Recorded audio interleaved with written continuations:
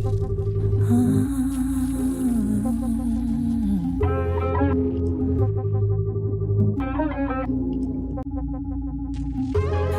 चली है आंधियाँ तूफानियत से हम बढ़े,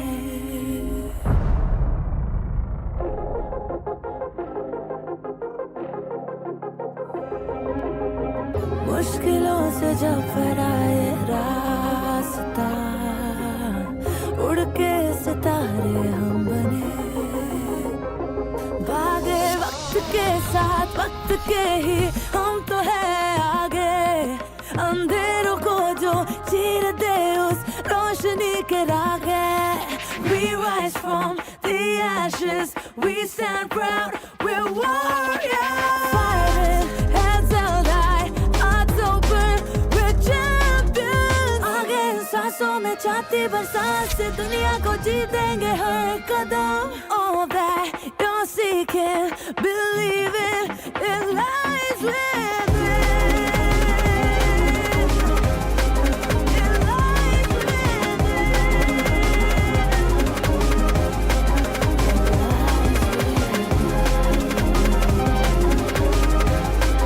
It lies within.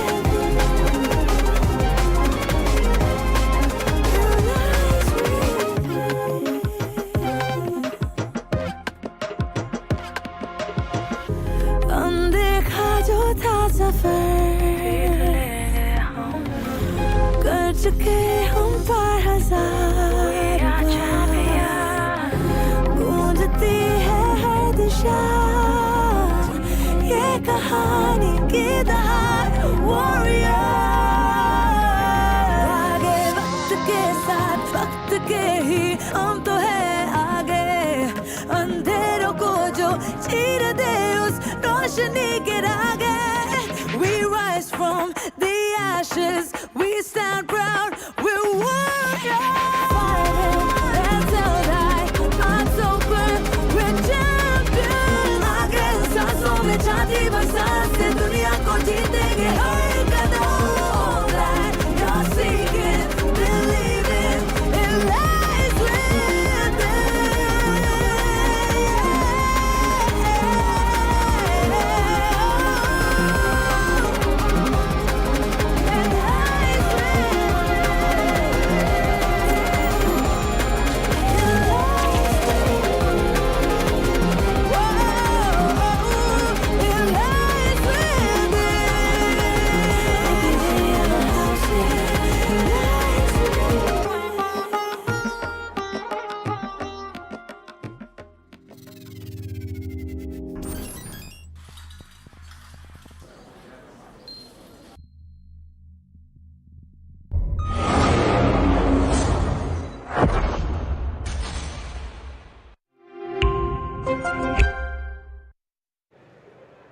Hello India, Namaskara Bengaluru. I hope you all are doing good and I welcome you all to the Grand Finals of Predator League 2026 India. And before we begin, I would like to call upon stage the Associate Director and Head of Marketing Acer India for Bangladesh and Bhutan, Mr. Suraj Balakrishnan.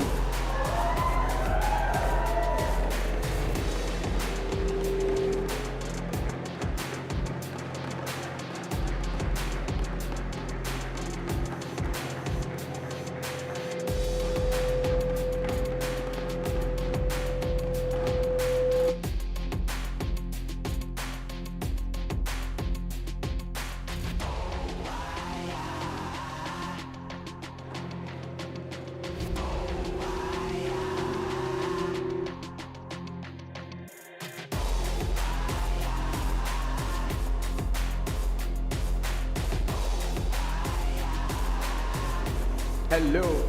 What would you like to say to the audience and to the teams? Good afternoon, everyone. It's my immense pleasure to invite you all for this India Predator League Grand Finals. Here, India's best talent, best esports players battled out for this coveted shield. At Acer, we are very proud that we do this year after year, and we are the only brand who does this consistently and giving back to the esports community. This is our 8th consecutive year of doing this Predator League. And I'm also happy to say that this year, the Asia Pacific Grand Finale will be hosted in India in January 2026.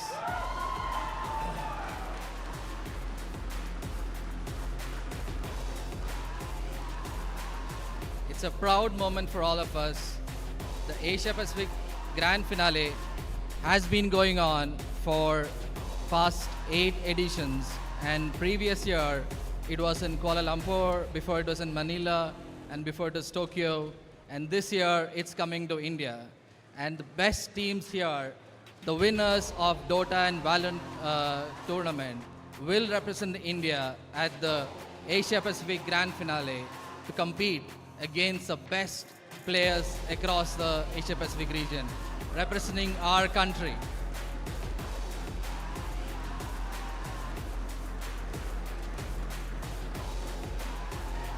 I want to thank the players, I want to thank all the audience and our partners who have stood by us over the years, who supported us and made Predator one of the most loved gaming brands in the country.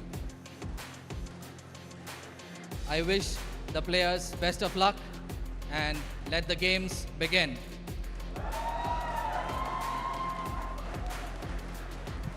That was amazing. Thank you so much, Mr. Suraj. And now to address the elephant in the room, let me call upon those two teams who are going to clash it out for Dota 2. First off, Euphoria.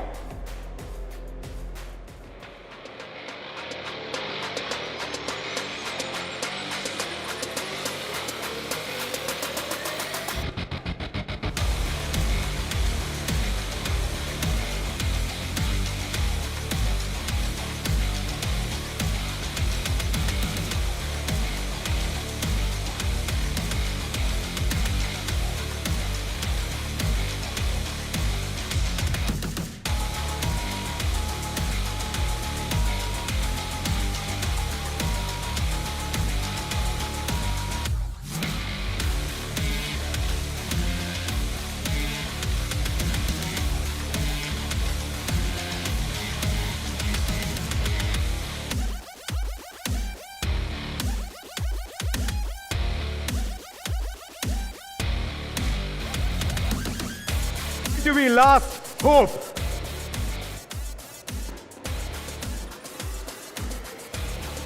Please come on stage.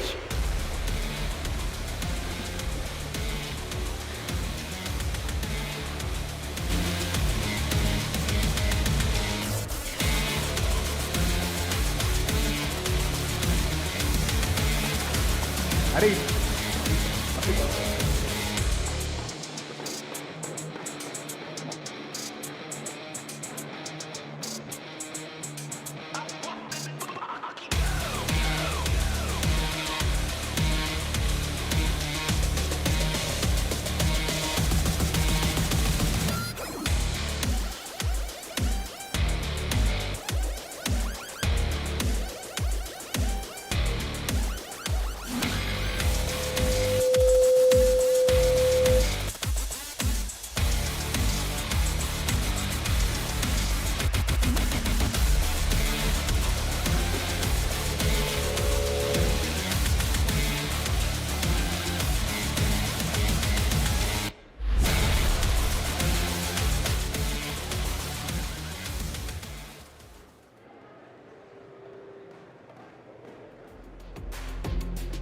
The battlefield is set.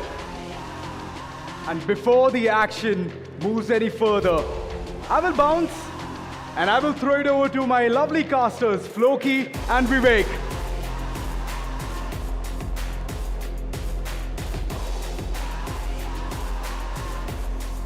Over to you, Floki and Vivek. Greetings and salutations, Bangalore. We are live at the grand finale of the Predator League 2026. My name is Vivek. With me is Floki, and we've got a best of three for the ages. It's Last Hope going up versus Euphoria. It's a new dawn in Indian Dota 2, and we're here to take you through it. Floki, looking at these teams, I mean, we'll get to the teams, but indeed it's a new patch just come out. How do you think it's going to factor into today's best of three? I think this is actually a really good chance for Euphoria to perhaps take us by surprise. 7.39 was dropped a few days ago. Lots of interesting changes, but I'm going to touch over some of the ones that personally were very interesting to me. The Nerve Refresher Orb, actually one of the items that is very prevalent on Earthshakers. A lot of Earthshaker debuffs, and now you get a stacking increase in the cooldown of Refresher Orbs. So previously it was a flat 180 seconds, now it's 180, 190, 200, and 210. So of course it makes Earthshaker less potent in the late game, makes you wonder if you're going to see that hero contested. Another very interesting change is the path of is the Outworld Staff change, which is the neutral item that you get at tier 4, the Staff of Exile. Now, the biggest thing to know about the Staff of Exile is the fact that previously you would just go out of the world and you could not be seen. Now it sort of renders you invulnerable, but you can see where the hero model is going. The way it works now is that if you Omni-Slash a target who is within the Outworld Staff, it can still actually continue, and more so, even more than that, is the fact that you can see where the player is going. So some of the outplay potential that the item has previously is gone. Overall, thought-wise, I think Euphoria actually have a very good chance here, Wake, but it is going to come down to how well the cohesion is, which is where I think Last Hope actually have an edge. Absolutely. Last Hope, in case you're unaware, are led by Krish, India's prodigal child of Dota 2, everybody's favorite person to hate, but everybody's favorite person to love as well. He's been representing India inside India and outside as well. And of course there is in Southeast Asia. Yep, in Southeast Asia. He's been playing in Europe for a bit. So yeah, they're coming with that experience. They're coming with not just that, the experience of having played a lot together. He's much more familiar with his teammates. Oh yeah. On the other hand, for Euphoria, we have a couple of new faces stepping in from Nepal. So there will be a factor of them adjusting with these players. But before we take a deeper dive into the team compositions, we've got the tournament format as well to look into, which I think will be coming up shortly on your screens, and there you go. So we have the open qualifiers from 7 September to 10 September. They were all single eliminations. The top 8 teams, they qualified for the playoffs, which went into a double elimination format, which is where Euphoria did manage to take one game of Last Hope. And I think they're coming with a lot of promise into the grand finale. And of course in the playoffs we had the top 2 teams that did qualify, which are here, which is Euphoria and Last Hope. We'd also like to remind you what's at stake, folks: the prize pool, because well, it's 2026 and we now are esports where we play video games for money. 6,50,000 rupees, and the winner of today's Dota 2 grand finale goes home with 4 lakh Indian rupees. Boy, there's even an MVP prize pool and a best player, most kills prize pool. So, yeah, lot of goodies that you can buy with that big prize pool. Let's look at the bracket, Floki, very quickly. Let's see how these teams got to where they are right now. Last Hope and Euphoria did face off in that upper bracket grand finale. As you can see, it was a best of 3. That's why Euphoria did manage to take a game off them. It was a 2-1 nonetheless. The Mob was looking rather good in the bracket, but eventually they ended up losing to Team Randoms in the lower bracket, got knocked out. Euphoria did actually play them in the lower bracket grand finals, and eventually 2-0 them, and that's how they got here to today, to the grand finals, where they're up against Last Hope for that 4 lakh rupees. Yeah, and the MVP prize pool makes me feel like someone's going to be picking some Kez. We're going to be seeing a lot of action. So, yeah, Kez recently got added to captain's mode. There is an MVP prize pool involved. So we might be seeing some, hints if, play perhaps being like, I think Kez is really good here, even though it may not be. That 25,000 is nothing to scoff at. Yeah, the 25,000 is nothing small, right? Most kills gets 25,000 rupees. And I mean, there's a lot of theories as to how you could get there. If this were the team secret of 2022, it would be Yapsor on his Rubik who would be getting the most kills. But Aptly said. aptly said, it cannot be mathematically argued any other way.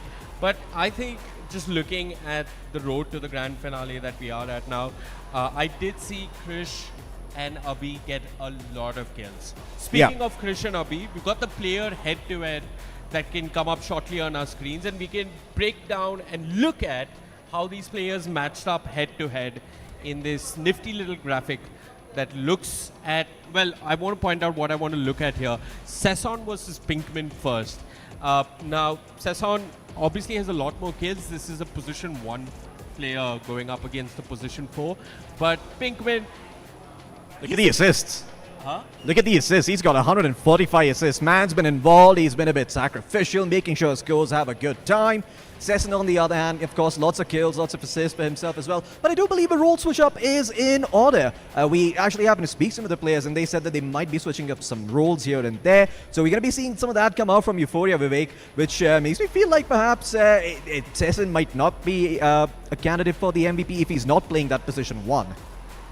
Yeah, I think the MVP candidates are a bit tricky. Like, Yep. the most kills usually tend to be whoever's mid playing lane or position safe 1. lane, yeah. Or position 2. We do know that Miro is playing off lane. For the side of Euphoria, I think Abhi is going to the safe lane. Yep. And so, yeah, I mean, the person to watch out for is Abhi. And, please give a warm round of applause for all the players that have made their way from Nepal to take place in this Predator League grand finale of the India Qualifier. There's Team Last Hope on your screen. There's Krish, no nonsense at all before the game.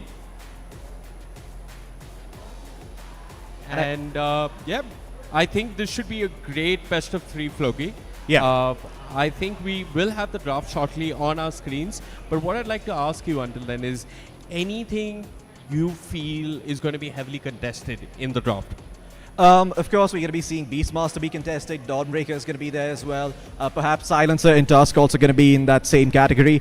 My particular concern is that if you are going to pick the Earthshaker early on in the draft, it's going to be hard to run him in the mid lane because you're going to have to ban out so many heroes. Silencer. Lots of heroes that shut him down. Silencer, of course, being one. Dawnbreaker also being a very good answer to Earthshaker.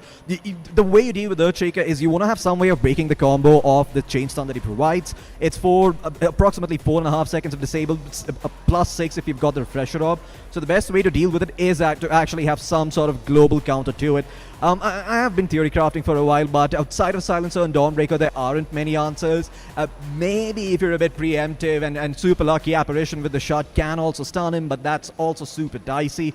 In my opinion, the best way to deal with Earthshaker is to destroy him in lane, and that's what we're going to be looking out for. If the Earthshaker doesn't get banned and gets prioritized early on in the first phase, look out for some Huskar, some Sniper, maybe even some Viper coming into the mix. But what I think is underexplored a little bit is actually trying to outgreed the Earthshaker team. You know, maybe you pick up an Invoker, maybe you pick up a Faceless Void, and that sort of put Earthshaker on a timer. Now, all of a sudden, instead of looking at a hero who's going to be very, very strong in late game, who still is, he's not going to be the de facto strongest hero in the late game. You know, Void with double Chronos, Invoker with double Cataclysms are all very, very strong late game teamfight tools. So you want to keep an eye out for that, and you want to make sure that you pick that up if your plan is not to shut down early the Earthshaker either globally or early on.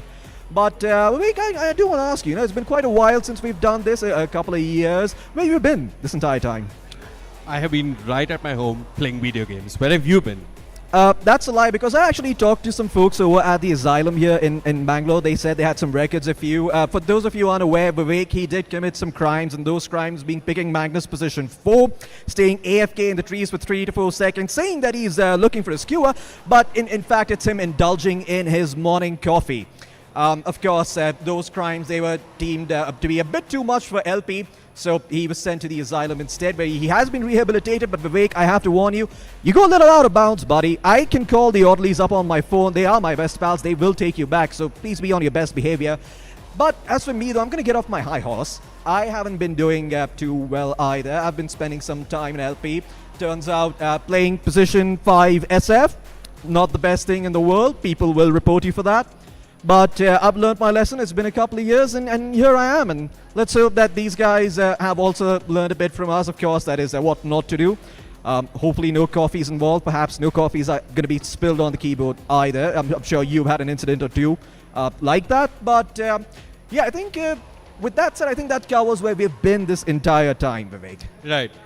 He's been playing the position 5 Shadow Fiend, and I've been playing the position 4 Magnus. Apparently, I've been to an asylum, but that's just where I live, actually. That's where a lot of Dota players do end up going. Play this game too long. Yes, and it's also a very good retirement home, actually. I mean, you think of that, you spend 20 years of your life playing Dota, all of a sudden you wake up one day, you realize you're 40, and you're like, man, what the hell do I have to show for? Nothing, and that's when the Oddlies come in and they take you. You know, you need some assistance, some, post-retirement care after that. It hits you early if you're Dota. You know, you do age rapidly. You can see Vivek's got some white hair. You can see my hair's all over the damn place. Very little hair. This is what happens when you do nothing but play Dota through the day. So word of warning out there. But yeah, if you are new, if you're considering getting into the game, you're not really encouraging a younger audience to come towards this game for any reason. It's called caring about the youth, Vivek, something you wouldn't understand. Okay, fine. I mean, I agree with you. I used to care about the youth, but one of the nice young people that I met turned out to be this guy, and he's the reason I don't care about the youth anymore. I can't blame you for that. I mean, if I met myself, I'd probably shoot myself too. But, fortunately, I haven't had that misfortune. Only you have had. So good luck with that. Keep dealing with it. Unfortunately, you're probably going to be here with me for about another 2 hours at the very least. So if there's anything I could help you with, if I could get you a coffee, if that would help you more, do let me know. But let's get back to the game. I think we've had enough discussions about our personal lives. I think we might be revealing a bit too much more than necessary. What do you think Euphoria need to do differently if they want to take on Last Hope? Look, I think I think certain things are going to happen. The way teams end up losing in this patch is when they're really outdone in the draft.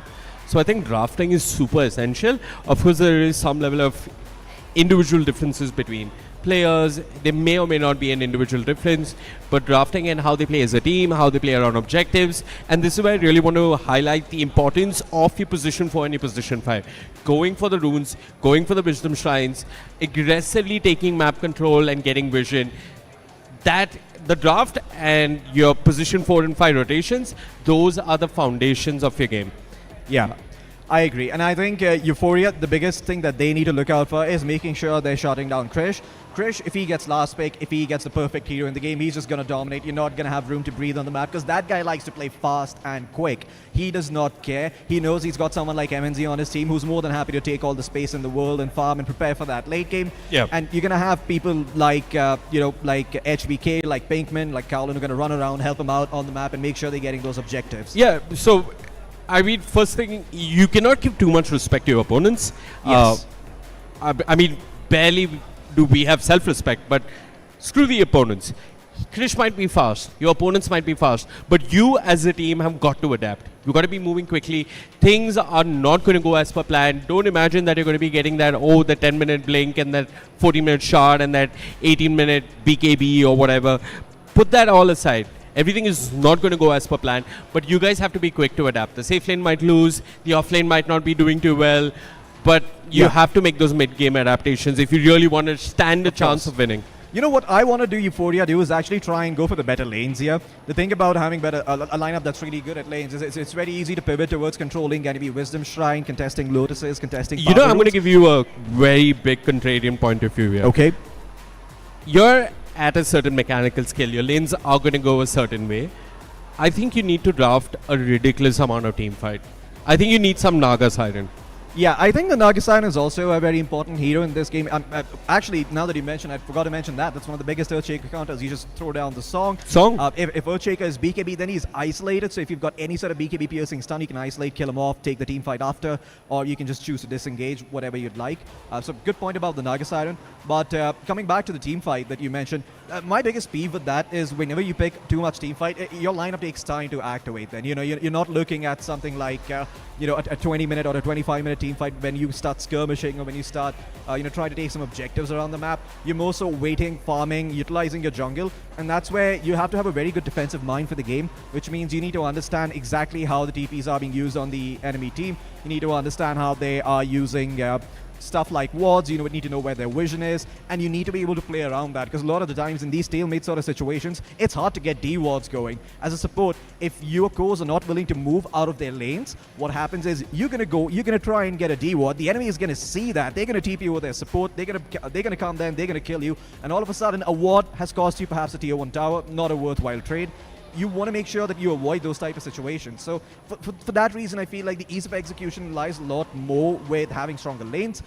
Just go for something simple. You don't have to overcomplicate things. Pick up a Snapfire, pick up a Nature's Prophet position 4 or position 5, and make sure you have good lanes. I feel like let the stronger lanes come from the core-to-core matchups rather than only from the supports. I think like having self-sufficient cores. I mean, of course, like you pick Snapfire is going to be that much easier, but you pick something in the offlane like a Dawnbreaker. There are very situational matchups that the Dawnbreaker does lose. Like, of course, if it's an Ursa, if it's... he draws even most of the time. He draws even most of the time. So, pick stuff where you can draw even. And then when you do kind of draw even or maybe lose a lane or a lane and a half, however you want to count your lanes. But then after that, at the 20-25 minute mark, you have so much ridiculous team fight. There's such an ease of execution in your team fight that you just end up winning those fights, because it's important to know that these players, they've not had a history of, say, scrimming regularly as this outfit. So having a certain ease of execution around the 25-minute mark just makes it so much more simpler. It's game one. It's, of course, your hands are cold. Discord's not working properly. Everything that you can imagine is going wrong. It's the first time you guys are playing at LAN together. Oh, yeah. It's a big thing. And, you just want to make sure that your draft is easy to execute when it comes to team fight. Yeah. This is my strategy of kind of idiot-proofing game one. That is true. And just to add on to your point, if they want to do that, they should make a couple of stacks. The triangles are going to be very important places. Absolutely. You need to make sure the enemy just doesn't run it and steal stacks, because that happens more often than you'd like to think. The thing about stacking as well is that you need to have heroes that clear it early enough. Otherwise, instead of being an asset, it can become a liability. All of a sudden, you're in your triangle, you're looking at like 5 stacks of Ancients, 4 stacks of Ancients, 4 stacks of Strong Camps. The enemy just brings 2 heroes, they take away your strong camp, and now not only have you lost your stacks, but you have also lost the time making those stacks where you could have been doing other things. You could have been using that time to be active, to get lotuses, to pressure towers, to cut waves, to kill couriers, all sorts of things. So it's also the time loss and the effectiveness lost as a support that ends up mattering a lot.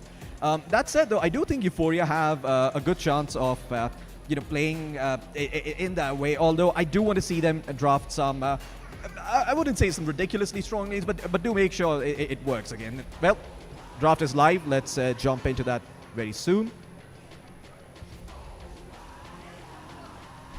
Beastmaster banned out here, of course, in the first phase. We got Disruptor and Lion on the other side. Last up, these are targeted bans. They're trying to make sure that... Oh, no, excuse me. That is Euphoria's bans. Yeah. We're going to correct that on your screens very, very shortly.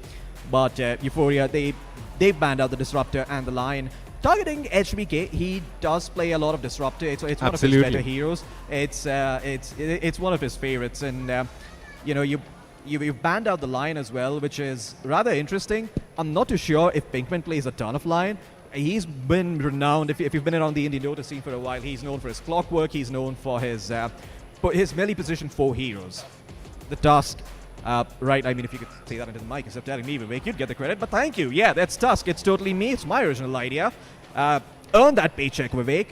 Anyway, Tusk banned out. I mean, for those of you who were not clued in, I did say that off camera, but yeah, Pinkman does play a lot of Tusk.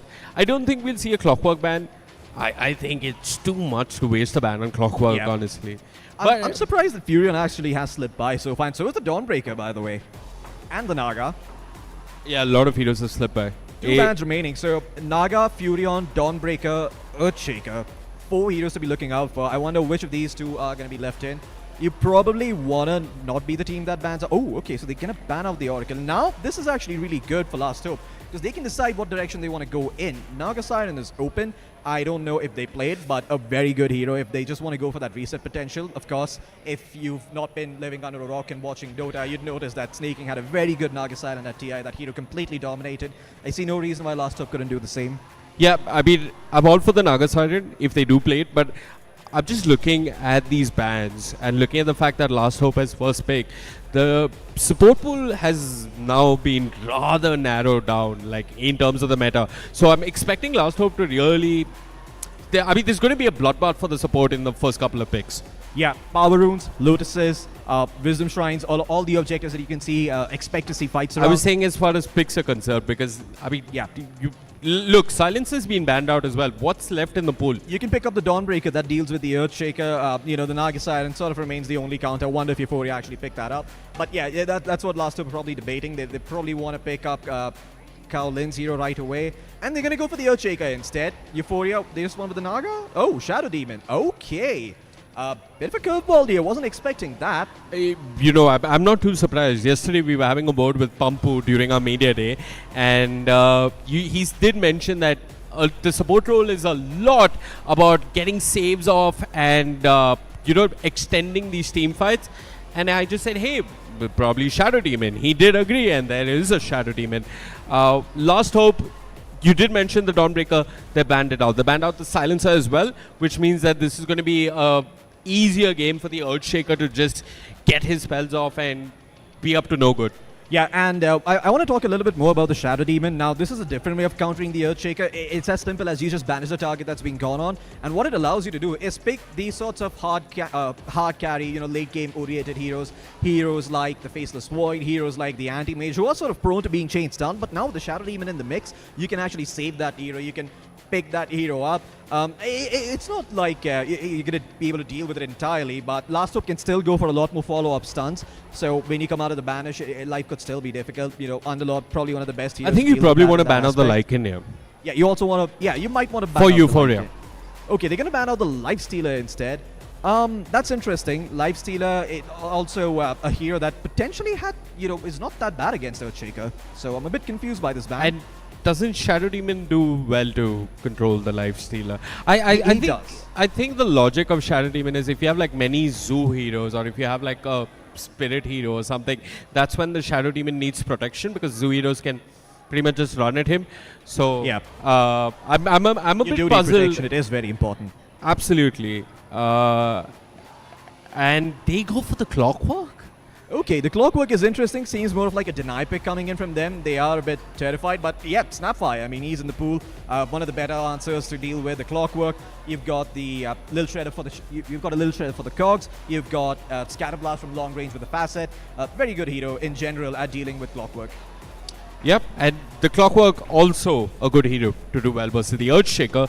Can, if he gets on top of him, can pretty much ensure that the Earthshaker gets nothing off in these fights. Yeah, you need to make sure that the Earthshaker gets cookied out or gets four-staffed away. That's going to be the Snapfire's job in this game, making sure that your Earthshaker is fine. Now we're looking for the other support for Last Hope. What do you think they should be looking at? I think Last Hope probably want to go for some type of defensive support. You don't want to be picking something that is too aggressive. And Apparition wouldn't be too bad here, actually. You are playing into Shadow Demon and Clockwork. It is a bit vulnerable, but okay, so fight fire with fire. They want to brawl. They're going to pick up the Shadow Shaman instead. Absolutely, and this fills so many gaps in the lineup, right? If you go for the massive, ginormous Serpent Ward, you have a way to go Roshan, you have Push. It fills a lot of gaps and holes, and if there is something like a Puck or a Storm or anything that could be problematic, they've got the lockdown. Yeah, one of the things to note about Shadow Shaman, though, is that he did get nerfed recently, so it doesn't deal as much damage to Roshan anymore. It still deals a significant amount of damage, but it used to have a bonus damage multiplier against Rosh that was taken away. Still, piercing damage, very good against Rosh in general. Not piercing damage, excuse me. That huge chunk of damage is very good. And the Queen of Pain pick from Euphoria. This is stock and standard. You don't know what to pick in your draft, pick up the Queen of Pain, build a Blade Mail, blink in, kill one, maybe two heroes. So I like this. This is a good middle path that Euphoria have gone with their draft. Now they're going to start revealing things away. Of course, inspired by Lao Tzu and the Way. You're trying to stick to... it's not the path of least resistance. That's probably something different here. It's the Way, if I remember correctly. Personally, the only Chinese saying I know is always order chicken crispy when you go out. Well, the one I know is that your net worth doesn't mean jack if you don't go high ground. So between us, we've got two Chinese phrases. Amazing. Anyway, coming back to the game, Euphoria, they're going to pick up the Bristleback here. Very good hero to have in general against the... Actually, wait. You pick Bristleback into the Shaman. He can break you. This is weird. Oh yeah, with the Hex Breaks talent, it could be a problem for the Bristleback. The question that I'm asking of Euphoria here is that they've got heroes that can front, that can go into the backline in fights. Have they got heroes that provide the control necessary to kill slippery heroes like the Puck and so on and so forth? I'm not quite sure. Like, a lot of that onus falls just on the Clockwork. I don't think he can do it all by himself. Yeah, and now what Euphoria want to do is probably pick up some hero that helps them out with Roshan. You look at their lineup, they've got Bristleback, it's nice, but they are lacking some of that Rosh potential. On the other hand, Last Hope can do that very easy, like you mentioned earlier, with a Serpent Ward. Then they've also got their carry pick remaining, so that's probably going to help them out in that This aspect is too. so sad. I was actually gunning for a TA, right? You get the trap, you get the shot, you have a silence, you can go Roshan with all the minus armor and the goo. Now it's taken away. Really good against the Shadow Shaman too, because he can silence him super quickly. Good against the Earthshaker, of course. We're not going to be seeing that anymore, though. 2 bans remaining from Euphoria. They probably want to ban out whatever is it that they think is going to be useful against what they want to pick. The Terrorblade isn't too bad, in my opinion. You get Shadow Demon Terrorblade. An AM ban is... the lineup is very vulnerable to an AM, to be honest, so I don't mind this. It makes a lot of sense. You don't have the overwhelming physical damage coming in from any of these heroes to take him out. Is this also signaling that they're considering Medusa, and is this going to force a Medusa ban from Last Hope? They could go for a Medusa, but that makes your lineup very slow on the side of Euphoria. Very slow. So you're going to be farming on the Bristleback for like the first 15 or so minutes. You at least want to get the Lotus Orb up, get to the shot, get to maybe something like a Sanj, and that's when you can start taking team fights and running at the enemy supports. Medusa, it does seem like they're preparing for that, but if they want to play slow, it's completely fine. The Ursa ban makes sense. Now this kind of gives away the fact that the Bristleback is going to the offlane. They're doing their best to protect their lane.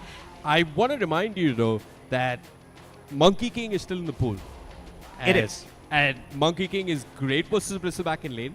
And I think it's just going to be a total menace for Euphoria to play again. It has been nerfed, though, a little bit. That's the issue. I mean, if Last Hope want to pick that, they end up with a very active lineup, but perhaps then Euphoria can start outscaling them in the late game, like you mentioned earlier. And you can pivot. You can go towards something like a PA for the side of Euphoria. In my opinion, PA this game, very, very strong against what Last Hope have. I feel we're going to see a Dragon Knight and a Terrorblade ban. Okay, Medusa banned out. I guess you were right about the Medusa ban. Makes sense. They banned out the Anti-Mage. What do you want to go for here, though? I mean, you probably want to try and pick something. You could go for Swen here on Euphoria. That would take all of your physical damage issues, and it wouldn't be too bad. But they can respond. They've got last pick here, so we'll see what Last Hope go for. Personally, I'd like to see a Dragon Knight, but they're going to go for a Faceless Void. Okay, they are doubling down on the late game. If in case the other 4 heroes do nothing of any value, I have this weird purple Frieza sitting in the safe lane, and he's going to ensure that that Chronosphere is the ultimate late game boss. It is the poker chip you want when you go into the late game. Yeah, now the question for Euphoria is, do you trust the Swen? Do you believe in yourself to be able to close out this game in 30 to 35 minutes? Last Hope, they've got a monster of a scaling lineup. Late game Puck, an absolute menace these days in every bracket. Late game Faceless Void, late game Earthshaker. Lots of late game coming in for Last Hope. Every single one of their heroes absolutely dominates late game and with some items. Euphoria, they probably want to pick something that gives them a tempo. Nature's Prophet was in the pool, but they go for the White Spirit, so it's going to be a carry Bristleback, I believe. Oh, okay, the carry Queen of Pain instead. That makes a lot of sense. You're going to take this Queen of Pain at safe lane. That's going to provide you with some tempo. You get Sonic Wave super early on to make rotations and to make things happen. Miro going to be in the Bristleback, so he's going to be having some support as well with the magic damage coming in from ABH1. ABHI, actually. So now. what does the Queen of Pain look to build on bondage? You go for the same. You go for the same build. You go for Blade Mail, but then actually maybe you don't go for Blade Mail. Maybe you go for a Mjolnir instead. That can also work. This game, I feel like the Blade Mail has value, but we'll see if Abhi decides to go for it.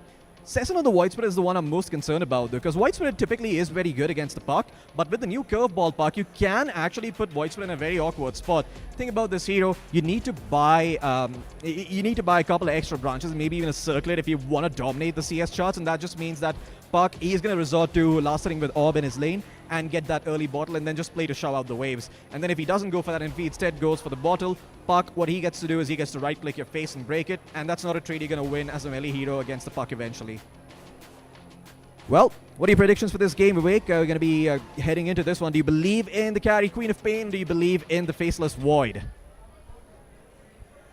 Oh, this one is really hard. I mean, I've been just staring at the drafts and seeing who comes out on top, but I'd like to lean in favor of Last Hope for game 1. Okay, well, I like what the side of Euphoria have got in theory. It's very cool to me, the fact that they've decided to put the Queen of Pain in the safe lane. Very interesting way to deal with some of these heroes here. But, you know, we can sit here, we can analyze from our armchair in the lofty heights of a combined total of 7,800 MMR. Of course, me providing 6K and you the other half. But, yeah, we're going to be stepping into the game soon. In all honesty, I feel like Last Hope, they've got an easier to execute lineup. Absolutely, folks. Make some noise. It is time for game number 1 between Last Hope and Euphoria. One team is going to be walking away with a total of 4 lakh rupees at the end of this best of 3 series. And Krish on the park is already in trouble, dropping low. He's got enough to get away from the cogs and get some space. Yeah, a bit of an early skirmish breaking out here. Looks like this is completely fine, though. I mean, Last Hope, you typically want information early on. Chris is going to be able to go back to base and come back to lane with full HP, full mana. Everyone else on the side of Euphoria, they're losing a bit of HP, so their start to the lane is going to be a bit rougher. Yeah, this also means that Last Hope, they're going to have 1 man less at the bounty runes, and Euphoria know this, and they should look to punish this Floki. Yeah, they are. They are going to try and go for 3, but in all honesty, it's going to be very, very difficult. Seems like the side of Last Hope, they want to try and contest these bounties, but they are going to have to give it up. The Void should be able to get 2 bounties up top, though. Maybe you're looking for any sort of slip up. Ooh, not the case. The Bristleback gets the bounty up top. It's 3 for the side of Euphoria, and just the 1 for Last Hope. Yeah, this is exactly what you'd want for Last Hope, right? If you were a Last Hope supporter, they need to get off to a good start on lanes. If anything, the clock is working against them. I don't think they're going to feel too comfortable taking this too late. Pinkman just being a nuisance early on. Has he gone for the chicken fingers? Yeah, the chicken fingers is the better facet these days compared to the massive serpent ward. Typically, because you just get so much more harass potential with Ether Shock. You can't win a trade against this hero. That's the problem. Look at that. 1 second of being a chicken, another second of being a robot, both equally as useful. Yeah, chicken versus mechanical toy. Chicken comes out on top. That's the strange, beautiful world that Dota is. Or at least for us. Looking at the last hits and denies, Krish is doing really, really well for himself in the mid lane. I mean, he's nearly, I don't think he's missed a single creep. Yeah, perfect CS from him so far, and that's the value about the that's the thing about the fuck as a hero. Like, look at that. You can just combine your right clicks with your orbs, get some pretty free CS. I do want to see if the top lane's going the way they think. The top lane, MNZ has already dropped to half HP here. And he's going to be taking a lot of pressure from this Bristleback. The problem about this lane for the side of Last Hope is that eventually the Bristleback is going to cut creeps, and you're going to have to bring in the Shadow Shaman up top if you want to kill him off. Absolutely. I mean, the dream for the side of Last Hope would be to kick this Bristleback out of lane, but I don't see it happening. Not with the Void and a Snapfire. It has to come on the back of Krish rotating.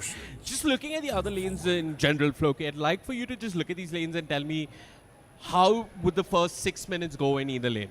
I think the top lane is going to be really good for Euphoria. The off lane should be winning. Mid lane, Void Spirit typically wins against Puck, but for some reason Puck seems to be dominating. He should be having a better time as the matchup goes on, but the Puck's going to be just fine too. They both get their piece. Down bottom, this is the one lane where it's not going to go too well for Last Hope. You do have some tricks, though, to be able to get the wave in your favor. What Cowlin did early on was Fisher block the enemy wave, so his creep wave went on the tower. You can see that he doesn't have a lot of CS, but now he gets the wave on the tower, so you're going to have an XP advantage at some point in this lane, and you can try going for a kill there. So, yeah, that's my analysis on the lanes. But it's so hard. I mean, like, it has to be perfect control coming out from Pinkman. They've got a decent amount of control with the Shaman. Yeah, they have. They have indeed. But I don't know if they're going to be able to hit it perfectly to kill the quad. Like, I mean, it's possible. Maybe a bit unlikely. Yeah. And you can see the Earthshaker. He's up to 5 CS now. ABH one, of course, at 10 and 2, but he's one creep wave behind. Really rough for them, Floki. Yeah, the HBK Snapfire dropping very, very low. Has to be a bit careful. Okay. Bit of a crash. Distortion. Yep, just a distortion in the void, as Void Spirit would say.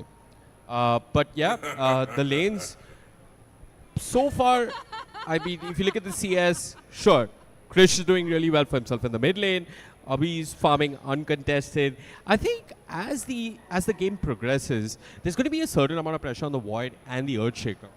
Yeah, and the biggest thing about Euphoria is that they've got a lineup that can actually do Tormentor very well thanks to the Bristleback. It's going to be hard for Last Hope to contest. They could drop a ward around the Tormentor area and do that eventually later on, but it's going to be hard. You're going to have the vision advantage. You do have superior team fight, but Euphoria can just approach the Tormentor from 2 different angles and actually trap the side of Last Hope and not only get the Tormentor but also walk away with a couple of kills. And at that point, you're going to be so far behind that it's going to be hard to claw your way back into the game. Absolutely. I mean, you mentioned the Tormentor, but I think pre-Tormentor, there are a couple of key timings. One is when does Cowlin get his blink? Right? I mean, you want to play off the Earthshaker because the Clockwork, he's going to hit level 6 and he's going to be go, go, go, go. Oh, so yeah. him and the Void Spirit can quite easily move on the map and kill anyone other than the Buck and the Void.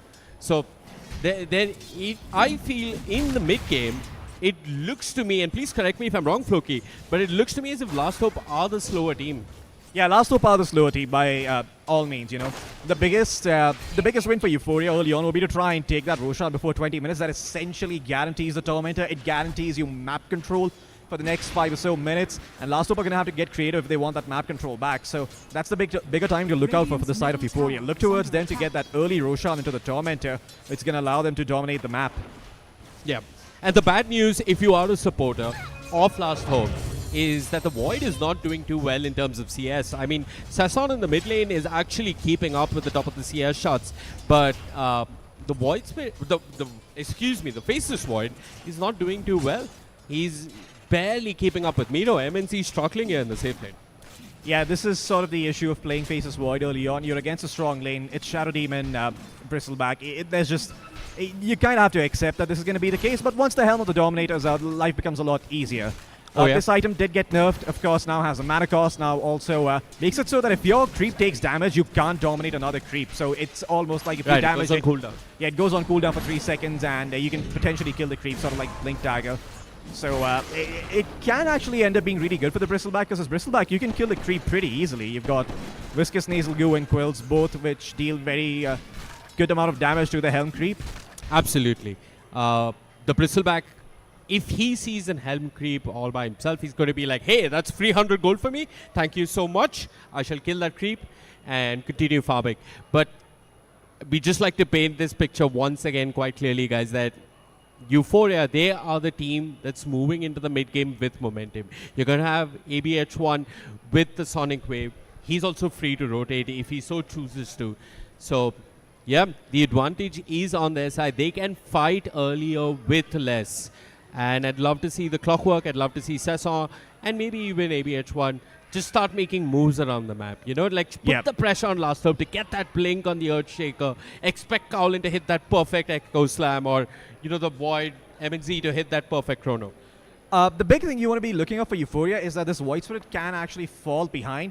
Buck is having a very good game. Krish is the X factor for the side of Last Hope in this one. If Krish can go around, make that Dream Call do some work, net the Earthshaker a couple of kills, make sure his game is being accelerated, make sure that the Snapfire is getting some kills here and there, all of a sudden you're going to be playing into a mech, you're going to be playing into a Blink Earthshaker with Shard, you're going to be playing into a Blink Shaman, and it becomes very hard for Euphoria to keep the momentum going. At that point, you're going to be forced to potentially 5-man to take objectives, and that's what Last Hope are going to want, because that's when the Faceless Void has space, he can farm, he can scale, and a late game Faceless Void, 8-0 to be, well, Wu-Tang said it best.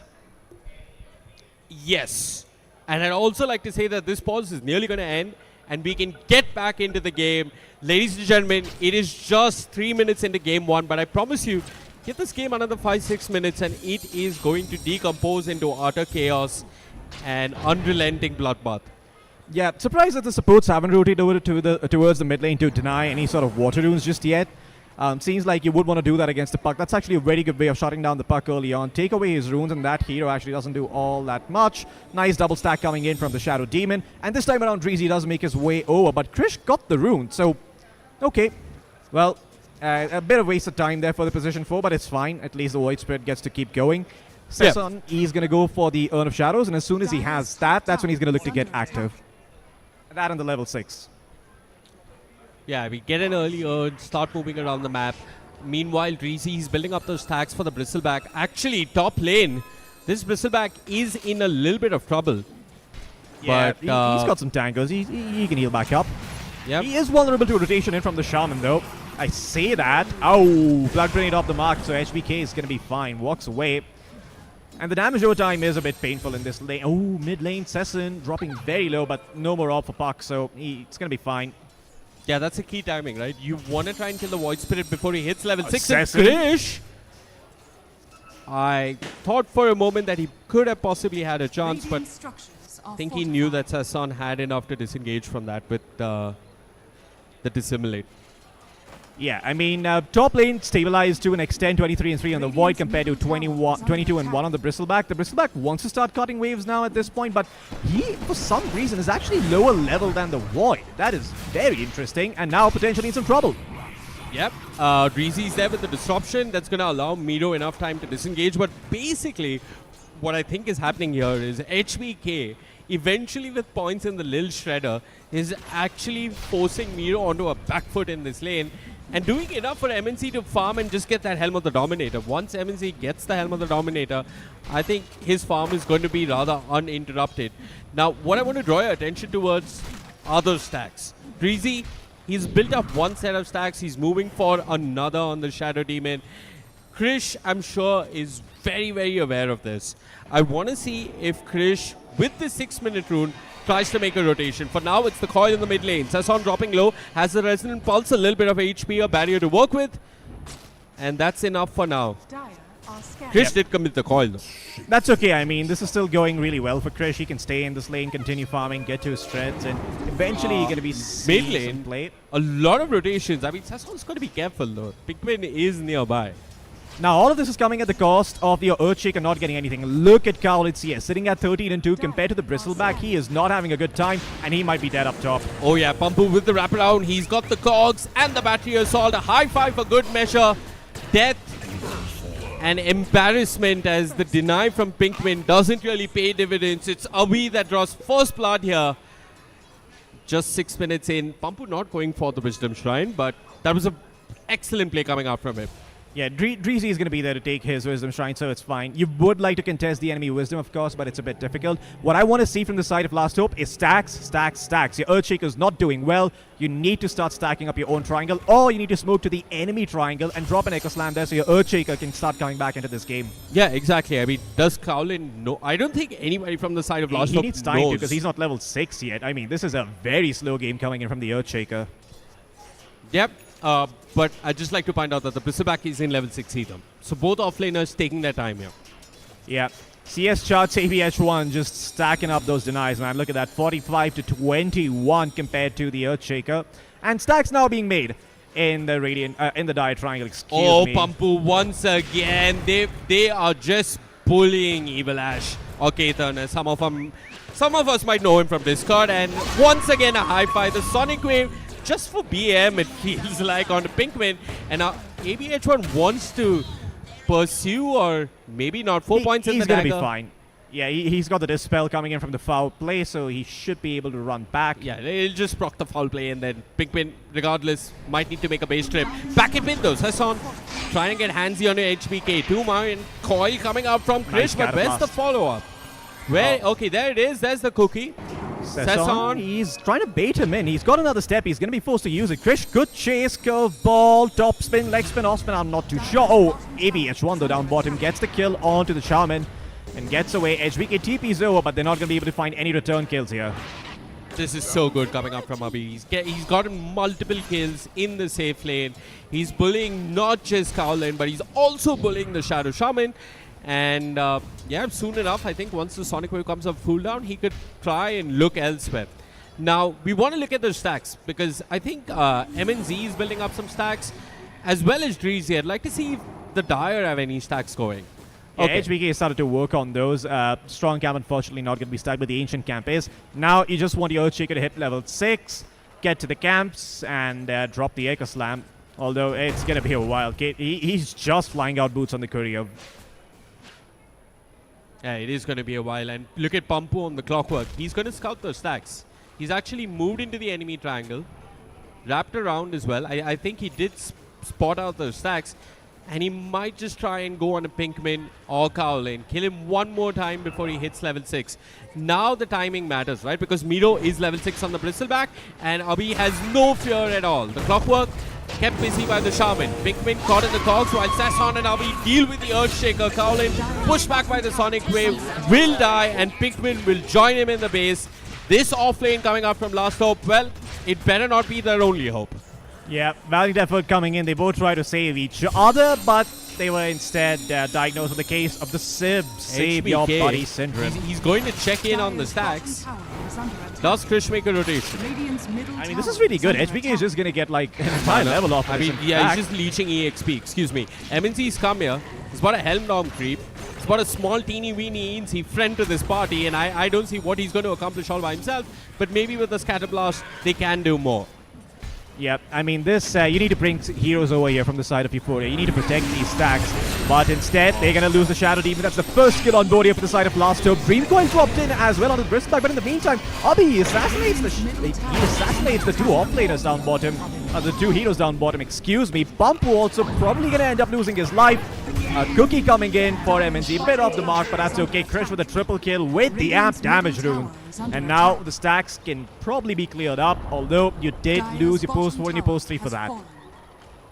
They not only the post 4 and the post 3, they lost their tower as well, Floki. So Abhi getting things done elsewhere on the map. Sure, they lose their supports, but I want to remind you, they didn't lose all their stacks. Kowlin is still only level 5 on the Earthshaker. They have been bullying this Earthshaker, and I don't think Kowlin is going to have much of a game until the 18-20 minute mark. Yeah, he can't even show his face in the lane anymore. He just needs to wait for the creep wave to come to him. Abhi, as soon as the Sonic Wave is back up, he can just blink it and solo kill the Earthshake as long as he doesn't have a TP. Yep. And look at this. Miro still has a decent amount of the stacks to work with. 4 stacks of Shadow Poison on the 4 stacks as well. And that's just stacks all day long. So a lot of goal going in favor of Miro now. I hope that Euphoria know that they're the ones with an advantage. Yeah, I'd like to drop down the network chart at this point because that would contextualize what you're saying. We've seen last sets for a while now, but yeah, there you go. So AVH1 obviously on top. As I say that, though, Bumpu, okay. Yeah, a disruption will have to be used, but it's first the Demonic Purge on MNZ just to push him back.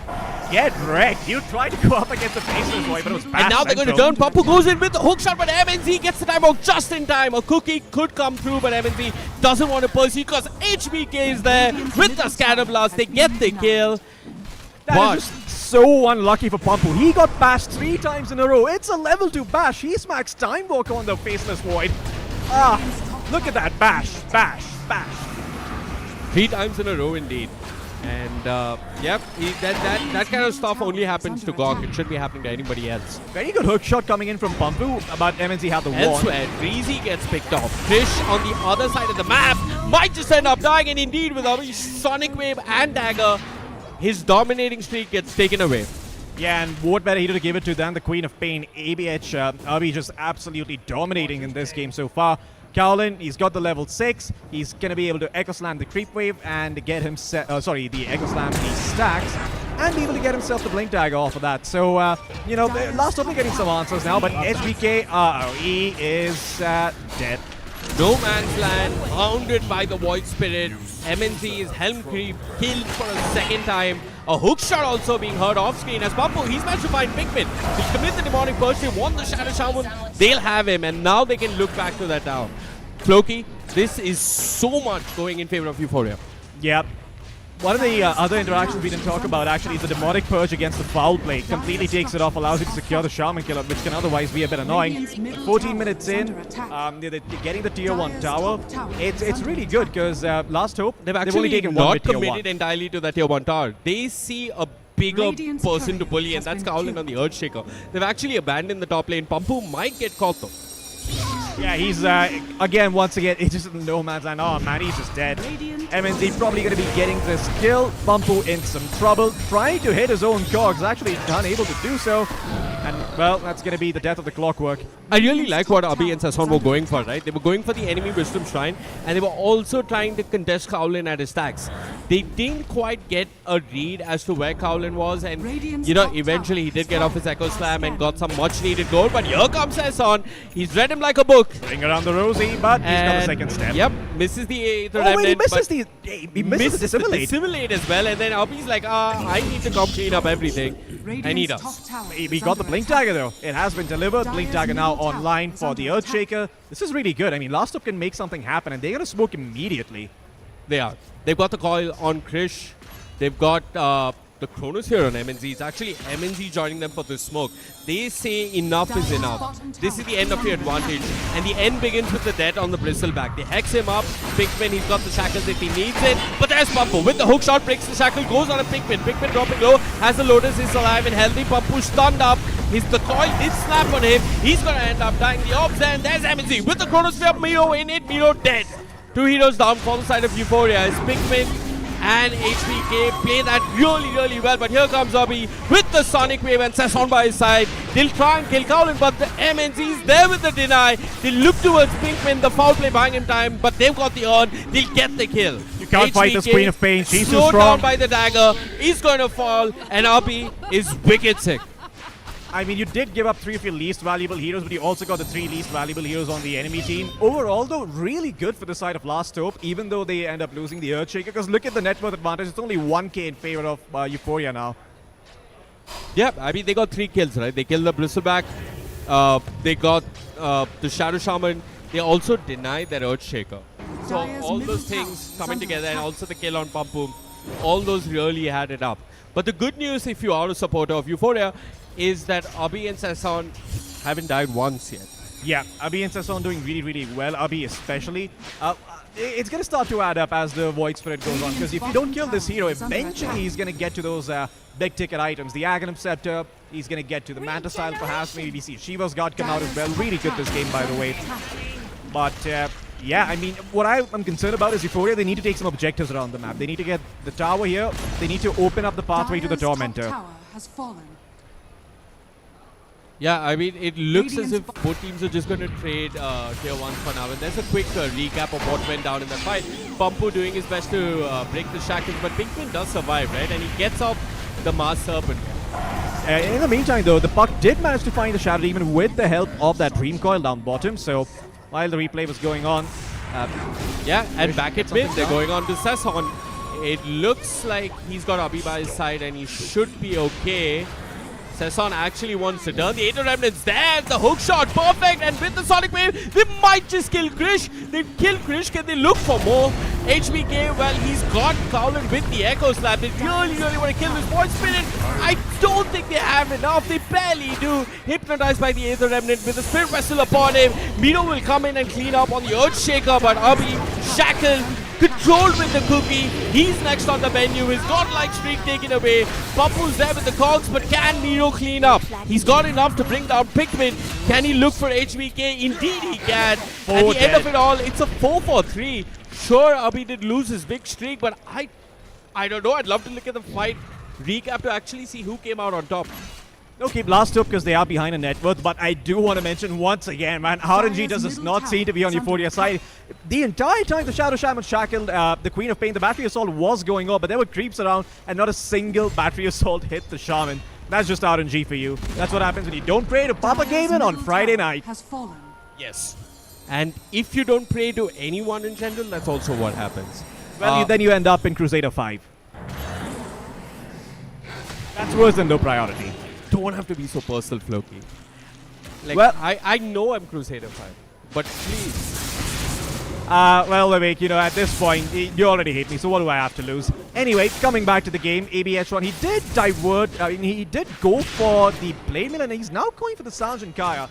I'm a bit against this. I feel like this is not the right items to go for. You need a BKB and you need a Mjolnir. I mean, with that, you can deal with the supports very easily as the Queen of Pain. I feel like he definitely needs a BKB, but he's just being a bit greedy. Sanjin Kai is not the right way to be greedy, his though. His build, I agree, right? Like, he started off Falcon Blade Maelstrom, then he goes back for the Blade Mail, and now Sanjin Kaya. Yeah, it is going to allow him to deal more magic damage, and perhaps, you know, if Chronosphere is down, he can be a bit more tanky. But then again, it's not the damage that's going to kill you; it's the chain stuns. Yeah, it's neither here nor there, right? Like, it's pink sauce pasta. It's not a thing. There is no pink sauce pasta, it's and there is no carry Queen of Pain with Maelstrom and Sanjka. Well, you summed it up perfectly. Puck going to be going for the Octarine Core. He's allowed to go for these items because they don't have there with the crow. I mean, the Crow King Ugly Frog, can he get the stun off? Does he want to get the stun off? He wants Reezy, but Reezy's got the disruption. Pampu's there with the cogs. Both the supports shouldn't be really fighting this. Miro, Hexed up, has got to be careful. The bash is there. MNZ looking for more. His Mjolnir complete, goes forward, gets the Chronosphere, catches two. They look towards the Clockwork first. With the Mortimer's Kisses, they bring him down, and there's Cowlet with the Echo. They found Abhi with that Blade Mail, with that Sanj, doing nothing in his inventory as they shackle up the Bristleback and get MNZ a double kill. A picture perfect chrono coming out from it. Man, this is once again just bad RNG, but at this point you have to ask, if 3 times in a row you are facing bad RNG, then why is that the case? Why on earth did ABH1 just blink in there? I mean, there seems to be a lack of coordination, a lack of communication. Something's going wrong in the Euphoria lineup, and I think it's communication. They're miscommunicating. They're getting caught up in these spells. ABH1 is perhaps, I mean, he's doing his best here, but the supports are not in sync with the cores. I also feel that these fights where, sure, the Bristleback is in the front, that's okay. But the supports cannot give away their positioning at the same time. It's really counterintuitive if Pampu and Reezy are the first ones at the beginning of the fight to use their disruptions aggressively on a void. That's useless. You've given away your position, and you don't have a disruption for any defensive use. Also, what an awkward fight. Where was Sesson? Yeah, the Void Spirit was just at a 4-4 there, but Euphoria, a bit of an attempt here. Smoke, they want to try and get something that could potentially lead to Tormentor. Could have them come back in the game if they make this one work. But Cowlin, he was off to a bad start. Now he's done with a shot. He's got 1.4k gold, making progress towards the Nyasha and Kaya. The Earthshaker slowly coming back into this game, although still bottom of the net worth chart on the cores. What is this smoke though? I mean, Sesson, he smoked up with the Clockwork. Pampu's gone off towards the Lotus Pool and towards the Watcher. We have an extra smoke in our inventory and we've got 3, so let's just pop it and see what we can get. Okay, that explains it. Thank you. Just for clarification, because I didn't want to be the one to say that. Yeah, you're welcome. But, I mean, this Euphoria now just looking awfully similar to a Headless Chicken, running around the map, figuring out what to do. Eventually they just decide, okay, let's just take this off here. This is good. This is going to give them some network back in their favor. Who gets the shard though? Okay, ooh, you'd much rather have it on the Shadow Demon. Yeah. I think the Dispel is of value. Yeah, the Jetpack pretty good. It allows the Clockwork to actually provide a lot of vision in the daytime. But sort of akin to a Night Stalker with Dark Ascension, except it's in the day and it's only for 6 seconds and you can't turn very well. Yeah. But yeah, all those things aside, it's not that bad. The question is, Euphoria, they should instantly smoke and make some type of play on the map. Well, the one thing I'd like to point out is that Euphoria cannot just walk up to a tower. And the other thing I'd like to point out is that as Euphoria move around this mid-game without much direction, they're losing Roshan. MNZ has the first stages of the game. It is only the first stages though. But it does allow you to farm the map now with impunity on the face of squad. You're no longer as afraid because you can buy time for your team to come and help you out. Aegis available for the time being. Eventually, the issue is going to be that the Void's going to have too many items and you're not going to be comfortable fighting into this double disable of the Dream Coil and the Chrono. Really good follow-up this game as well, like I mentioned earlier. I mean, anyone can play off of anyone, right? Like, you can have Chrono into Echo, Echo into Chrono, Echo into Coil, Coil into, Snapfire, Alt. One thing I'd like to point out is that Abhi's actually changing up his build. He completed the Kaya, he's not going full Sanj Kaya, he's now queued up for BKB. So, yeah? Never mind. Yeah, he did get the Sanj and Kaya eventually. Yeah, that's okay, Vivek. It happens to the best of us. Okay. Okay, well, they have the Aegis. It is that very well goddamn birthright to make a play, and what a better... you can ask for anything perfect. They find Abhi farming away with the Sanj Kaya. The mid push is going to come through now because you can't deal with the creep. If Sesson's showing up top on the Void Spirit, Pampu trying to drag it away, but this tower is as good as Could I ask you something? Look at the bottom lane. Do you feel like the Shadow Demon needs to be sitting behind the core? Yeah. And now back to the mid lane where the core is actually in trouble as Pampu and Miro both end up dying. Yeah, this is just some real garden game stuff going on here on the side of Euphoria. They have they need to take this game by the wheel, not give it over to any magical entities that might take it otherwise. But I really like how in the early game they were the ones dictating the tempo, but in the mid game they see completely lost. Yeah, and again, it's you can say that it has been bad RNG, like Pampu getting bashed thrice up top, or ABH1 getting caught in the Chronosphere, or the Clockwork not hitting the Shaman with the battery assault. And at some point you do have to ask, why did you get into those situations in the first place? It's not the egg, it's the chicken that's the problem. It is indeed. It is the chicken that has been the root cause of all these problems, and Which is why you're a vegan. a vegetarian. But yes. Back to the game. MNZ still has the ages. There's a nice deep observer ward in the Radiant Triangle. They haven't dewarded it just yet, but it feels like they might go for the deward and then a smoke. But Kowlin and Krish are moving towards the triangle.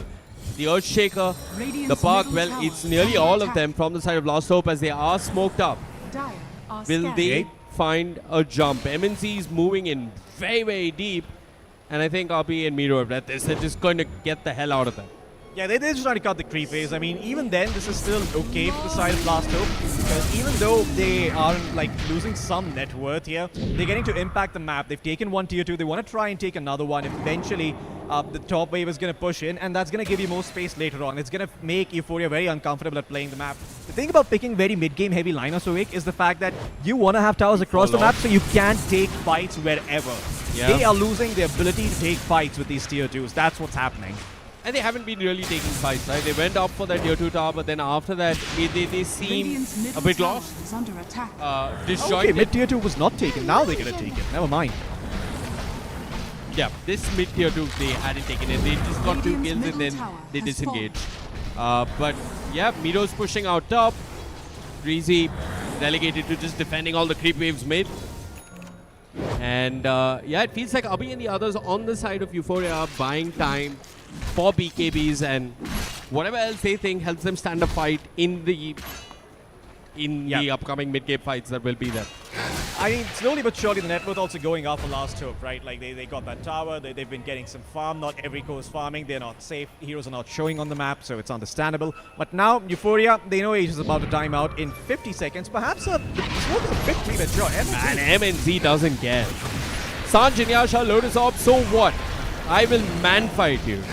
And he's just standing there. Yeah, he doesn't care, but there's Pampu with the hook shot. They found the void, but have they got the control? Gave the remnants. They're quick cookie, but look at Kowlin with the Echo Slam. Ensures that Pampu's dead.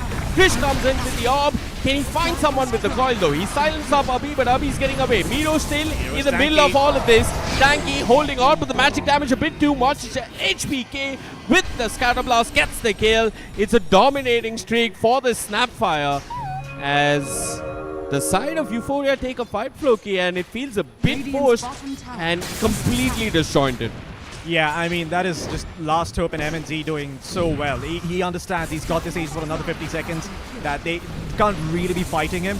Good discipline as well coming in from SGK. He had the Scatter Blast the entire time, but it's always coming in sync with the Fisher. You can see their communication is on point for Last Hope, and that is the difference maker in this game. The communication from Euphoria doesn't seem like it's been doing too great because they've had a couple of mishaps, they've had a couple of accidents, and you can't keep having too many of those. Bob Ross, he might disagree, but well, he's 6 feet under Vivek, so who's really right? Dire are scanning.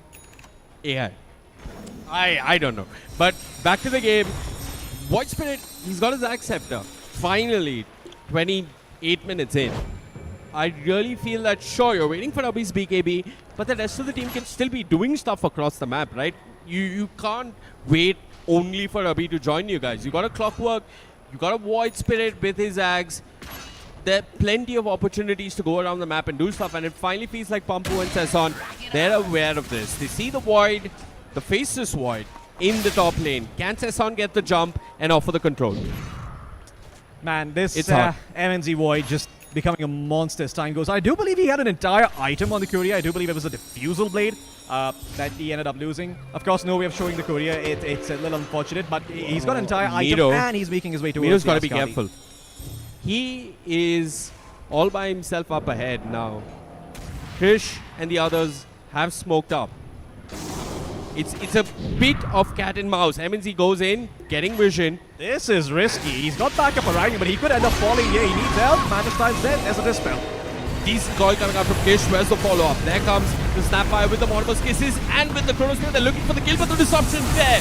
MNZ instead will just turn towards Abhi. That's their position. 1 feet of being dead. Pampu dies to the cookie from HBK, and they leave the Bristle back for second last. For a very last is the kill onto the Shadow Demon. This is looking very rough, Loki, for the side of Euphoria. I mean, I don't blame the Void Spirit. He's got to build these items. He went for the Vessel and the Axe. This is what you need to team fight, but then your BKB is delayed, so he can't jump in while all of this is going on. Because if there was a Void Spirit in there with the Science, that fight probably looks very different. The Queen of Pain survives, you get off a Sonic Wave, and maybe you win, but without the BKB on the Void Spirit, that's just not going to happen. Oh, Krish, again, he's gone on a Sesson. The Spirit Vessel does do a fair bit of work on a Krish, but Krish and Sesson do not end up killing either one of each other, as Krish does manage to jaunt away. But look at that, Plasma complete. He's also got his Octane. Krish is having the game of his life. If you look at the net worth as well, the Earthshaker's completely come back in this game despite that abysmal laning stage. You know, thank the stacks, thank the communication that Last Hope have had, that the coordination with which they've played this game. It's really, really strong. And to be honest, Euphoria, they're now in a very rough spot. They need to get the next stages somehow, some way, so that they can start winning these fights. ABH1, about now, he's probably starting to regret the Sanjan Kaya. He just needed the BKB. Yep. I mean, if you look at this game state and you ask yourself, hey, did that Sanjan Kaya really make a difference when I got shackled by Pinkman and died twice or thrice? No? Yep. Well, the puck is actually, they've got ways of locking down the puck. I mean, good catch by Observer. Orchid on the clockwork, so he's got no dispel, but Krish, he's just going to go for the standard BKB in the late game with the Hags and the Shard. So he's going to be destroying them any which way. I mean, it feels a bit bad for the side of Euphoria because they did play the early game very well. Their lanes were super strong. They were ahead by 5 kills. They had net worth advantages. Unfortunately now, not so much. Who do you blame? It's no individual. It's the team play. It's the communication. Yeah, it's what they started to do after the 14-minute mark, right? There wasn't much of a coordinated move on their part. For now, though, they'll find Pinkman. If they can bully the Shaman, it does feel good indeed. They got the Vessel.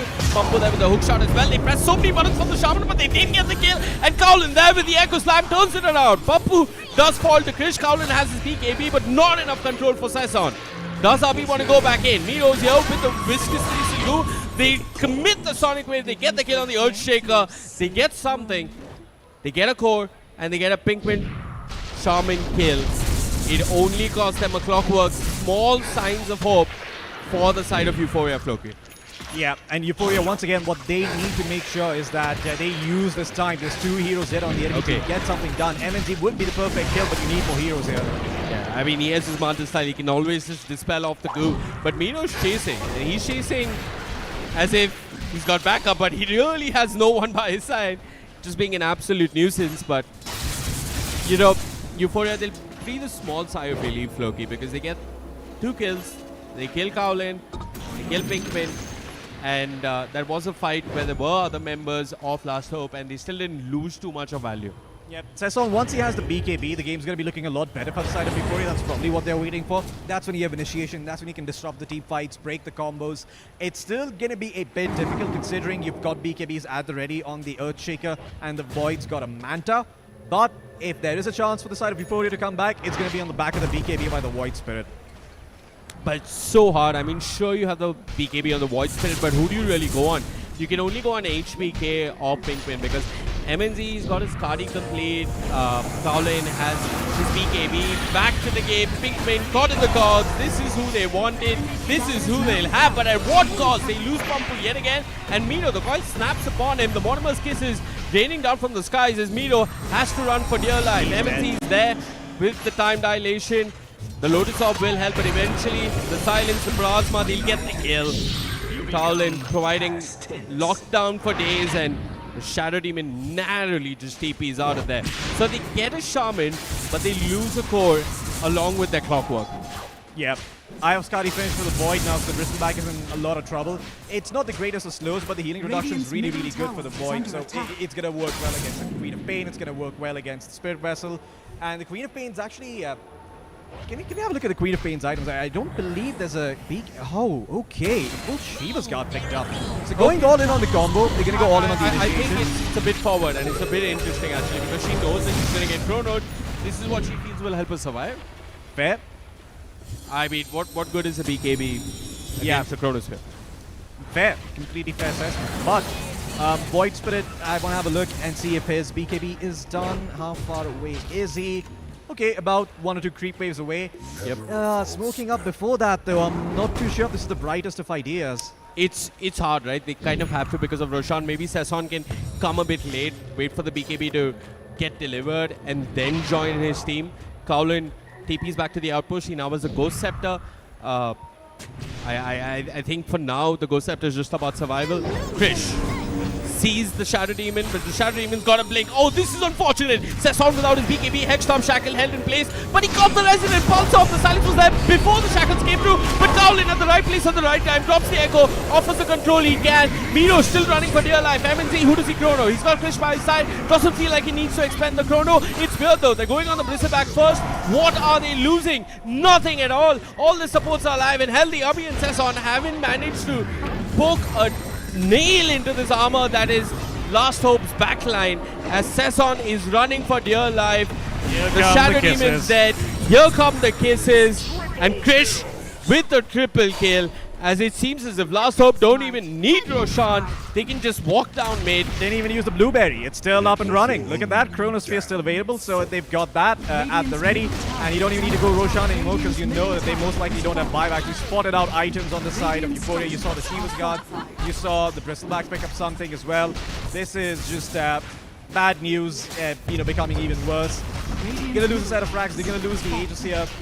In all honesty, if I have to say, what Euphoria, where they messed up sort of this game, it's the fact that they seemed a bit uncoordinated because every single time they tried to get something done, Last Hope was getting something else on the map. They were always able to make some sort of trade come through. That's what you want to be alert for. That's what you want to try and shut down. But it does need a high level of coordination for that, and that's sort of what's costing Euphoria this game, if not so far has costed them the game.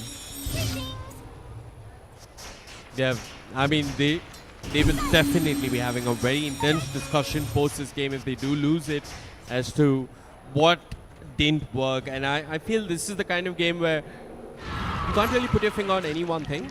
I feel that there are holes in this draft, and I feel it's the support duo. It is. The support duo is a bit awkward with the Clockwork and the Shadow Demon, but I'm going to hold on to that thought. MNZ running around with the Haste Rune. I love his confidence. Miro Pinkman just running straight at them. The Lotus Hub at the right time. But Pinkman's got a cookie, and MNZ, well, he's got a croaker. He's going to use that to try and turn. Kowlin pops his BKB. What does he do with it? Walks around, looks left and looks right. Abhi with his Blade Mail and his Shiva's Guard caught in the coil. They want to bring down this Queen of Pain. She doesn't have a BKB of her own. Comes there with a hook shot buying time for Abhi, but Abhi's dead nonetheless. And there's MNZ with the kisses, brings down the Clockwork. Pinkman dropping low, might just end up falling. He'll die indeed, but he's lost all his friends, or rather his enemies, as Greasy's dead as well. And there's the Chronos here just for Sesson. You make a BKB, you make a Shiva's Guard, but you can't make a single item to survive MNZ, as bit by bit the entirety of Euphoria is losing any semblance of hope in this game. They've tapped out. GG, well played, is called. 37 minutes in, Last Hope have clearly outclassed them in this game once more. Great team fighting coming out from the side of Last Hope. That was a masterclass in team fighting, in execution, in the way they played the mid game. That's a superiority. I mean, Euphoria, you did really well in lanes. I do want to mention their lanes were phenomenal. They were ahead. They were 5-0. They had like a 3 to 4k net worth lead. But Krish went unchecked. And what did we say, Vivek? You cannot let this man go unchecked in the mid lane. Absolutely. And I want to point out that it's not just Krish. It felt like a complete team effort from all of them. The supports, HBK and Pinkman, both had really, really good games. And I'd also like to point out that Pampu did try. Like on the other side of the river, it felt like Pampu as well as Dreezy were trying their best. But I mean, Pinkman and HBK just looked a whole lot better. It really felt like for the side of Euphoria, they didn't have an easy way to start the fight. Yeah. I mean, for the side of Last Hope, what they want to be looking at this game is this laning stage and the off lane in particular. Kowlin did not have a very good start, but he did have some stacks to fall back on. Eventually came back in the mid game and the communication was on point. That's probably what you're going to be looking to fix here for game number 2. For the side of ABH1's team, that is Euphoria, just make sure you actually convert your lanes into something more meaningful. You need to be able to pressure the mid lane, take some towers, take some objectives, and that hopefully will open up the game enough where you feel comfortable going for objectives like the Tormentor or getting more map control. Yep. I also feel that in terms of draft, you could just draft something that's a bit simpler. Yeah, I mean there was there was an ease of execution issue with the lineup that coming in from the side of Euphoria. And ironically, you actually pointed that out earlier. I thought it'd be the side of Last Hope going for something a bit more complicated there, but no, it's actually Euphoria. They go for something that is hard to execute. Shadow Demon with Clockwork. You've got a Bristleback in there as well. Queen of Pain. It could have gone a lot better, but someone from the side of Euphoria needs to step up to the plate and play a bit more so that the team can be, like this. They need to gel together, they need to play as a unit, and they need to play off of each other. Someone needs to accept that burden and carry it.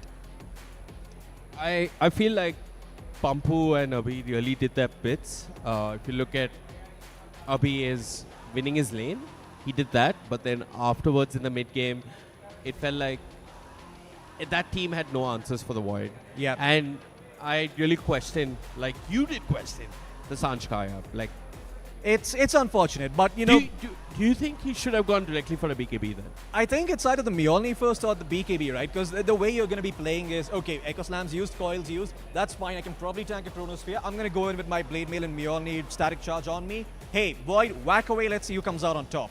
But you didn't do that, you went and you pivoted towards this build. Is that the reason they lost? Not entirely, but it's one of the ingredients in, in a soup that you call defeat. Absolutely. And there is some time for everybody to go and grab themselves a bit of soup because, it's a best of three. And if my instinct is right, I think that Euphoria will mount a comeback in game 2.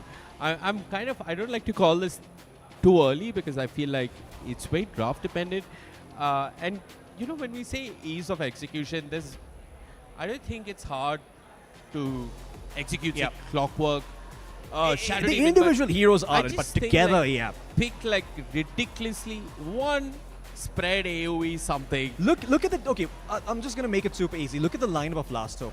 Echo Slam, great team fight initiation. Chronosphere. Dream Coil, great team fight initiation. Coil. Chronosphere. 45-50 second cooldown. You can keep going. Exactly. And you also had, the Mortimer's Kisses early on. You've got the damage follow-up to work with as well. So, yeah, I mean, it's ease of execution. That's the name of the game on LAN.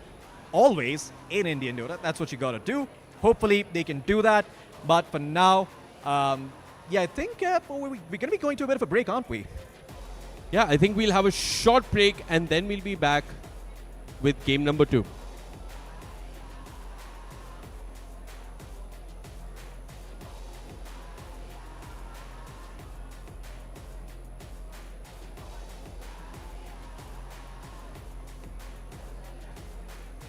Okay, for those of you just around the venue, there's simulated racing.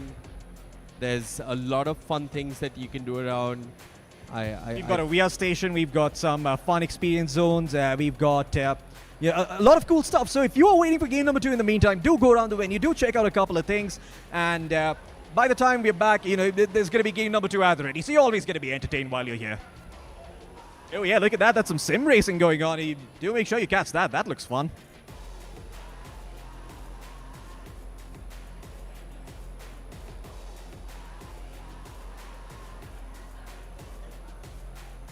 I think if you have a chance also, you can check out some of the Acer Predator laptops that are around the venue. There's a really great laptop that I like, which is the Aspire Go, which allows you to really multitask with an Aspire Go 14 AI PC within it. It's powerful and it's good for anything really. It's ideal for people who like to multitask, for makers, for creatives, if you're an aspiring filmmaker, if you're a content creator, if any of that excites you, this might be a laptop that you might like. And it's got all the goodness of AI in it. And there are a lot of offers going about. There's an instant bank discount up to 20,000 rupees. There's about like cashback up to 5,000 rupees. And there's a free Acer sling bag and there are other goodies. There's, I think, even an Acer convertible bag if you buy the Aspire Lite. And there's free extended warranty on select laptops and of course the EMIs, no cost EMIs. We've got the scoreboard ready. we can pull it up on our screens and we can take a look at who did what, because Floki, there is an award for who gets the most kills. So I want to see who that was, and it's Krish. Oh Not a boy. real surprise. 25,000 rupees easy if he keeps this up. Oh yeah, 15 kills so far in this game. Looking at that MVP prize. Of course, nothing to scoff at like we mentioned earlier, but hey, don't just count the side of Euphoria out just yet. They still got a chance here. EBH1's in the race. He's got 10 kills.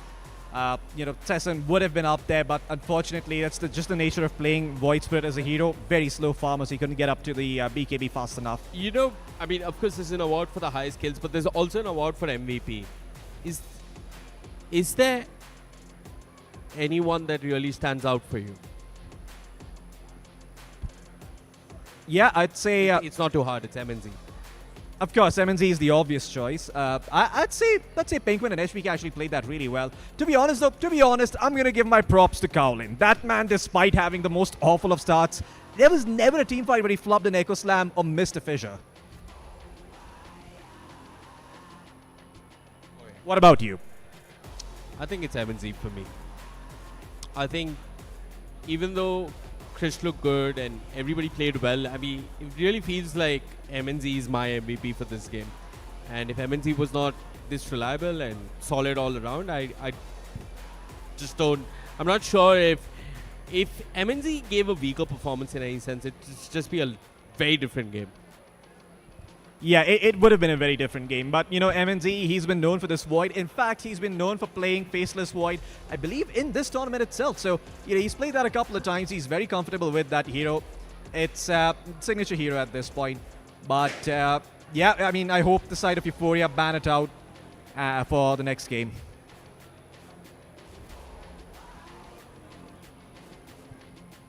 Yep, really good stuff coming out from the side of... Last Hope. I think, sure, there were a couple of hiccups in the early laning phase, but in the mid game, they pulled it all together. For those of you in the audience, please go check out the sim racing. There's a free claw hand game thing. There's a lot of cool stuff. Go check it out. For now, we'll be taking a quick break, and then we'll be back with game number 2 between Last Hope and Euphoria. We'll be right back.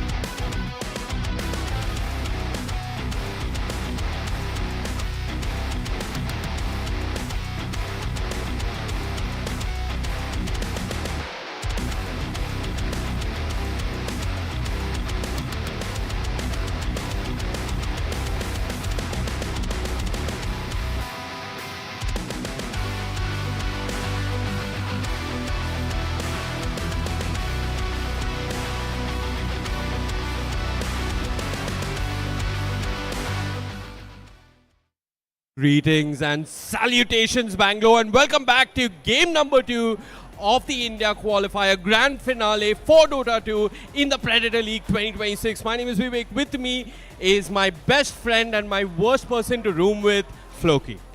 You are the one who forced me to get Lies. melatonin gummies and earplugs so that I could deal with your snoring, but sure, Vic, spin it your way. Anyway, I'm going to be calling the Oddlies after this game anyway, so it was fun knowing you for the next, for the few hours, Vivek. I will see you again in 3 years when they let you out of the asylum. Anyway, game number 2, Euphoria, we did mention their lanes were strong. This time around, I just want to see them.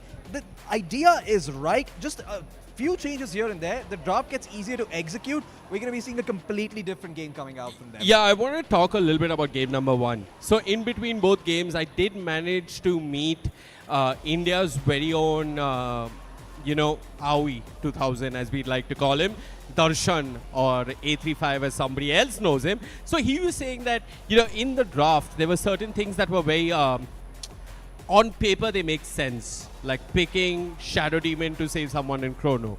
Or Yeah. picking Clockwork to do in the Earthshakers game. On paper, these things make sense, but the game doesn't quite play out that way. Yeah, I mean, that's the difference between having something on paper and execution.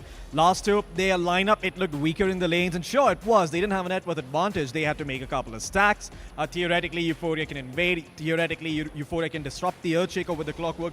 Theoretically, the Shadow Demon can save people inside the Chrono, but like the old and wise Mike Tyson once said, everyone has a plan until they get punched in the face. Euphoria, they got punched in the face in the mid-game very, very hard. And that's the man who delivered the knockout blow. It's Krish.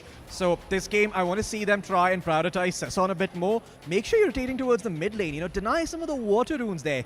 Abi, he was having a good time in lane, and I don't think they need to focus as much as they did sticking around in that bottom lane. Rotate towards the mid lane. Make sure Sesson has a good time and he's activated, because Sesson was just unable to get off to a good start, and it's not his fault. It's the hero he's been given. So either give him a hero that has more responsibility, that can do more, or prioritize his game. Make sure you're rotating over to his lane. Make sure you're denying the enemy mid water runes, and make sure that Krish does not have as easy of a time as he did in game 1. How many disables were there for the puck in that game? None. He died once and never again. He died twice. Twice and never again. I love being right. But yeah, back to the draft. The draft is on our screens. Interesting bans. I mean, I've never seen Lion be a first phase sort of guy. This is something that we're not aware of. I mean, I'm not privy to either. Yeah, I'll tell you, there was one time, the TI that happened during COVID, when Miposhka would pick a lot of Lion for Team Spirit, and of course it was contested then. Yeah, I mean, of course he's contested in pubs to an extent, but there's something here that I don't know of. Now, Euphoria, they are banning out the Silencer. And this time, last hope, they'll ban out the Earthshaker. Yeah. Earthshaker, they realize it's a problem hero, so gonna get rid of it instead. Now the question is, what do Euphoria want? Naga, of course, in the pool, but do they want to pick that hero, make things a bit more complicated, or do they go for ease of execution? Personally, I think they should just ban out the Silencer, pick which they've actually already done that. Excuse me, my bad. But you could just ban something that's good against the Dawnbreaker and pick that up. That makes your game so much easier to play. Good against the Dawnbreaker and pick that up. Nix? No. Pick up the Dawnbreaker. Okay, it's really pick up good. the Dawnbreaker. Yeah, Okay. it makes your lineup easier to execute, and that's the biggest problem. Okay. Well, instead they'll pick the Tusk. I like this. Tusk, good in lane. Tag team is good, but they have let the Dawnbreaker through. Yeah, the Dawnbreaker is going to be picked up by the side of Last Hope. Really good against the Tusk. As a position 4 or position 5 is going to be initiating or going in with Snowball. This is one of the better answers you can have. Also a bit awkward perhaps, because Tusk might not always be worth committing the Dawnbreaker ult for, and if he actually gets off to a decent start and gets to the point where he's got himself a couple of decent items, then you might be forced to use the Dawnbreaker ult for the Tusk, which could theoretically make Euphoria Esports' team fight better, but again, it's all theory. I want to see them make their game easier to play. Yeah, they've definitely done that with the Tusk. They've also had a small switch up in how they've been banning. If we look back at game 1, they just banned a gazillion supports. And they didn't ban a gazillion enough. because some slipped through and they were clearly problems like HBK's Snapfire and Pinkman Shaman. This time around, the approach from Euphoria is different, right? They banned out the Silence of the Lion, but they're also respecting Krish and they're banning out the Undying. So Yeah. I want to see where this lineup goes with the Tusk and both, even Last Hope's lineup with the Dawnbreaker. Okay, by the way, segue time. I've got a little story about Undying. So Undying is one of those heroes that typically you see being promoted from the position 5 to the offlane in recent times. He's also recently been promoted to the mid lane. I've seen a mid Undying or two come out occasionally. The build being you max out Decay and you take a couple of points in Tombstone in high-level MMR pubs. Not my pubs, Vivek. It's not at the lofty heights of 6k MMR. It's stop the spreading this grandiose poison, heaven Floki. of 14k MMR. Okay, fine, fair. But So what it's do a thing, you it's a do with thing. mid Undying? What do you do?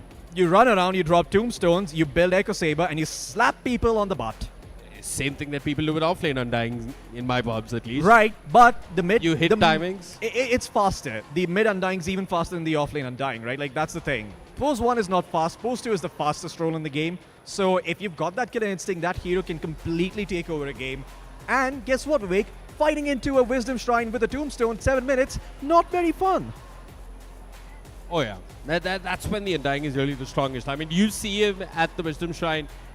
If he were a mid Undying, you just bye-bye. With Flesh Golem, with 3 points in Decay and 2 in Tombstone. So, yeah, that segue over. Anyway, coming back to the game, Shadow Shaman picked up here on the side of Last Hope. They're going to stick to what works. And, Euphoria with the Tinker. It's a support tinker.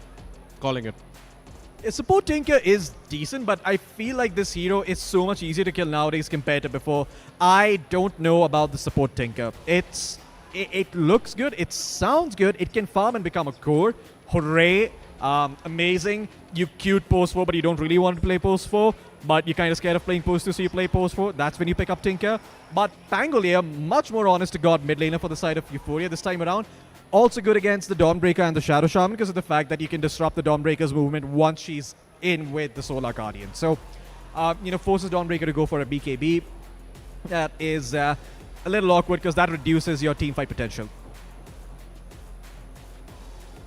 Well, Pangolier, another cool thing about this hero general is just having the inhibit against heroes like the Shadow Shaman and these low mana pool but mana intensive heroes. You kind of get an edge with that diffusal with the Swashbuckle and eventually with the Aghanim Scepter as well. But Grimstroke coming in for Last Hope. This is starting to get a bit spicy. Also really good against the Pangolier. Yeah, indeed. I mean, the Soulbind, really good versus the Pangolier. And I think for the first time, we see a draft that's a little bit centered around Cowlin, right? I mean, like, he has a hero that's generally good in lane, often draws, even if not outright, wins the lane, good supports to go with him. And now there's an answer for the Tinker on the side of Last Hope. It's going to be Krish on the Storm Spirit. Vintage 2010, folks. Yeah, I love it. I mean, you've got a lot of good AoE coming in from the side of Last Hope at the moment. Eventually, not right away, you're going to have the Solar Guardian. You're going to have the Stroke of Fate and the Inkswell. Actually, I really like this in theory when you think about it, because Storm Spirit's biggest issue as a hero going in is that he doesn't have enough follow-up damage right away. Inkswell sort of solves that issue, gives him a stun, gives him that extra burst of damage, and also allows for heroes like the Shaman to come in and follow up. So I like this idea coming in from Last Hope. It's a really, again, a draft that's a bit easier to execute, right? What do you think Euphoria could go for that kind of pulls their lineup together? I think this is where they'll probably reveal what role the Tinker's going on. For me, it's very obvious that the Tinker's going to be a support. So you're probably looking for your off lane or your safe lane here. Yeah, I mean, it could be a Pango off lane, it could be a Tinker 4, it could be a Tinker mid as well at the moment. So a lot of things up in the air, but Euphoria, this pick is sort of going to reveal what they want to do. They could go for another open-ended pick. Queen of Pain, still in the pool. You could just pick it up. Nah. Not a bad idea. I'm strongly against that. I like this a lot more. Okay, the Balanar, that's very interesting. Night Stalker, decent against the Storm early on, decent against the two supports, and that's what they were sort of lacking, that backline approach where you can actually go in and kill them off without being worried about counter initiation. This game, I imagine, Euphoria will probably ban out the Void, so The Night Stalker should have free reign on the back line, but that is where the Dawnbreaker comes in. You're not going to be too unhappy with saving one of your supports with Solar Guardian if you're trading it out for Dark Ascension. It's fine. It allows both of you to keep farming away. Anyway, Last Hope. 2 bans remaining for them. They're going to continue to get rid of the TA, seeing that as Abhi does like to play that hero a lot, and he is a fairly good TA player, so I like the Respect ban. But also, it's the one hero that can completely devastate Last Hope because it opens up Tormentor and Roshan. An AM ban coming out from the side of Last Hope, just protecting their Storm Spirit just in case. This also, allows Medusa into the pool, which is a hero that's actually pretty good for Last Hope.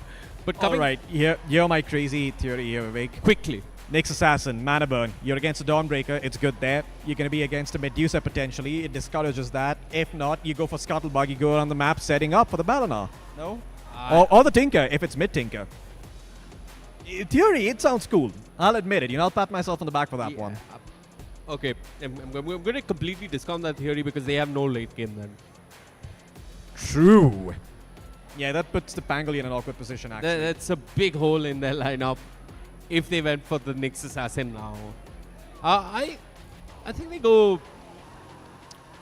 I wonder if you could make the Nyx work on 3 and do a safe lane Tinker. Look, I'll tell you, it's Medusa or Lifestealer is going to get picked up or banned, clearly. I think the Night Stalker also has potential to be played as a post 4, to be honest. I don't think it's too bad.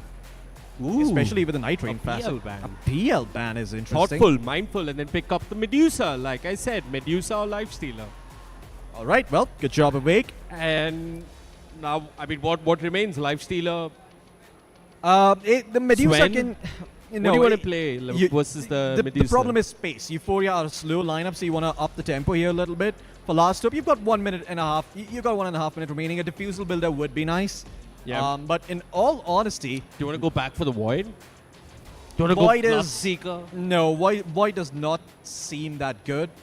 Bloodseeker? I'm trying to think what's decent against the Medusa. Nothing immediately comes to mind. Theoretically, Sniper is not bad because you can just peep away from a distance with Sniper diffusal. versus Night Stalker, Tusk, historically not kind of favored. I did think about the Sniper. Yeah, they can't protect the Sniper, that's the problem. So what do they want to go for against the Medusa? I was going to say CK, but then CK in theory, That it sounds... doesn't sound too bad, actually. It's good, but the problem is you're going to be running into March, you're going to be running into Pangolier ult, you're going to be running into Tusk who can save heroes, so it's not the easiest CK game either. Let's see. I mean, Night Stalker really makes you think, right? Like, MNZ probably has to say... The Nature's Prophet's actually very good. The Nature's Prophet has gone unchecked. You can just pick that hero up. You can out-tempo the side of Euphoria, and you can play super fast. The first sensible thing you said whole day, Floki. Thank you. Learn from the best. Whom? The man next to me. With a mustache.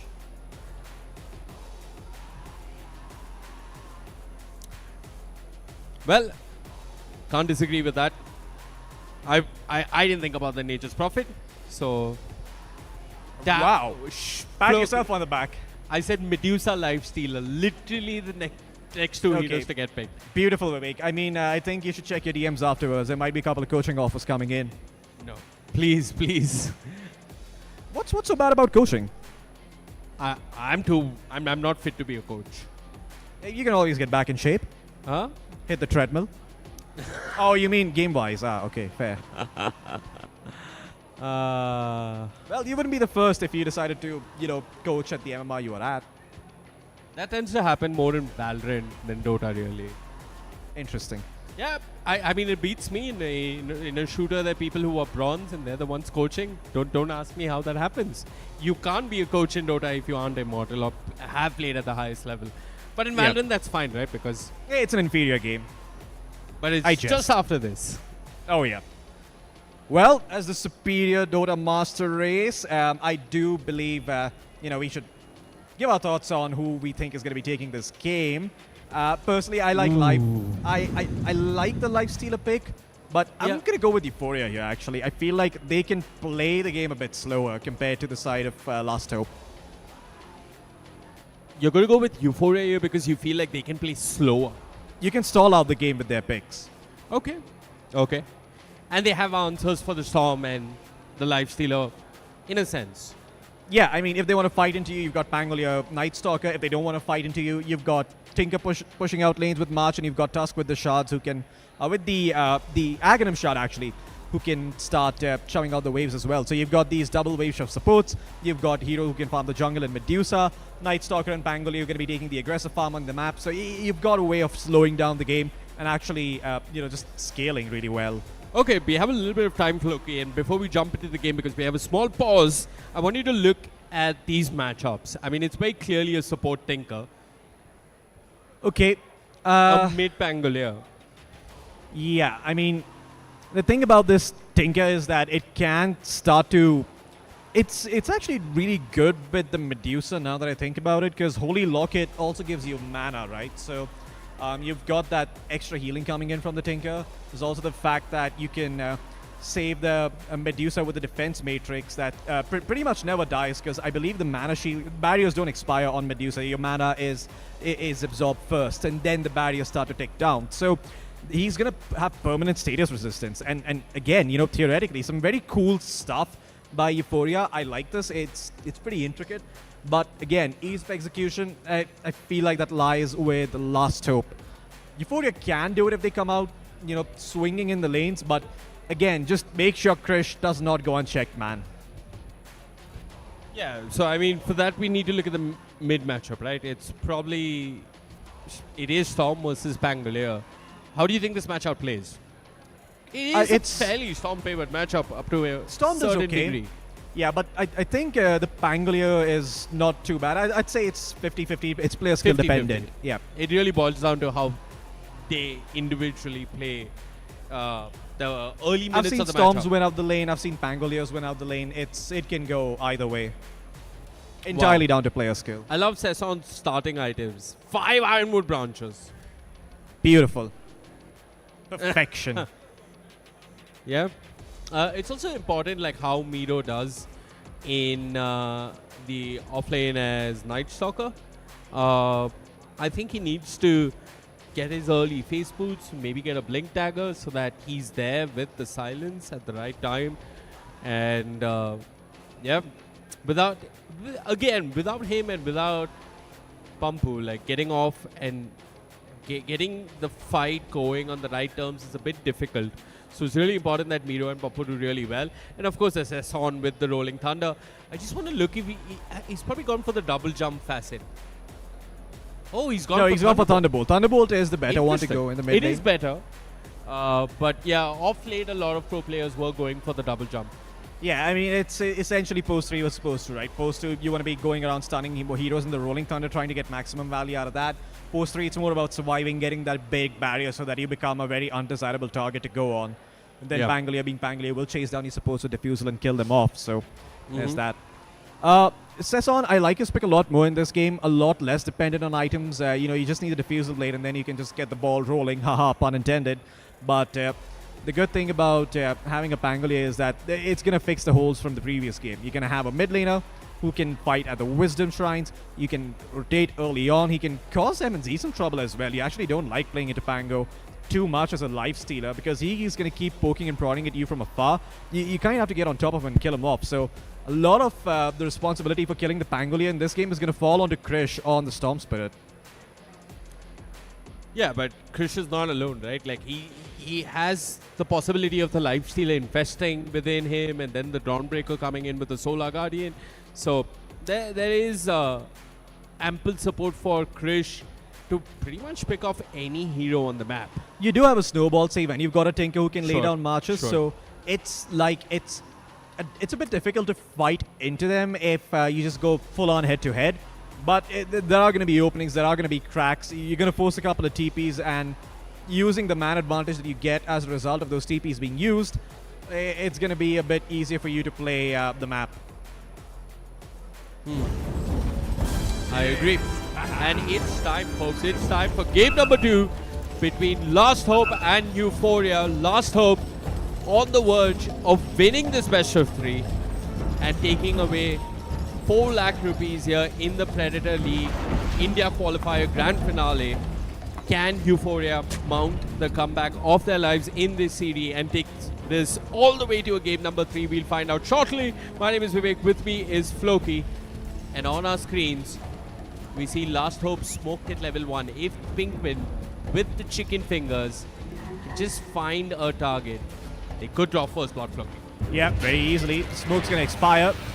It's going to be a little bit difficult for them to walk up here. But Euphoria, they should have an idea of what's going on. They should be able to just get the 2 bounty runes down bottom. MNZ, him being where he is, actually reveals a little bit over towards the side of Euphoria. You know, the only reason you'd come in from this angle as a carry is if you've got your teammates on the high ground in the dire jungle, so they know what's going on. The Medusa still needs to be careful though. I hope Abhi does not go for the rune or takes the path through the stream. He's walking into the river. They see him. I think they saw him for a fraction of a second. Even Greasy is They'll go for the tempting. Tinker He's walked instead. up, hexed up, and shackled. There's no one to save the boarding. Yep. And this time around, it's Cowlin who's going to draw first blood. 2 bounty runes apiece, so the bounty runes go even as well. And yeah, a couple of tips coming out here and there. I mean, in all honesty, they can go for the Medusa as well. Or they can just kill the Tinker again, and the Medusa is going to be alone. That'd be a very, very good start for the side of Last Hope, and that's exactly what they try to do. But the Tinker is under his tower, he's fine. The window was too small. The window was too small for them to really get too much done, but they tried nonetheless. They did block the dire creep wave, so they were hoping that Cowlin's wave pushes in. And you can see that they're trying to rectify the same issue down bottom. Yep, Lifestealer against Nightstalker. Nightstalker actually does fairly well in this matchup. I mean, the problem, the Lifestealer matchup does get better once it's daytime though. I mean, it becomes so bad that you can't actually approach the creep wave. So you need to make sure Nightstalker is able to get enough. You know, if he is able to finish up the phase moves before that, it's going to be easier for him to pull the wave and farm during the daytime.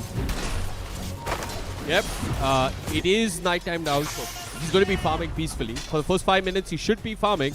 Top lane, I think it should be a rather quiet affair.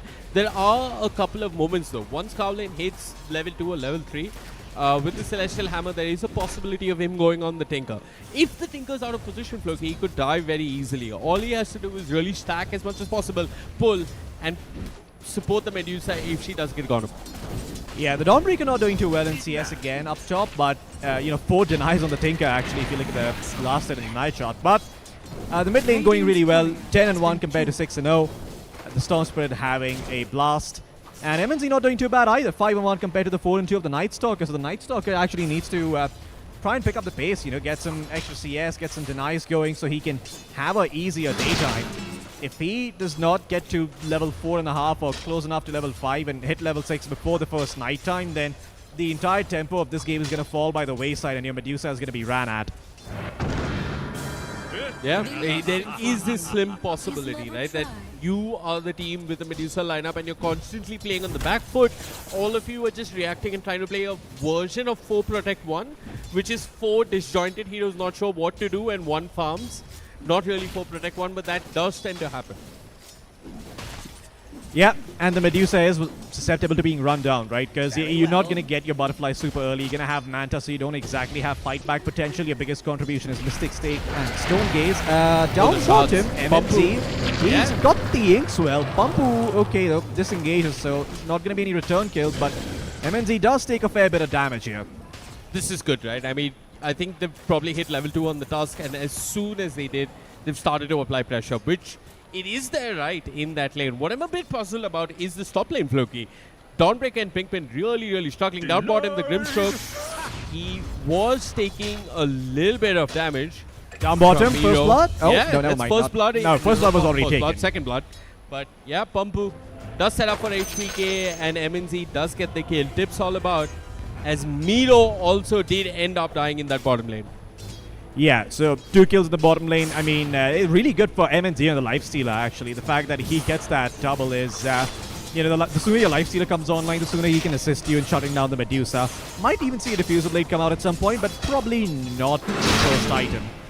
Yeah, you're probably going to see a Diffuser Blade first item on not Pumpu, excuse me, in the mid lane from Cess on down. Up top though, the Medusa's lost all the mana. She might be falling, and indeed Pinkman and Cowlin, they're taking revenge for game 1 as Abhi gets picked off in the top lane.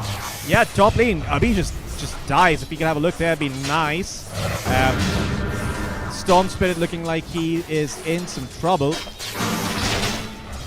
He's going to be fine though. 4-minute water rune. Doing well in the CS charts as well. I'd really love it if we can take a look at last hits and, if we can take a look at the top lane and the side lanes, because that's where a lot of action is happening. Back to this mid lane though for now. It seems like Chris is doing very well for himself. We did talk about how this lane could go in any favor, but with the static slide, Chris is doing pretty good for himself in the mid lane. Sasson is struggling and Pikmin's going to rotate pre-6-minute rune, just poking and looking to see if there was a possibility of him getting a kill. He sets up Krish for the D ward. He even plays in the blower of his own. And down bottom, the Grimstroke, he's died yet again. This is, this game 2 is a polar opposite of game 1. Game 1, we saw Cowling get bullied in the top lane. He's getting the kills up top, while down bottom, MNG is struggling versus Miro.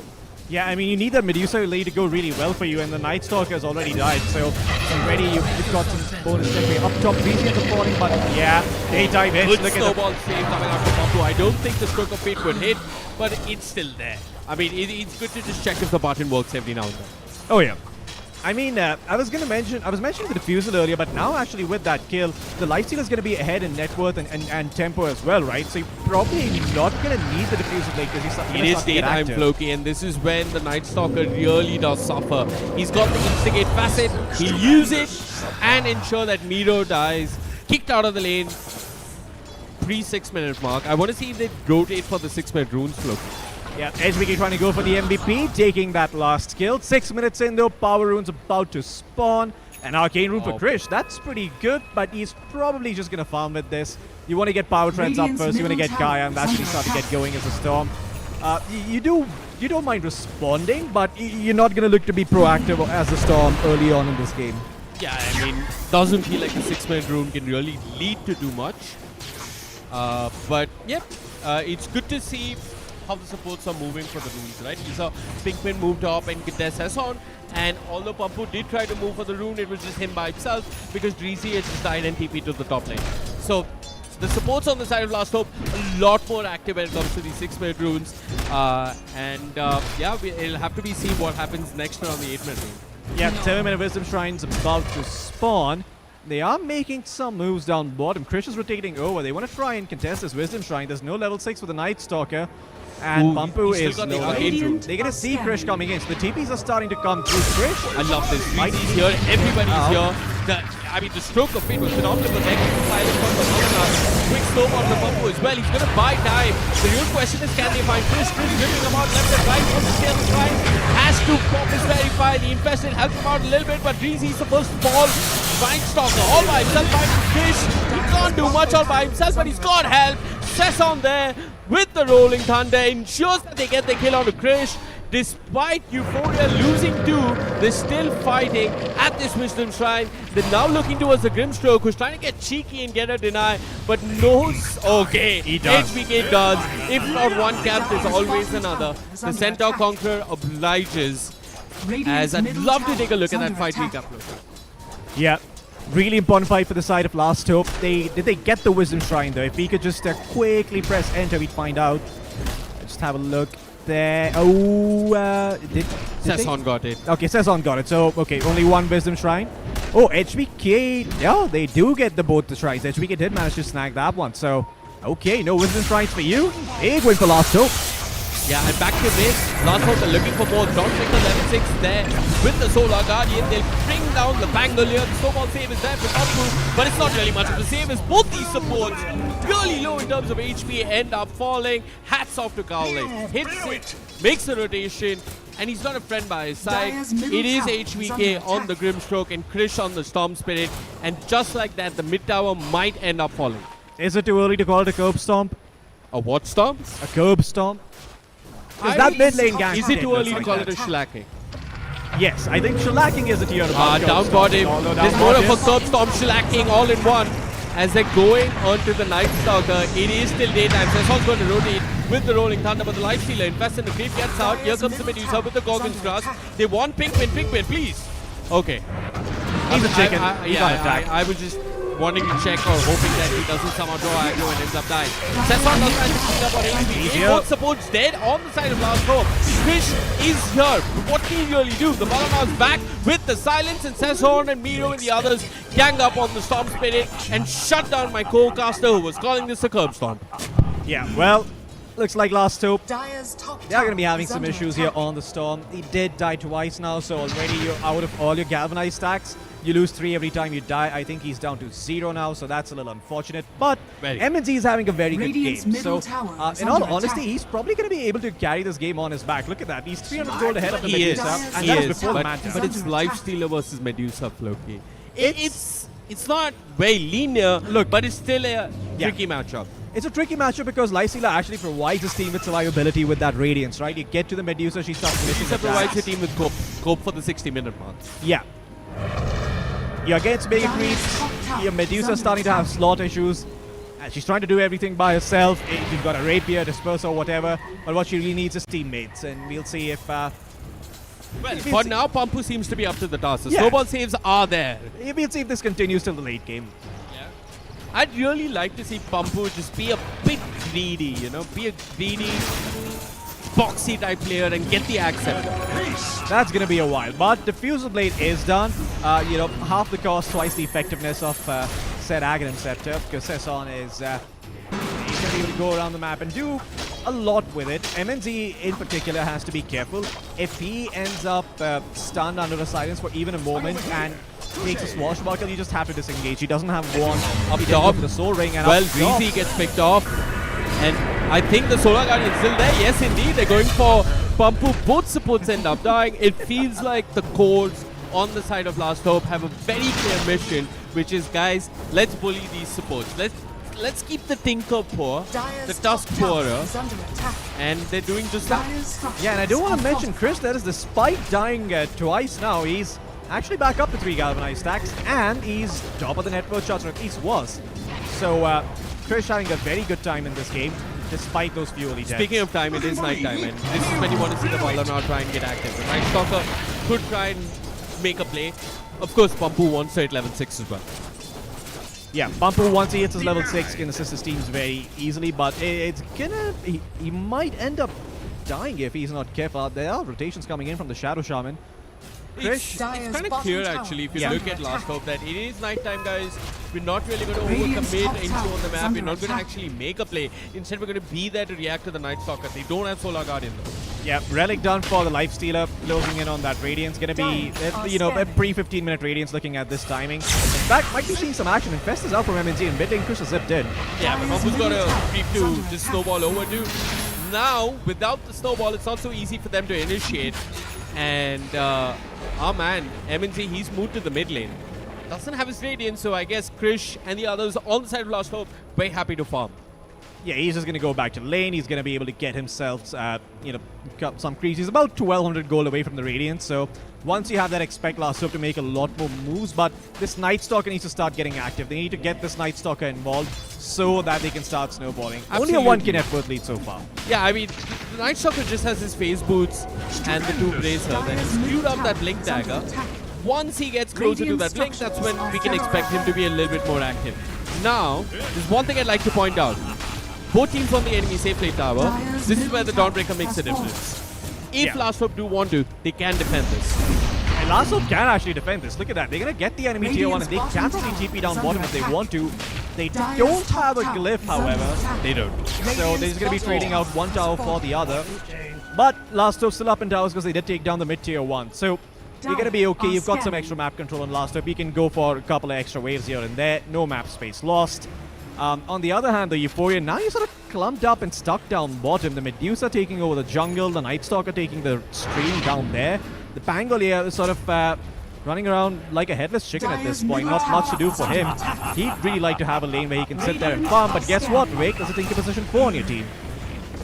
Yeah, I mean, he's taking up all the farm. And the other thing is, it really feels like the side of Euphoria weren't really clear as to what they wanted to do.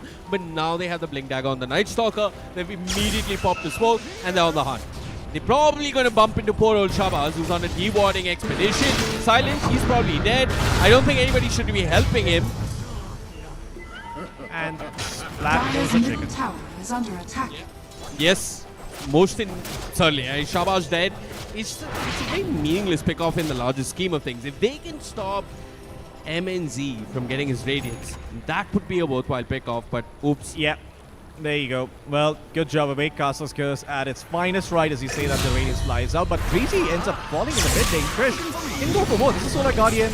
Not available. It's actually not ready. They already used it. Now Krish is trouble. Silence on top, but there's the Soul Bind and the Inkswell. 3-man Starbreaker as well, but there's no follow-up. They're just trying to disengage. HBK gonna offer himself as sacrifice, as penance to the gods for the sins of his mid laner, but they're not done yet. They want more. The Dawnbreaker is in trouble. Although Chris goes back in, there's the Infest coming through. Lots of damage in the range now. Action slowly is popped by Medusa. They're going to fight this slowly but surely. They are finding heals. Chris is now dead. You could try and go for more. And the Night Stalker, he's looking towards the Dawnbreaker, but he is running low on HP. Shaman comes back. He's dead as well. Obi gets himself a killing spree. 3 dead for the low price of just 1 Tusk. Although MNZ, he is looking to tip the scales, but not going to be too successful. So that Serpent Ward's down. Solar Guardian not up for a while. And you lost 3. And Pampu is the MVP. That's how I close this out. Pampu with the snowball saves. I mean, Krish and MNZ, they had the right idea, right? Go back in with the Infest, but Pampu was just there waiting, and he completely shut down that lane. Any chance of Krish and MNZ finding a way back into that fight. The snowball was there, and with the Walrus Punch, they ensured that they got the kill on Krish as well. Great stuff coming out from the side of Euphoria. That's the kind of fight that brings hope back into your team. Euphoria, they need to make sure that they keep up this pace though. Last hope they can very quickly get back in this game once the Solar Guardian's up, and look at that, smoke's already done. The Dawnbreaker making her way back towards the fountain eventually. Yep. Big Team smoked up, they're moving down bottom. They've won this ball now. Krish with the long zip down bottom. Has he found Miro? Yes, he has. His killing spree taken away. And the Night Stalker is dead. Miro's killing spree. Yep.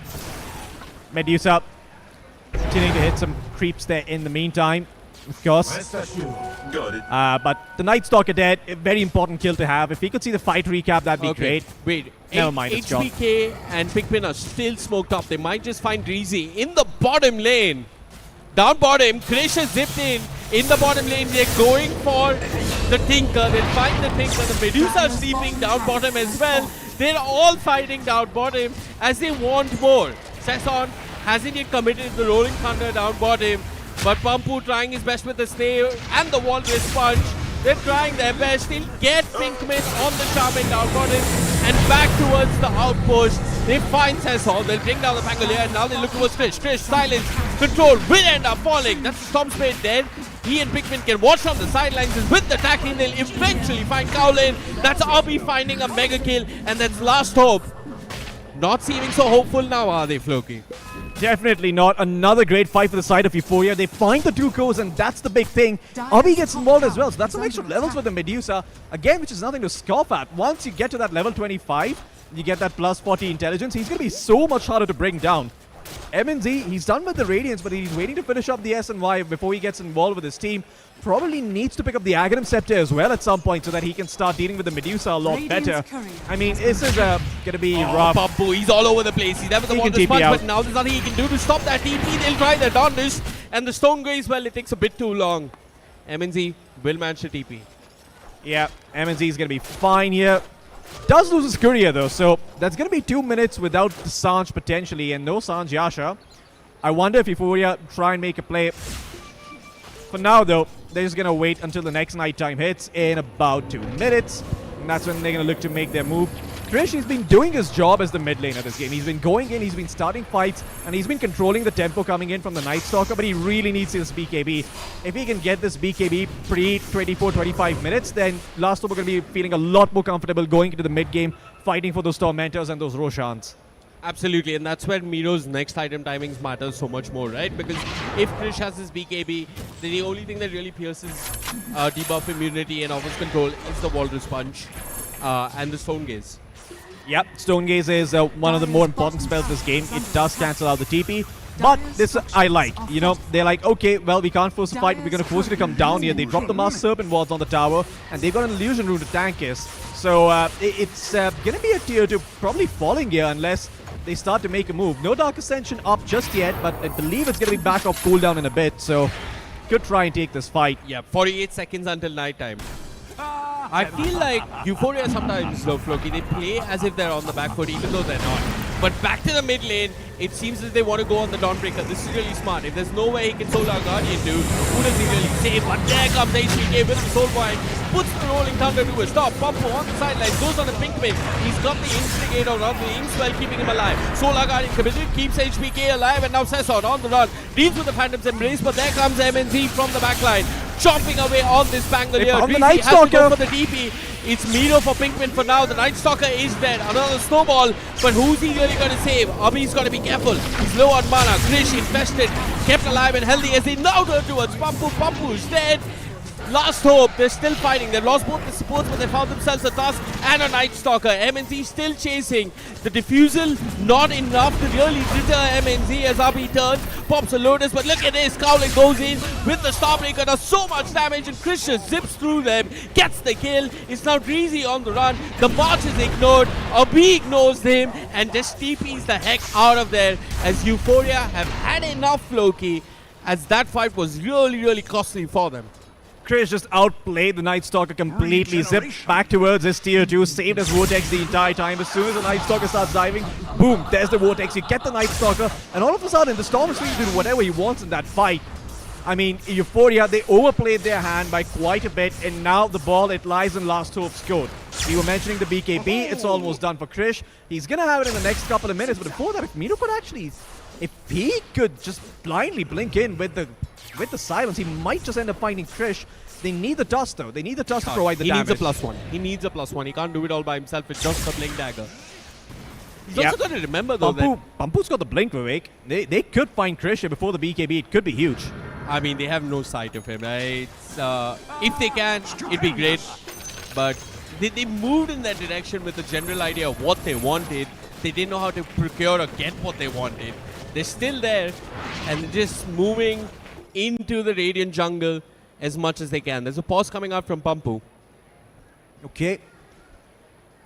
Seems like they're having some issues at the moment, but yeah, I do want to take this pause to quickly talk about what Euphoria's game plan should be for the next couple of minutes. 21 minutes in, Tormentor is very important. It is nighttime, so what you want to do is smoke and invade from the backlines. You want to try and take out this, take out the Grimstroke, take out the Shaman. It is a bit hard given that the Dawnbreaker probably has an Aghanim Scepter by now.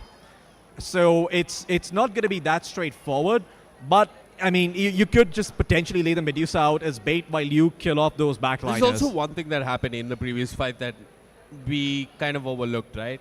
That fight began as them trying to kill the Dawnbreaker, but between three heroes, they don't really have enough damage to just bring down the Dawnbreaker. They went on him in the mid lane and they couldn't quite finish him off.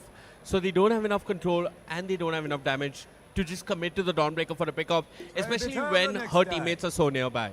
So I'd really like to see, as you mentioned, them going on the supports. Yeah, it's easier said than done though, Vivek. I mean, you know, with that, It's hard.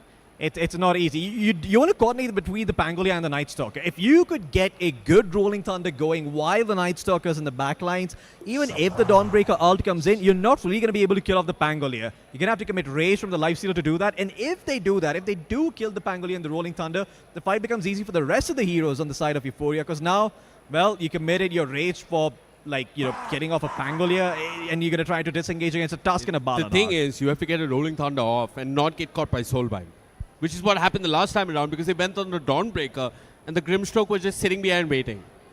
Yeah, I mean, this has been some very creative drafting coming in from Last Hope. I certainly wasn't expecting to see a Grimstroke today, but with the Soulbind, he's just been such a thorn in the side of that Pangolier. The Rolling Thunder is just put to an abrupt I'm a bit stop. surprised that Sesson is without a Blink Dagger. I think he should have had a Blink Dagger by now. He- 21 minutes in, he should have been. You I mean, probably he want to went get the for- Aghanim Scepter first. I mean, you want the Aghanim You Scepter think because Axe without, first? yeah, Okay. because without that you can't really, justify picking up that blink. You just don't have the damage. So you're gonna blink, you swashbuckle in his face, and then you're just like, okay, what do I do now? And the answer is not much, because if you try to pop the Rolling Thunder, you're gonna get stunned. Okay. So it's Ags, and then his blink, and then obviously he needs a basher as well.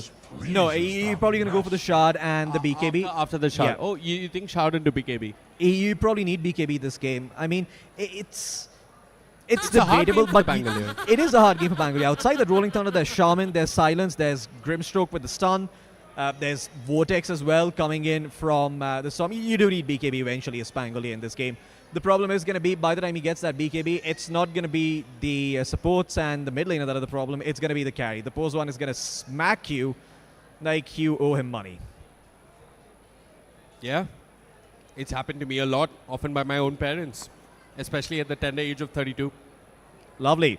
A lot more insight into your personal life than any of us asked for, but thank you. Well, I work in esports. You know how it is. Agreed. Therapist, obviously pretty expensive. Okay, down bottom. They tried to just to Dyer's top well tower get our is bearings. under They were trying to attack. go and find a pick off. They're doing the next best thing though, Floki, which is going for the tormentor. One thing I'd like to point out though is that Euphoria play as if they're losing sometimes. Like they play with that. I don't know. I never see that in Last Hope. It never feels like they're the losing team. They always play as if, guys, we're ahead. Are scanning. Okay, MNZ, he's queued up the armlet, but there's no way he actually goes back for that, right? Like, you probably want to get something Ooh, else. they scan. It did clip Pinkman. They'll find Krish instead. But there's the Hex coming after Pinkman. Oh, Has the no. shackles. Quick defensive snowball. It's decent. The Solar Guard is awkward. I mean, they'll commit on to Pampu. Pampu has the wall response and wants to run with the shots. Will try his best to get away. Mido's dropping low, has a glimmer and a defense matrix.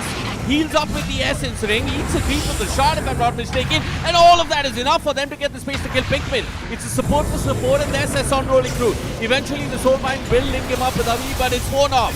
HBK manages to run away, and here comes Cowlin back into the fight with the Starbreaker. Gets the kill. Now it's just Buyback by poor Pinkman. old Avi all by himself on the Medusa. Pinkman with the buyback, like you called it. Holds the Medusa in place. Krish gets a double kill. And even the Tinker might just end up falling. my. He's got a Glimmer Cape, but Greasy's most certainly dead. Krish goes past the March of the Machines, finds the Tinker, Storm and Tinker. A story as old as time. 5-man team wipe. What a beautiful series of events coming in from Last Hope. The Night Stalker actually did really well. They survived for quite a while, got some help from the Tinker, and Abi in the meantime managed to kill off the Shadow Shaman. But MNC with a very aware play actually commits the rage, knows that they're not going to try and focus him down, that they want the Storm, so he kills off the Tusk. And after the Tusk is dead, MNC is just able to hang back. It becomes very easy for him to play these team fights once the Tusk is down, because you can no longer cancel his TP during rage, you can no longer provide the damage that is needed to kill him off with the tag team. And good heads-up play coming in from MNZ in that fight. Yeah, really good stuff coming out from him. I mean, Mido tried to buy as much time as possible with the shot, with the Essence Ring, but it wasn't enough. I mean, sure, they traded supports for supports, but afterwards, Pinkman with the buyback and Trish, as well as MNC with just superior positional play in general. And also Cowlin, special shout out. He's been getting multiple Starbreakers, doing a lot of damage. The luminosity reducing cooldowns is really working in his favor. And it feels like... Wait, correct me if I'm wrong. You're wrong. I'm wrong, but Euphoria aren't killing a single core. Yeah, it's really hard for them to find a single core in this game, and that's primarily because of just their initiation being all over the place. They need to be able to, go in with the Pangolia and the Tusk and the Balanar, and that's when you can kill someone. Yeah, you just wait for this ultimate late game hope, which is Medusa, who's now sitting with the Butterfly and Amanda and is building towards a deadless. But yeah, I don't know, Floki, when does this Medusa look good? It's gonna look good if they manage to win a fight. The right answer was game 3. There's gonna be none at this rate. But, That's why that's the right answer. Okay, well, this is a win condition for them, possibly. If they can manage to take down Pinkman once, he's not going to have buyback, and then you play the fight a bit slowly with the Tusk and a Night Stalker. Eventually, you're going to be able to win that team fight, and then you can get into Rosh and get yourself the Mido Aegis. smoked up. hasn't made much progress after his Blink Dagger and Shard. But yeah, I mean, this Night Stalker, he's been all over the place. I actually want to say that he's farmed pretty well for himself. Radiant I like how scanning. Euphoria are going for the fight. They're running straight at them. Dawnbreaker and all. Defense Matrix on the Medusa. They're like, go on the Medusa and let's see how we punish you. And they're going to do just that. MNZ gets some fight with Medusa. Pinkman there with the tackle to Snowball there, but it's not really doing all that much. Harvey, he's lost half his mana. He's lost 3/4 of his mana. He's lost 4/4 of his mana and 4/4 of his life. That's Harvey dead and all the others to fall as Pinkman. Well, he had the time of his life. Medusa, walk into me. I shackle you. My team kill you. Yeah. And that's what happens when you walk into high ground without vision. I mean, what was that coming in from Euphoria? You had no idea how many heroes were there. You just walked up, your smoke broke, Krish got onto the back line, your Tusk is now forced to snowball save. You want to be on the offensive. You don't want to be using this Tusk to save heroes with the help of that snowball.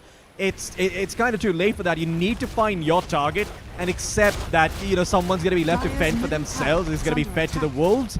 It's, yeah, I mean, the miscoordination really from Euphoria is costing them this game and potentially this series here, Vivek. Because MNZ, once again, he's not going for Roshan. He wants the racks. Yeah, eyes on the prize. Last hope. They're not messing around. Actually, they got the Hex off, but they could have committed on Pumpu, but they did. A respectful infest as they Pinkman's gonna die back, though. But he's got the Ghost Scepter and the TP. Is he? Yeah. Nope, he's dead. Snowball. Cancels the TP. Yep, sometimes one must sacrifice their own shaman. Radiant's bottom tower. Shaman is under sacrifice 60 seconds, but potentially in a window here. They can go into Rosh. They've got a lineup that takes Rosh very quickly. You've got Tag Team, you've got Butterfly on the Medusa, and you know Tinker can just heal you up with the Matrix. And they're going to try and do that. That's the only player they're remaining. Last hope. What do you want to do here? Radiant's middle tower. They can is still under take the attack. fight, Turkey. I think Last Hope can take the fight if they want to, but are they even aware of this? There was a Radiant scan, so they know that they're in the Rosh pit. Krish zips in, the life stealer invested in him. They go straight on to Pumpu, but there's the Glimmer Cave. Doesn't keep Pumpu alive too much longer, Abhi. He's lost all his mana, he's dropping really, really low. Krish is going crazy on the backlines, pushing out easy. Here comes the Rolling Thunder. Quick Soulbind, catches both the Medusa and the Tinker, and Krish zips right through them. Kills both the Tinker and the Medusa. Sesson will fall as well. That's 4 dead on the side of Euphoria as Last Hope scanned them, cleaned them up. That too without Pinkman. HBK, he just bought an Aghanim Scepter for this fight, but he didn't even get to use it. They had that in their back pocket for this one. Instead, it's just Krish and MNZ putting the team on their back and taking them here to possibly, well, a 4 lakh prize pool. Yep. Last Hope. Well, they are in a prime position to win this game, to win this series. Euphoria, a little bit all over the place. I mean, it's hard, right? Like, I feel like the Tinker's trying his best with the March and the Glimmer and the Defense Matrix, but it's not enough of a barrier. It's not enough healing to really keep anyone alive. Yeah, MNZ, okay. You're going to force out some TPs here from the Medusa. I mean, she just respawned, so now Medusa can't really make a move on the map with her team. And life not looking too good for the side of Euphoria. Now that the Sages is up, you're going to lose all of this farm. If Last Hope really want, they can just wait for Krish to get a Hex up, and that's when he can look to go high ground. But for now, Krish, what's he going for? What has he got coming on the courier? It's just a clarity. Yeah, I mean, BKB, Sanjkaya and a Parasma. He completed his Parasma, so yeah, he's got enough damage. Doesn't feel the need to commit to anything just yet. Yeah, Could actually just go for Shiva's Guard. Very good Shiva's Guard this game. Lot of vision, lot of slows. Look at this. They're looking for an infest play. Probably with the Inkswell. Any one unlucky son of a gun that shows well, it's the enemy pause one. It's Medusa without any mana. Pumpu flicks in. Eventually, the snowball comes through. Decent enough time to avoid a lot of the Solar Guardian damage, but there's so much more damage from HP that it doesn't matter. Medusa dead for 60 seconds without buyback as Krish zips forward, gets Speedo, cleans them up. This might just be the beginning of the end, Floki, as Krish and MNZ have cleaned them all up, and Euphoria, GG. they've had enough. GG, well played. Is called Last Hope. They are the champions of your Predator League 2026 Grand Final for the India Qualifier. Krish has definitely been the MVP of this game too, Floki. Oh yeah, really well done here by Krish. Hey, the game looked a bit awkward early on. They had a couple of awkward deaths on their Storm. but really putting his team on his back through those fights. That one fight in the mid lane where he just juked out the Night Stalker, baited him into the tier 2, completely turned the trajectory of this game. And yeah, Euphoria, a little unfortunate. They did have some pretty innovative stuff. The execution was lacking, but they had the right idea. Yeah, it really looked like they know how to play the first 15 minutes of the game really well. In the first 15 minutes of the game, we saw the Night Stalker, we saw the Tusk look really, really good. But then something happens around the mid game where they lose a sense of what is really key and what is essential, and it tends to hurt them. They just start falling back. They got outplayed. They didn't get outdrafted or out strategized. So that's the big thing. Folks, those are your champions on your screen. It's Last Hope. And with us is Azura on the stage, who can get a quick interview from them. Thank you so much, Azura. Take it away.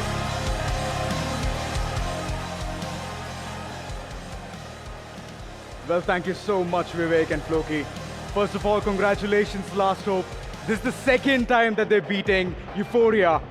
And I would like to call upon stage Krish to go ahead and ask a few questions, and yes, to banter things around.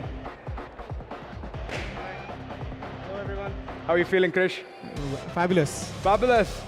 This is the second time you're going up against them. Do you think that they're the worthy opponents? Yeah, definitely. Definitely. I mean, yeah, they gave us a tough game in the first one, I would say. But yeah, we found out a draft, and I think it was mostly on us outdrafting them. That's amazing. What's the special quality that you guys went ahead, showcased, just to go ahead and win against Euphoria yet again? I mean, we kind of already knew what they're gonna pick, and we can kind of figure out their strategy. So yeah, it's pretty easy for us to figure it out. That's amazing. The journey so far in Predator League 2026 India, how has it been? I really like the format of the tournament and all the games we've played leading up to this point. So yeah, amazing, I would say. That's amazing, Krish. First off, congratulations. Thank you. And it was a lovely game, 2-0. Feeling good? Yeah. Amazing. Yeah. Chalo, thank you so much. Thank you for everything. Well, ladies and gentlemen, that was Krish from Last Hope. What a lovely game from their end. They have showcased every single thing. And yet again, it was like a redemption match for Euphoria to go ahead and take the battle. But yet again, they have lost it. It's all right. It's going to be better luck next time. But till then, they have to go ahead and practice a lot is what I can say. But other than that, for you folks, we have a lot of things in this entire area. We have experience booths. We have racing simulation, we have the experience hub, we have the loot locker as well, the claw machine, of course. You have to go ahead and try your luck out. That's one of the things that I would say. Better luck. And yes, fight for honor is what I can go ahead and conclude with. We're going to take a small little break. We're going to see you on towards the other end. Valorant action is waiting for you all.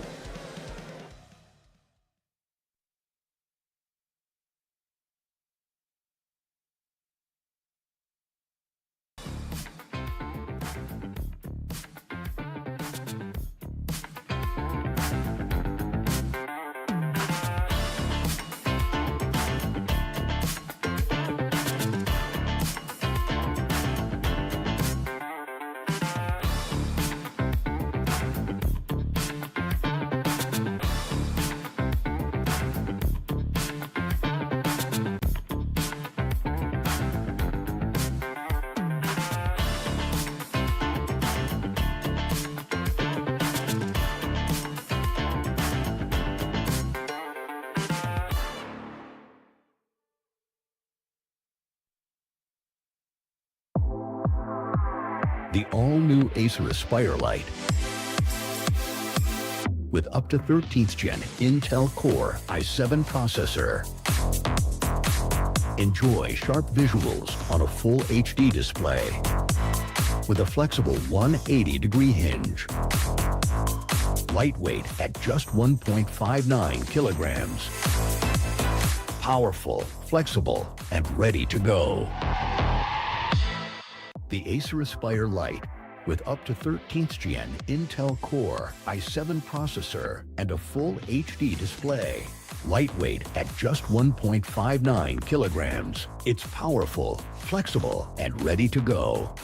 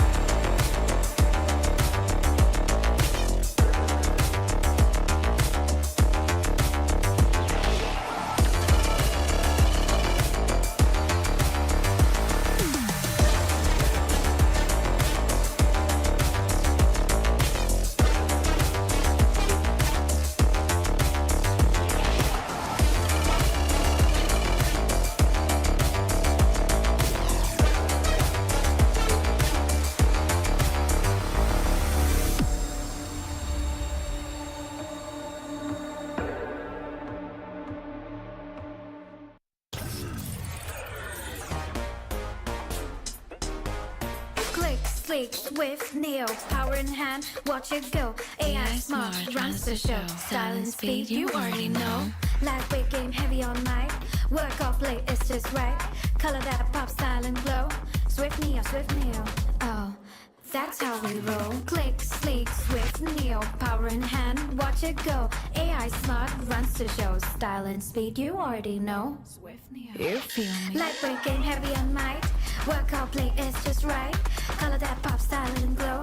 Swift neo, oh. Let it lead, let it grow. Turn it with every tap and glow. Swift neo, that's how we roll. On the edge, vibes up, you feel me? Swift neo.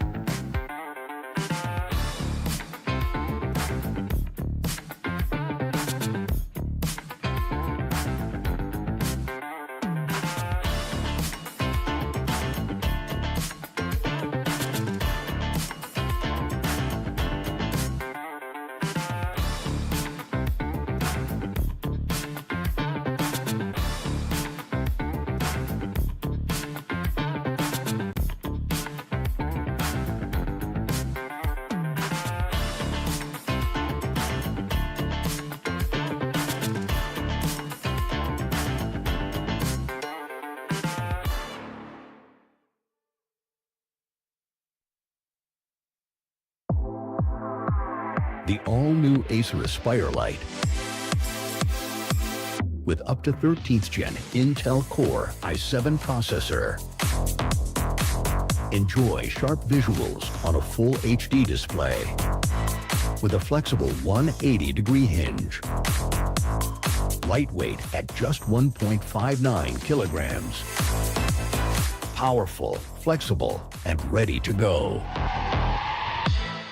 The Acer Aspire Lite with up to 13th gen Intel Core i7 processor and a full HD display. Lightweight at just 1.59 kilograms. It's powerful, flexible, and ready to go.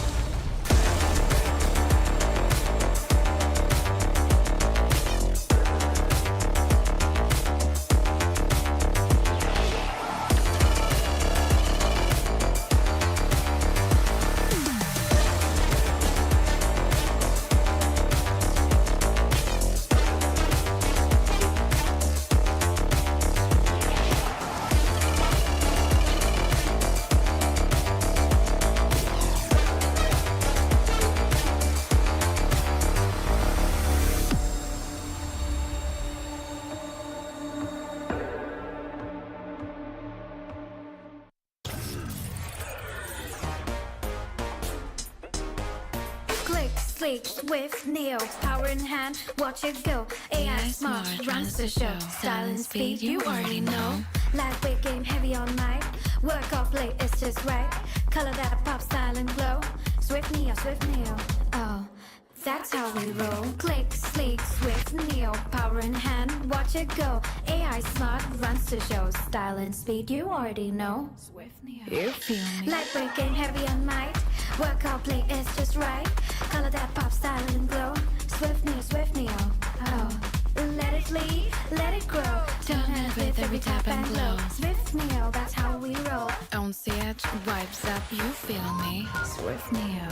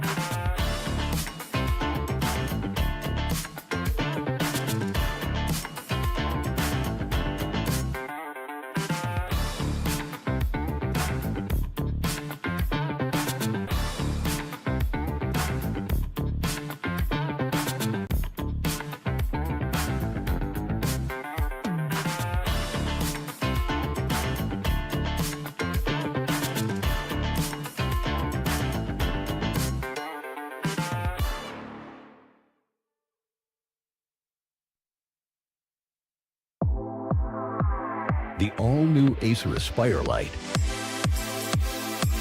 with up to 13th gen Intel Core i7 processor.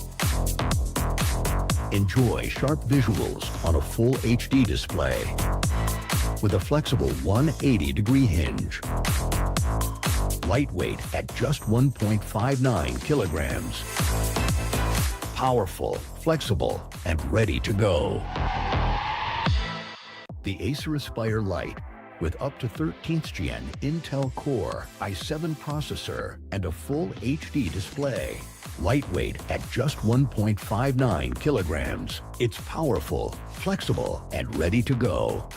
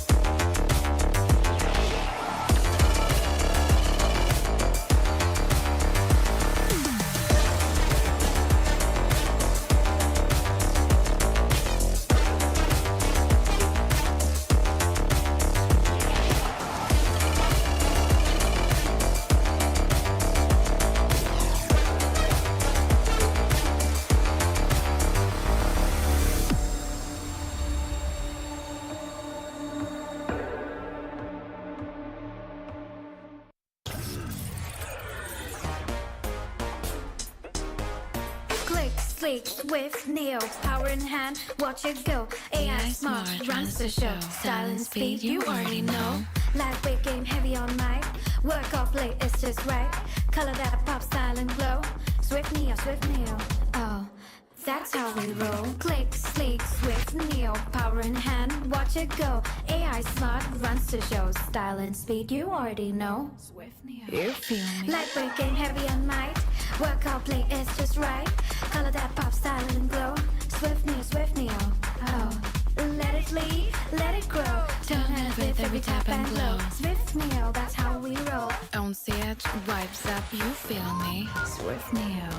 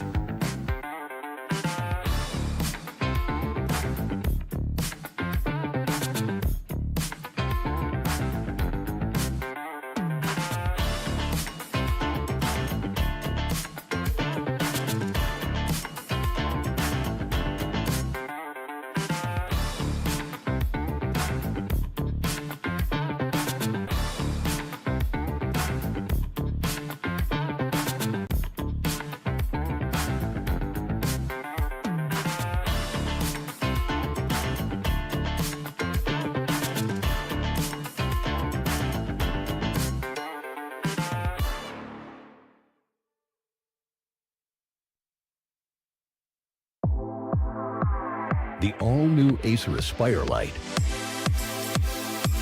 with up to 13th gen Intel Core i7 processor. Enjoy sharp visuals on a full HD display with a flexible 180-degree hinge. Lightweight at just 1.59 kilograms. Powerful, flexible, and ready to go. The Acer Aspire Light with up to 13th gen Intel Core i7 processor and a full HD display. Lightweight at just 1.59 kilograms. It's powerful, flexible, and ready to go.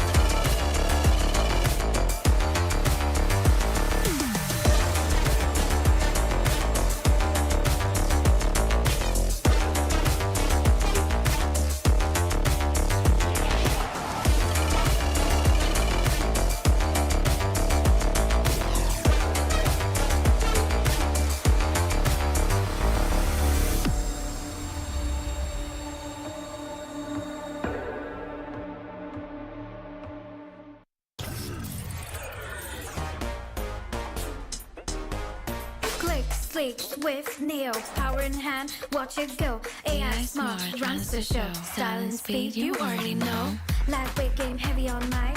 Work off late, it's just right. Color that pop, style and glow. Swift neo, oh, that's how we roll. Click, sleek, swift, neo, power in hand, watch it go. AI smart, runs the show. Style and speed, you already know. Swift neo, you feel me. Lightweight game, heavy on mic. Work out, play, it's just right. Color that pop, style and glow.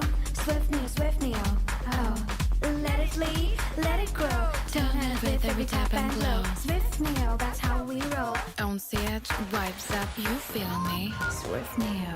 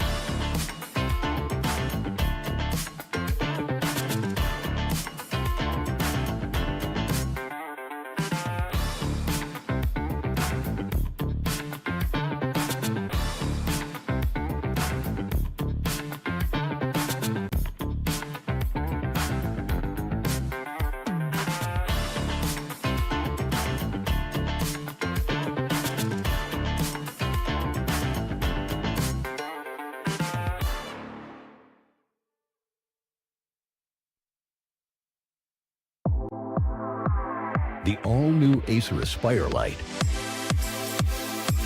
with up to 13th gen Intel Core i7 processor. Enjoy sharp visuals on a full HD display with a flexible 180-degree hinge. Lightweight at just 1.59 kilograms. Powerful, flexible, and ready to go. The Acer Aspire Light with up to 13th gen Intel Core i7 processor and a full HD display. Lightweight at just 1.59 kilograms. It's powerful, flexible, and ready to go.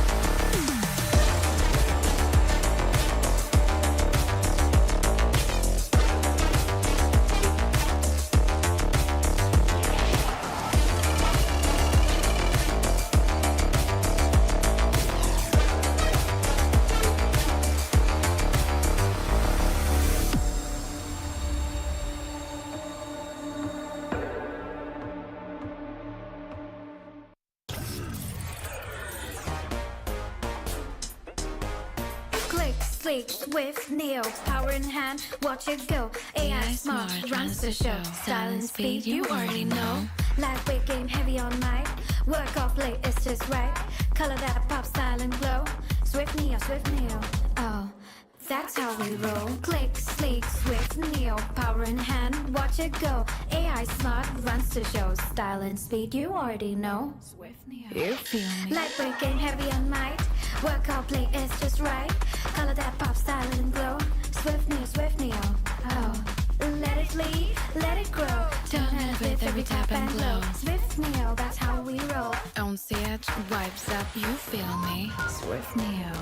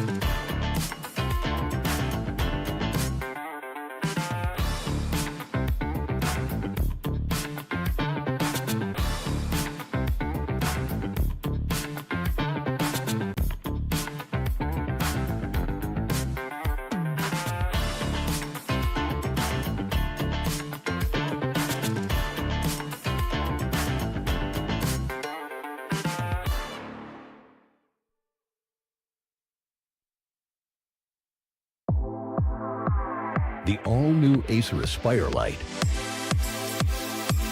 with up to 13th Gen Intel Core i7 processor. Enjoy sharp visuals on a full HD display with a flexible 180-degree hinge. Lightweight at just 1.59 kilograms.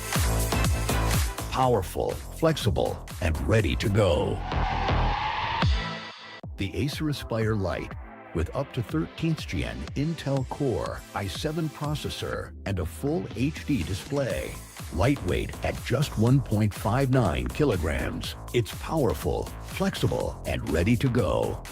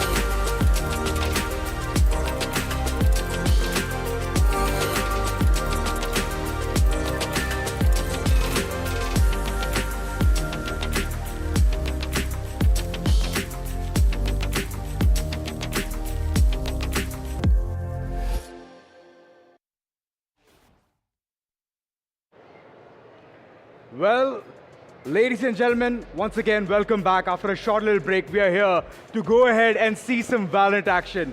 Who here is ready for some Valorant? Little bit more louder. That's more like it.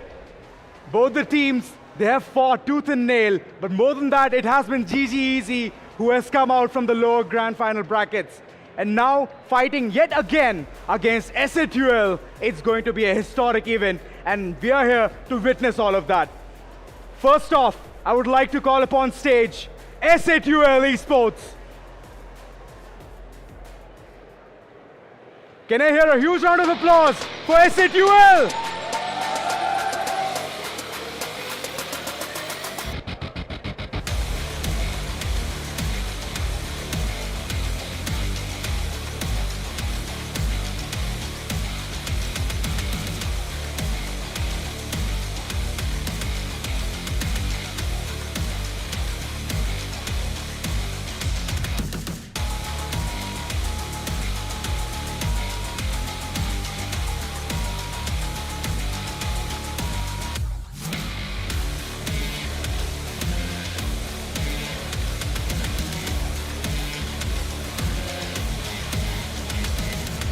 Well, whenever there's a concept of victors, there's always a concept of vanquished.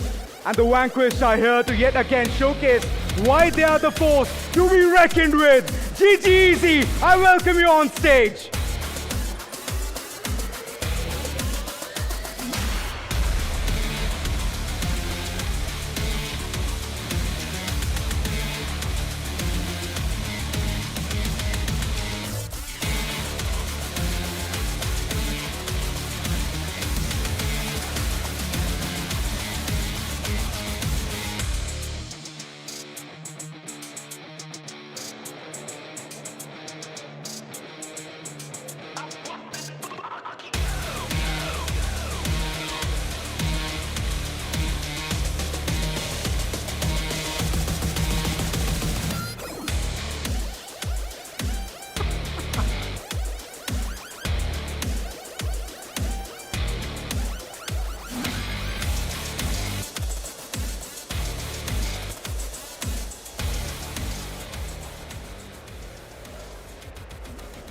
Well, and now, without taking any more time, I would love our following casters to go ahead and take away before things get escalated. Sam, Universe, over to you.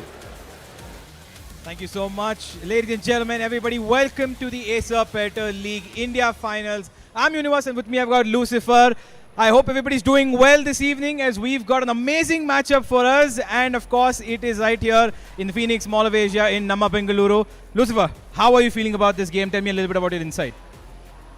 ನಾನು ತುಂಬ ಖುಷಿಯಾಗಿದ್ದೀನಿ first and foremost I think to local boys here a little bit of Kannada here and there I would love it it's going to be a nice one but as you said this game is heated one. It's a revenge matchup coming back. SATL, they made it through the upper bracket final. They were here, they're waiting for this chance. They want to go to the Apex Predator League, but on the other end, GG Easy, they had a long trial and they've still made it here. Yeah, absolutely. It is going to be a very hard-fought battle between these two teams. It was the previous time as well. When the last time these two teams faced off against each other, it was a 2-1 scoreline and a best of 3. We had Haven and Ascent to decide each of their picks, and a Lotus to conclude it all, which was a very dominant effect as well. Lotus, of course, was an extremely one-sided affair. SATUL had taken it in the third map. It seemed like Fatigue had caught up with GG Easy. But this time around, is it going to be the same case again? Because the veto is something I'm looking forward to watching. What exactly is going to be GGZ's strategy here? Because they haven't played Abyss, they haven't played Sunset the entire tournament, and it is going to be a difficult veto considering if SAT will go for either one of those maps where they have got a little bit of experience. They've also banned Karod at all times. So GG Easy, I think it's going to be a hard-fought fight to win here. All the odds stack up towards SATUL. They have all the results in front of us. They are also the ones who have a lot at stake to win it. Because if they don't win it here, that's going to be a big problem, I feel like. Whereas GG Easy, Vibor coming back into the scene, he's trying to get back into that first winner spectrum, because I remember he's been in the circuit for a very long time. Yeah, let's have a look at the tournament format, though, how both these teams ended up at this stage right here. The tournament format, of course, will come up on our screens in just about a second. But as I speak about it, you should know that both these teams came from open qualifiers. There were no selections whatsoever.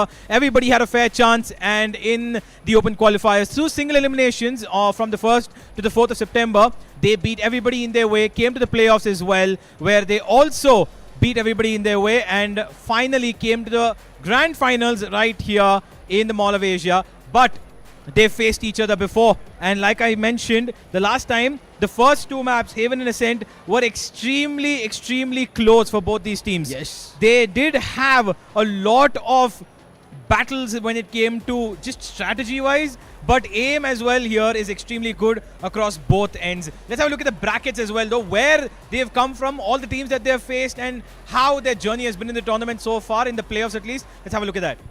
You spoke about the playoffs. It's a double elimination bracket. Both GG Easy and SATUL had a good run, and you can clearly see, I think GG Easy had a lot more trialing time. They had to go 3 mappers in the games that they had played, whereas SATUL, it was almost a 2-0 until they met GG Easy, which went to the third game, which ended up being on Lotus. So it's still somewhere stacks on Lotus. And again, if you come back to GG Easy, they've played Lotus once more with the Rad Syndicate, where you see the scoreline of 2-1, and that's where you see they've also again lost on Lotus once more.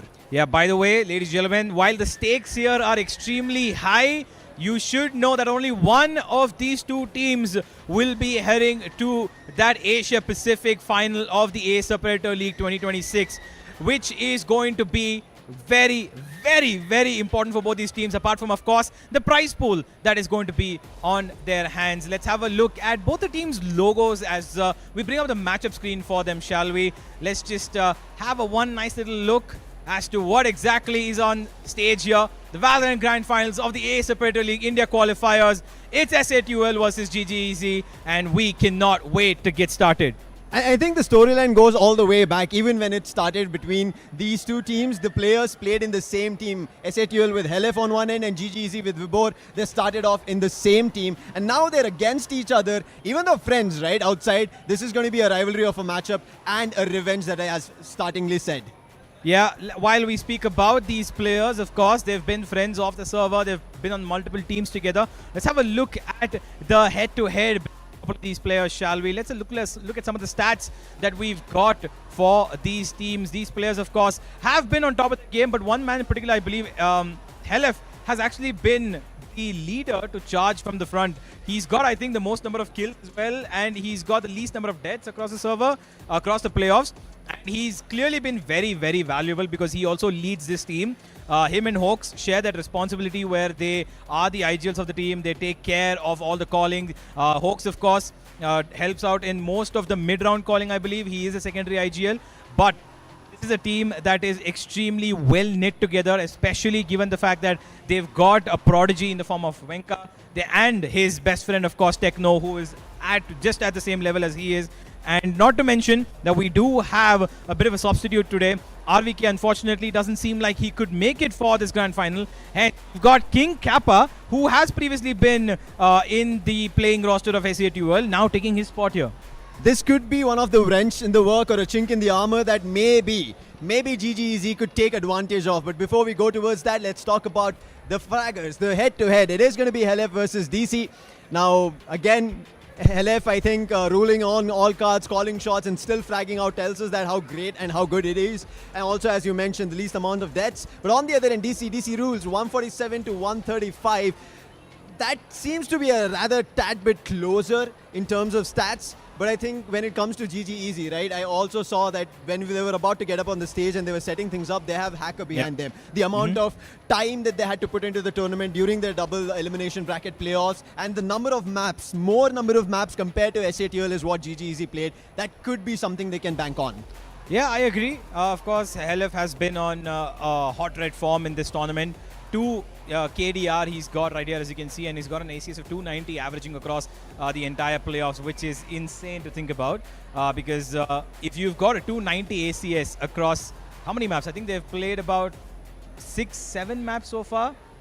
Yeah, they've played about 7 maps so far, and to maintain an ACS of 290 and to have at least 1 kill per round is extremely valuable, especially if you're the IGL as well of the team.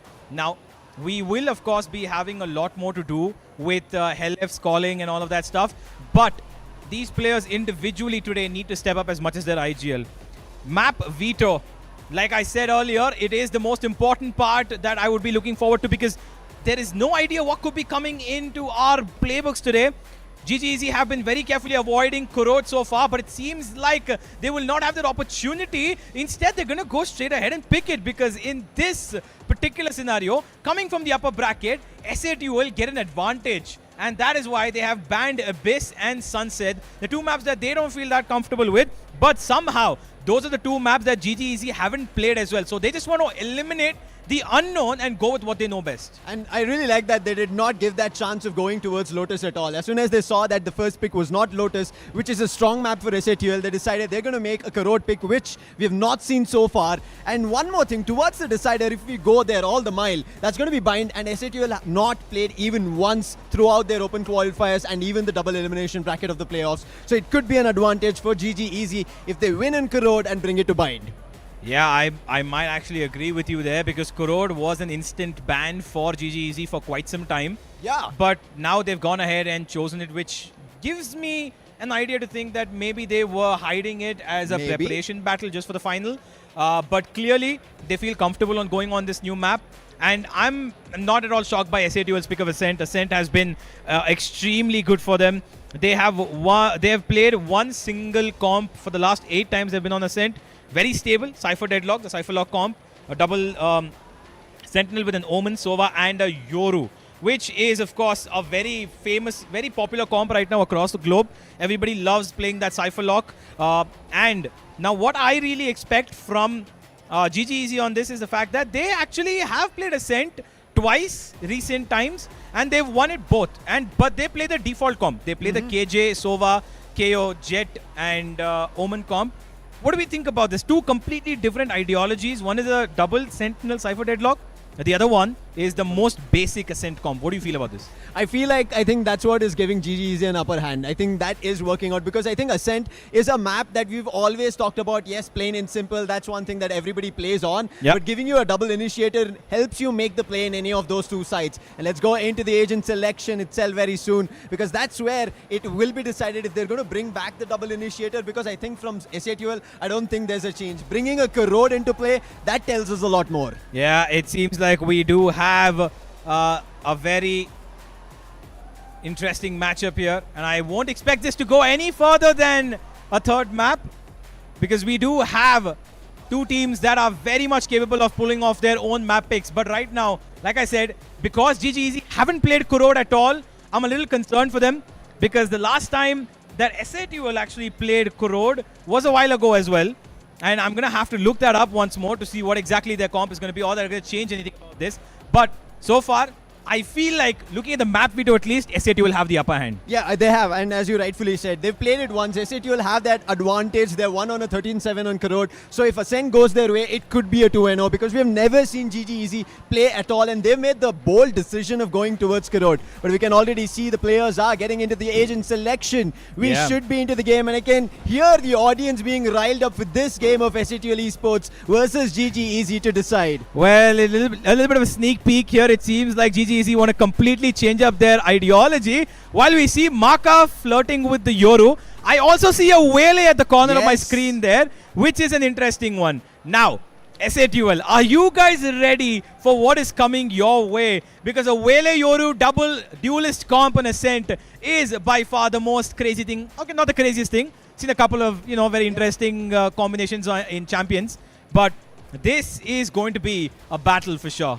This is very interesting of what GGs have gone for. This is why I said, seeing Hacker into play on the stage just before they were setting things up, I feel like that's something they've prepared against SATUL. And previously when we saw this SATUL versus GG Easy matchup, it was GG Easy's map to win it out. So I think they have a chance here. It is again going to be a closer game, but them coming out as a opportunistic double duelist should be something that SATUL should be fearing for. Yeah, well, we're just going to have to wait and watch what exactly is this trick up their sleeve. We have, of course, GG Easy playing around with a new composition, which might throw SATUL off their mark, but it is a very clear thing that, it's a grand final. They've got nothing to lose here. They just have to try whatever new stuff they can, because maybe one little step throws SATUL off their mark, and that's all the fuel that they need to push this forward. Everybody is riled up and ready. We are just going to be starting off the match in a couple of minutes, ladies and gentlemen. The players are pretty much situated as we just wait for the match to come up on your screens. Let's talk about Ascent now that we are going to be jumping into none other than the agent selection, decide what the final picks are from both the end, which we kind of have an idea with the glimpse that we already got. But I want to understand from your pick, do you think what they were going for in that double dually that they teased us with will work out? Because double initiative, we spoke about it, gives you upper hand in making your play whenever you need. But starting things off on a double dually, and now I understand they're going to be trying to play out on defense, but how would that work out against SATUL, who are looking in prime form, and as we said, a lot to lose in case they don't win? Yeah, absolutely. There is a lot to lose here if you aren't careful, because there is a prize pool attached to this. Of course, the winner takes home 4 lakh rupees, but you also have that little spot in the grand final of the Asia Pacific Acer Predator League. To be able to reach there is a humongous achievement, and only one of these teams is going to find the luxury of doing so. Just getting everything in place and sorted, as we will be starting off the game real soon. Ascent is, of course, first. Reminding you all once again, we will follow that up with Kurod and to end on Lotus. Now, there is one thing. Lotus, the last time that was played by GG Easy, by the way, not just the last time, every time they've played Lotus so far and they've let it slip into the map pool, they've lost all of their Lotus maps. Yes. Which is a concerning thing for me, because they're still okay with Lotus coming into this veto, considering that we also have, them just coming off of the last Lotus loss was a 13-4. Yes. I think if this continues, GG Easy, who have given away Lotus, should be an advantage they can take and go through with. Let's go for the agent selection. This is the chance to understand what the picks are for Ascent for the grand finals of the India Predator League 2026 to decide who takes the spot for the APAC. This is the agent selection. SATUL have gone ahead with Omen, Yoru, Deadlock, Soa and Cypher. The Cypher lock that you spoke about, and we did see the glimpse on Ascent with that double duelist. Trinity as well on Wele, Vibor on Soa, DC on Weiss, and Omen for Kole. I do like the GGEZ direction. You know, we've seen this Yoru Wele comp before. It's extremely dependent on flashes, constant, you know, phantoms being sold here and there when Makavali enters with a Wele as well. But we do have to see how exactly this team can win this one out with a Wele and Yoru, because it's completely fresh for them. They don't really have any idea. SATUL don't have a really idea what exactly is going to come their way, considering that SATUL are going to be starting on the attack, I believe. So this is going to be an interesting defensive setup for GGEZ, because it is a very attack-minded comp in my opinion. So how they're going to maneuver around this is going to be aggressive map control takings towards A and B, or are they going to prioritize mid a lot more? Because I've seen GGEZ play on Ascent. They do like their mid takes. They've done that before. And I've seen that Hacker actually does, you know, establish his team to keep taking those deep mid fights towards B-Link when they're on defense.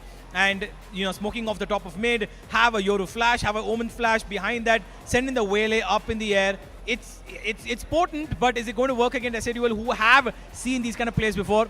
I'm not so sure. Yeah, I think SATUL are going to be prepped for this. Yes, it's also a composition you mentioned that we've seen before. It's not something that's new. But yes, the play style is something that we're looking forward to, especially starting things on defense. They have to be aggressive, at least on one of the ends, to make sure they have control over the map. If they don't, then it becomes very tough to juggle between those duelists, running between one side to another. And if that continues, it could be a snowball effect, because we understand once your duelists are unable to find the footing and the first half runs away from you, then you have barely enough rounds to just squeeze in those pistols to starting off, and if it doesn't work out towards the end, it could be a fall through. And again, because we have not seen this coming out from GGEZ, we speculate it to be good and bad at the same time. Absolutely. I'm just gonna wait now for everything to start off. As SATUL, they get prepared. We're also waiting for probably a little bit of settlement from GGEZ as well.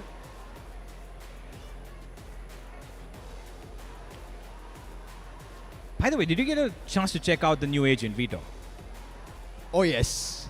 And What do believe you me, think of him? it's not a Sentinel. I don't know how the label says it, but he is not. You don't like him, or is it No, just no, I that- do like him. I think the abilities completely counter a lot of the ultimates, and that's going to be a problem for a lot of these duelists that we've been talking about, especially the people who want to play Raze. I feel like a complete nerf on Raze has happened just because of an agent being introduced. I mean, it's not just Raze, right? You have your, if you have in your arsenal kit a Raze, a Breach, and a Brimstone. Gecko of all the worst. Gecko as well. That's what we saw on, you know, Bind as well, right? Where that utility barrage that you cannot just stop. It's a decent counter to that. I feel like if, you know, teams will start using their utility a little bit more carefully, they'll be very, you know, informationally active about their utility rather than just throw it out and, you know, try to hold people back, or even for post-plant positions for that matter. But I like the agent. I think he's fun. I think he introduces a very good dynamic to this game, which is already in a pretty good place in my opinion. A lot of people might disagree that the game is very utility bombarded, but that's exactly why Vita was introduced. And that's also why, you know, he's got a nice name, Vito. Yeah, I think you could see, right, so many reels of people just showing the amount of flashes that they have to face when they're holding a side. It starts off with a Sky Flash coming through, then there's a Breach, then there's the Yoru. The follow-ups to it, and they're annoyed by it. And I think if you have Vito on your end and he's the one holding the side off, that's going to be a big game that they can play out and deny all of it from getting across. And also an entry being completely denied if Vito's on the side. It's an interesting dynamic, because imagine you have all that utility flying your way. You can't dodge on his ultimate, right? If you've got his ultimate, he can just be the one single showman who can take all the utility to his face while he's the bait, while everybody else actually takes the real fights, right? So I really like that. I think it'll be a very fun introduction into pro play. I would love to see how exactly pro players, all of them who are on stage right now, also feel about him, how they could incorporate him. But in ranked, he doesn't really feel I mean, that's why I said, right, the label is Sentinel, but we have not seen that Sentinel play out to be an extent of a Sentinel. Like I spoke about it, yes, his ability counters a lot of those utilities coming through. It will put a stop to it, but it's not going to be very friendly to the entire team. If he's present on one specific site, he's just stuck to it. Now, yes, he has his teleports as well, which I like the ability of it. Today I was just watching a reel, right, where they were trying to, it was on Sunset where the Yoru first sacrifices himself and then Omen makes a play with a shrouded step to find the kills towards the B entrance. And that's where I feel like Vito could be a lot more powerful in changing his position, but they have to be very fast on it. If they're not looking at their teleport position, it could be a tough ball. But I think going into Vito is still a long shot. He's just introduced. We're not going to be seeing him in this grand finals. Maybe down at the APAC, we might get to see him. But I think with the smiles that we are seeing, players are finally getting ready. We've seen the agent selection. It is going to be Ascent to start things off. And we should be getting into this grand finals, the Valorant decider of who's going to take up the spot for APAC and also walk away with a big hefty cash briefcase. Yep, absolutely. I think all the issues have been sorted. We should be heading into the game in just a couple of more seconds. The players are ready. As we just wait on call from the production. Ladies and gentlemen, SATUL versus GGEZ starts right now. Let's make some noise for the grand finals of Valorant.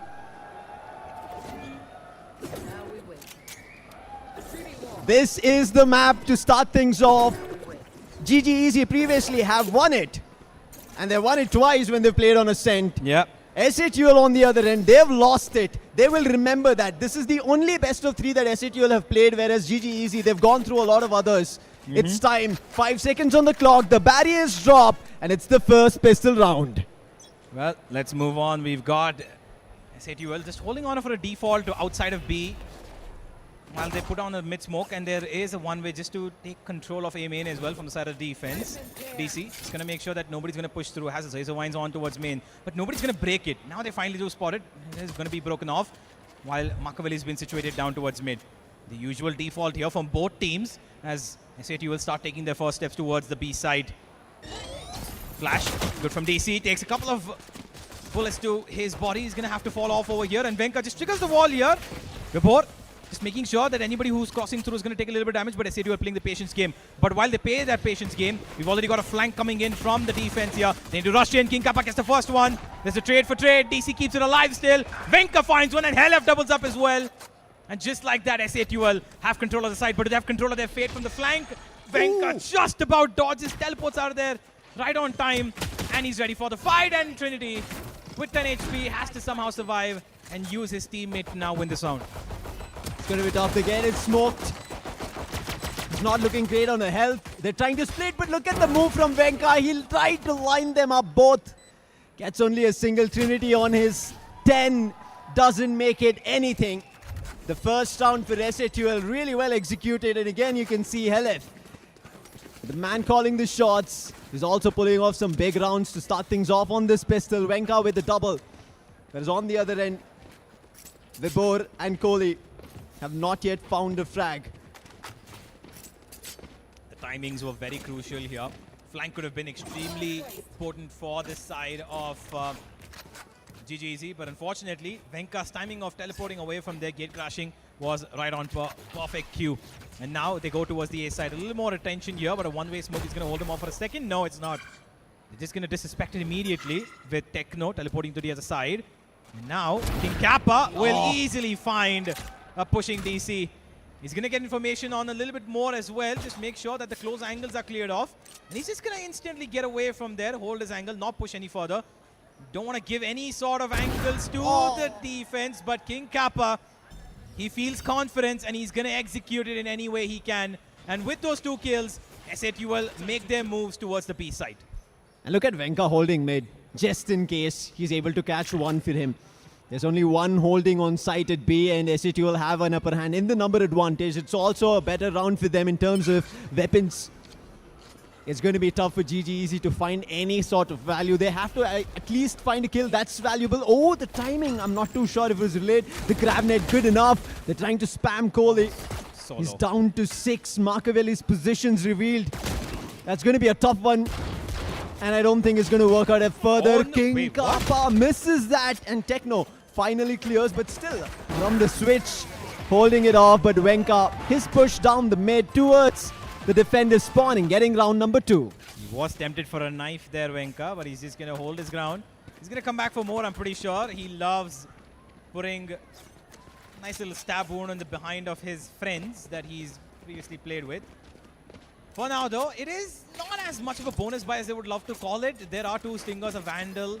That Outlaw can deal a little bit of damage, but on the other side of things, there's full armors across the board here. So this is going to be a little bit difficult for SATL to kind of maneuver. Let's see what exactly their plans are. They're going to hold outside of A as King Kappa once again left alone outside of B. And he has been detected, or at least SATL as a team have been detected here with that flash. The Akros is going to keep GGEZ with their eyes trained towards the B side, but Trinity going aggressive will refract back as SATL start making a couple of footsteps towards mid, and Makaveli is here to try and stop it. The gate crash, timing is going to get away. Maka still gets away with 2. And Helef is going to manage to trade him off, but Vibhor instantly back for it, and King Kappa will take it back. But Trinity, it's a game of trades here. 1 by 1, they all peek towards mid, and now it's just a 1v3. That shouldn't have happened at mid. Makaveli pulling off 2. That broke it out. But this was a crucial round. It could have gone either way. So we see 2 of the rifles being dropped. And therefore, it's still a round to start things off. But now the buy comes in from SATL. And this is where they have to go bash in hands and try to look forward to finding an equalizer. Maka's double kill does put him very close to his ultimate. Does have a Guardian now, though. A little bit of a semi-buy here for the side of GGEZ. A Bulldog half armor for Vibhor. And SATL with full forces on their hands will be heading towards the B side, it seems. King Kappa just establishing himself as a presence here. That dart will detect him from Vibhor. It's a good piece of information here. But unfortunately, they don't know that Venka's here. The Akros is good from DC. He does get a bit of information himself. And Venka's now trying to create a little bit of pressure here. Find out if at all the wall was put down. But no, DC is a little smarter than that. He's changed up the position. The setup's moved towards mid it is. And now Trinity spots one. The head will not connect. Has to refract back. Play for a better fight. Re-challenging this. Not the good option here. Goes down to 75 HP. And the light speed comes through. Trying to save his butt. Gets away. And now SATL will have a little bit of map control to play around with. Trinity, he's being annoyed by utils of Sova, the shock dart, the all drone, and trying to just keep him at bay, not letting him move further, take control of trees by, because it seems to be an execution again towards B. They're buying time, biding it, going towards mid, but there is the wall. That's going to reveal their position, and that is known. Now they have mid control, and Trinity will slowly try to peek out and get information. Oh, Trinity comes on the flank at the right time, finds Helef, and that's going to be a problem. But Techno takes care of it. Here's Vibhor for the trade. Makaveli gets one as well. Hawks now has to try and stabilize it, but it's not going to happen. And Techno comes in a bit of a frazzled mindset. Desperation seeps into him, and he's going to have to go through with just the one. SATL had a decent idea, like the fakes that they tried to sell, went forward, and even got a little bit of control as well, map control. With a short drone that Helef sent, it was actually pretty good. But post that, once the sheer wall was triggered towards mid, I think it was very clear that it's going to be a B split, and they were very well aware of it. And Trinity's timing, even though he was at 36 HP, the timing he caught on to find Helef there, very brave, first of all, at that HP to go on the flank, but worked out well. That was crucial. I think if Trinity missed that opportunity, it could have been a rush. But right now, I think it could be a faster one. They're trying to push up at A. Information gotten from Kohli. He'll try to back off mid, getting checked. Not a big round here for SATL. The weapon's not that great. They'll try to go on all these pistols, look forward to an opening. Trinity just shutting them down one after another. Good for one, I thought there is, but there's going to be a 2. So Makaveli has to buy some time before the entry, and he does good. Sends out his clone, and that just pushes the players back. They do not even have a chance to take any weapons. But look at the push coming in from King Kappa. With that Sheriff, he's taken control towards the defender's spawn. Makaveli, will he check that? I don't think. He's just going to run across, look forward to information, and that spot, if King Kappa finds value, could be the round changer. Yeah, Makaveli's got so much information. He's cleared out B main. He's cleared out even the bottom of mid. He did spot one shoulder on towards the top of mid, but that now is being disrespected. What they don't know, though, is the fact that they've got a Cypher deep in enemy lines. But Machiavelli doesn't want to give any sort of free challenges. He's going to just get back and stabilize himself with his teammate while the market door is closed, which is going to be forced open. And as they head into that B site, DC is the only one holding them off here. The Akros has been destroyed. He's got a recon. He's been detected, but will be able to get back. But 16 HP. Gets a headshot right before he goes to the back side, and now he's worried about both ends. Still manages to find one though. Makes it a doable 2v2 for his teammates. And now Helef here to save the day. There's one tap, and the second one will be missed, but now it's up to Techno. Puts down a smoke for his own safety. Tries to move around. Play alongside the sightlines of Vibhor. As Vibhor, he's an experienced veteran. He knows how to win these. But unfortunately, Helef's been with him since that very first day. He knows how to counter him. What a round to counter and win. And you can see smiles across the players' faces at SHUL. They have the third round, and all of them in this 6th round have their ultimates ready, whereas it's only going to be Trinity and Vibhor one ult point closer, whereas DC and Kohli might need another round or two. It's time to pick up the pace. I think this double duelist composition so far has been just running okay, but this ultimate that they're going to be running rampant on is going to be crucial.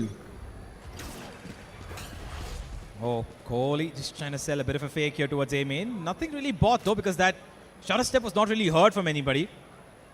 They're pretty far away from their SATUL, so they're going to have actually the luxury of not really falling into any sort of baits here. There is a deep smoke here from Kohli just to make sure that nothing's going to go wrong, but Venka, here he comes with that dimensional drift, going to move in towards shot. He's going to hold on to his fake out just in case, spots out 2, clears out A completely, and that's the A side opened up. Open for business, open for a plant, and Kohli, while he does get spotted, there's a grab net in his way as well. He's going to have to just hold on back. Techno plays along with a bit of the mid-region, but will instantly teleport back, and Venka starts off the fighting spree, gets a second as well, and he's going to hold on to heaven with his dear life. A flash and a peek, he will go through, finds the third as well. Venka is on blasting mode right now. He's got support from King Kappa as well. On the other side, Machiavelli comes through, but Venka with a 4K shows his dominance. That is huge from Venka, and that was on the back of his dimensional drift. Revealed the position at market from there, from trees, and from there on he just went further, took control of Haven, and from there just started dropping GGEZ players like flies. He could have almost had an ace. His teammate helped him out at Haven finding Vice. But hey, that was a big round coming through. And there was not a lot of ultimates invested. The one back from the shadows that was taken to just go away from Machiavelli, and Machiavelli still found value. But you can see how sparse the economy is, the loadout is, and that's proving troublesome. This is not looking great to start things off. The double duelists, they're feeling it now. Absolutely. There's a couple of ultimates available, of course, on both ends. But it seems unlikely that the defense is actually going to utilize anything. This is an eco for them. So they're going to have to hold on for a couple of frags here before those ultimates could be of any use, especially that Waylay ultimate. Wall's been triggered here, the sheer wall. King Kappa's going to throw down a tripwire. Just a little aggressive, making sure that if anybody tries to push in through, he's going to get it. But DC's already cleared that out, and here comes Machiavelli. Techno tried to bait out a shot. Unfortunately, Maka's just a little too aware of his tactics. Having played with him previously, LF. E2 gives out a bit of a peek. Shock dart just to follow up with chipping damage, but nothing's going to work in his way. Recon as well, but this is all just a fake. King Kappa's heading in another direction, trying to find a little bit of space for his team as he's already crawled into enemy lines. Vibhor, the only one holding this angle here, does have a recon. So maybe falling back and putting down a recon for early information could be valuable for him. But here comes an ultimate. 30 seconds on the clock, trying to slow them down, and Helef tries to counter it himself, connects onto DC, and now he's going to have to hold on to the flank here. Does get Kohli as well. And that's Helef stepping up as the IGL, making sure he keeps his team in contention. Vibhor all alone, holding this side. Trinity stuck between walls, and King Kappa takes out Machiavelli, finds another as well. And Vibhor left alone could clutch this out, but unfortunately, he's got a barrage of a shorty falling in his face.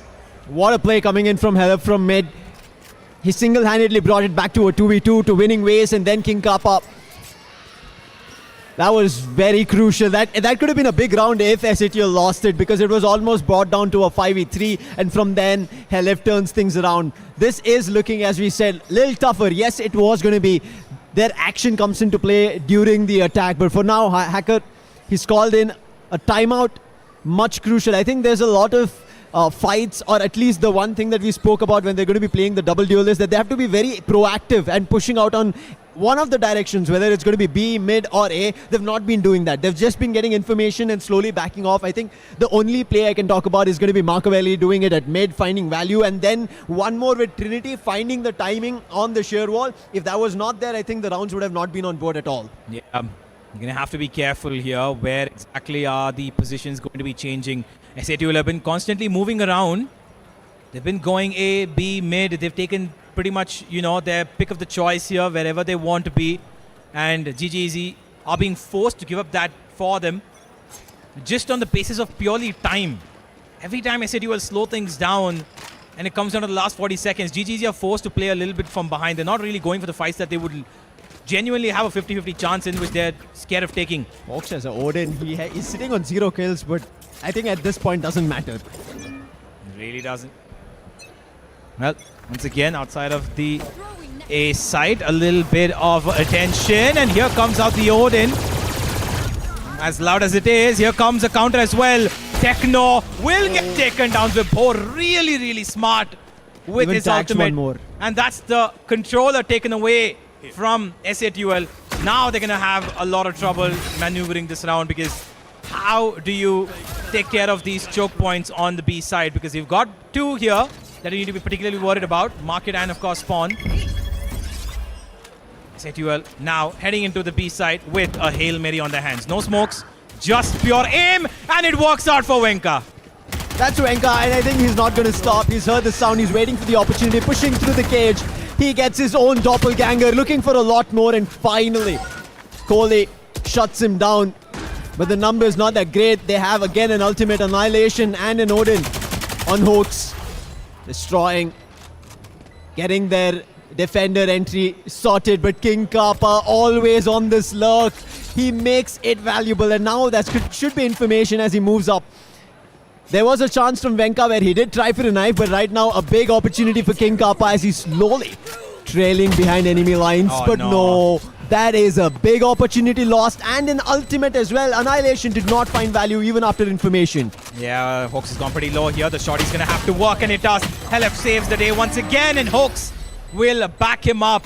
SA2 will continue on their round-winning spree as GGEZ, after those first two rounds, seem to have nothing on the board running for them. If this continues, as I said, it is going to be a snowball effect. And if the scoreline is on 10-2, is not at all a great sight. Again, on an eco. They've somehow brought an advantage, the first blood, during these eco rounds, but they've never converted it. And I think that's what they have to bank on. As soon as they're finding those first bloods, I think they have to cascade against their opponents or go for a push, because right as now, GGEZ, this ascent is going away from them. And Trinity finally going for a push, my but God, the timing! he's so lucky. He saw that, but he had to refract because he was caught. His teammates, however, they're firing. DC again finding the first blood. These eco rounds, these pistols, always finding value. Hawks ready with the Odin. And a higher-low setup. It crosses over again with that sonic sensor. Venka. The amount of layer that SA2 will have to deny kills for the GGEZ squad is looking even tougher. Yeah, Marcavelli did find the first, but now he's looking for a second. Unfortunately, not going to find out Venka. Neither has he touched him at all. He is on full HP here. A good flash from him, and Venka will find a bullet in his face. Hawks, though, surprises DC to a shot, and Helef will be there to secure the day. Everybody pitches in from SA2L as they find the 7th. And with this, it doesn't even seem like they need a couple of ultimates to win these rounds. Marcavelli's got one, though, and so does Kohli and DC. And DC's ultimate so far has been in his back pocket for a while. He should be able to use it in this round because it is a very, very valuable ultimate. And on the other end, Venka ready with his Dimensional Drift, and Helef could pitch in with that as well if he picks up the orb for the Hunter's Fury. So this is still an extremely, comfortable round for SA2L unless any of those ultimates on the defense make it a little more difficult, which has to be the case. They have to find value. Trinity going out aggressive. The Dimensional Drift again coming in from Venka. They do find an opening, but running around rampant on A side has gotten the entry, but Trinity trying to stop their way. Fails after finding one. But right now, Marcavelli, the timing ever so great. Finds Venka, puts him down, did not give them an opportunity to plant. And Helef a little too early on the Hunter's Fury. Yes, with information, tags one, but it's not going to be enough to give his teammate an opportunity to go ahead, as he's now the last one surviving. And now one step at a time, they're surrounding him. A high and low setup at the front and one player at the back line slowly encroaching. That is round. Nice try. SATUL decided to pick up the pace a little bit, sent Venka on a similar ace-shot dimensional drift attack. Unfortunately, with this came a bit of speed. But to counter it, Trinity went on a bit of aggression himself, took towards shot, got the first kill onto Techno, and then the rest just followed through as his aim did the work for him. 3 ultimates still intact. The 4th one from Trinity could be coming up in this round as well, as now SATUL have to show their diversity with having no ultimates on their hand for the next maybe one more round at least. Deep flash from Venka to set up Techno. Unfortunately, Makaveli is ready for him. Venka and King Kappa find one back, but Trinity's gone as well. It's a brawl towards mid, and SATUL seem to find a better hand over here. And they know that the usual suspect on B side is DC. And they're going to go ahead and challenge him, it seems. King Kappa will trigger the wall. The door's been broken from the main side as well. And DC will have to play this extremely safely, because that Steel Garden is going to prove to be very useful if at all they go for a retake. Crucial 2 ultimates, this is what we were talking about. And this round at least opened up like we imagined with the W list on the defense. However, they couldn't trade it out better compared to SATUL, but they're all geared up for a setup and be blocking his path. But it is a good one to cross over. King Kappa with his 3rd. And that should put an end to the round. It is going to be a save coming in. Kohli, that is a big investment if he actually decides to go for a retake.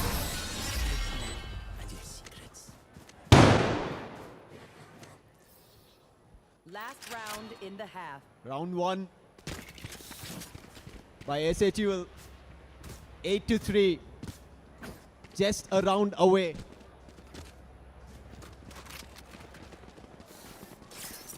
First half.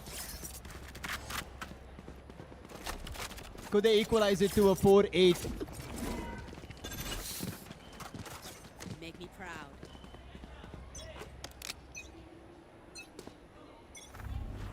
Well, we're going to continue on as we're going to get that issue sorted.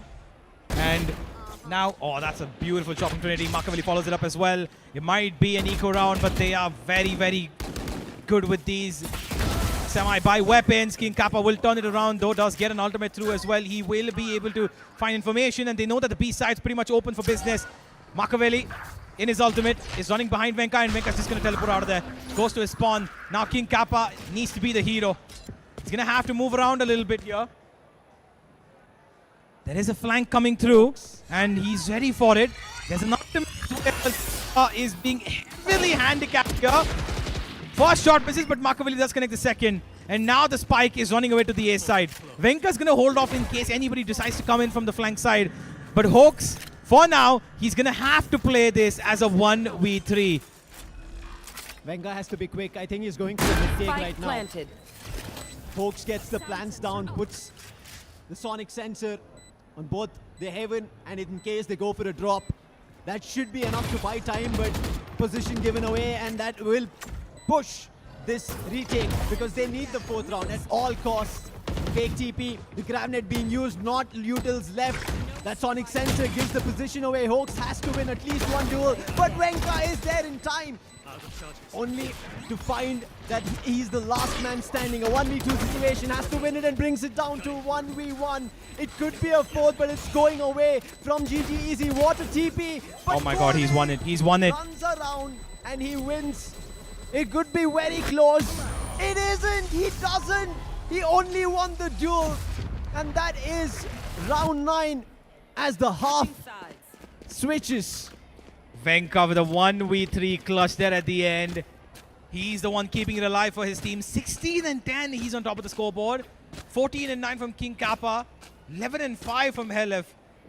Outstanding numbers here. And on the other end as well, it's actually not that bad. Makaveli is 13-11, Trinity is 12-11, but it's only the duelists who are actually pulling off these feats of a little bit of miracles, which is not really translating in terms of scoreboard, because every time they've had the advantage, they've also been able to throw it away just as quickly.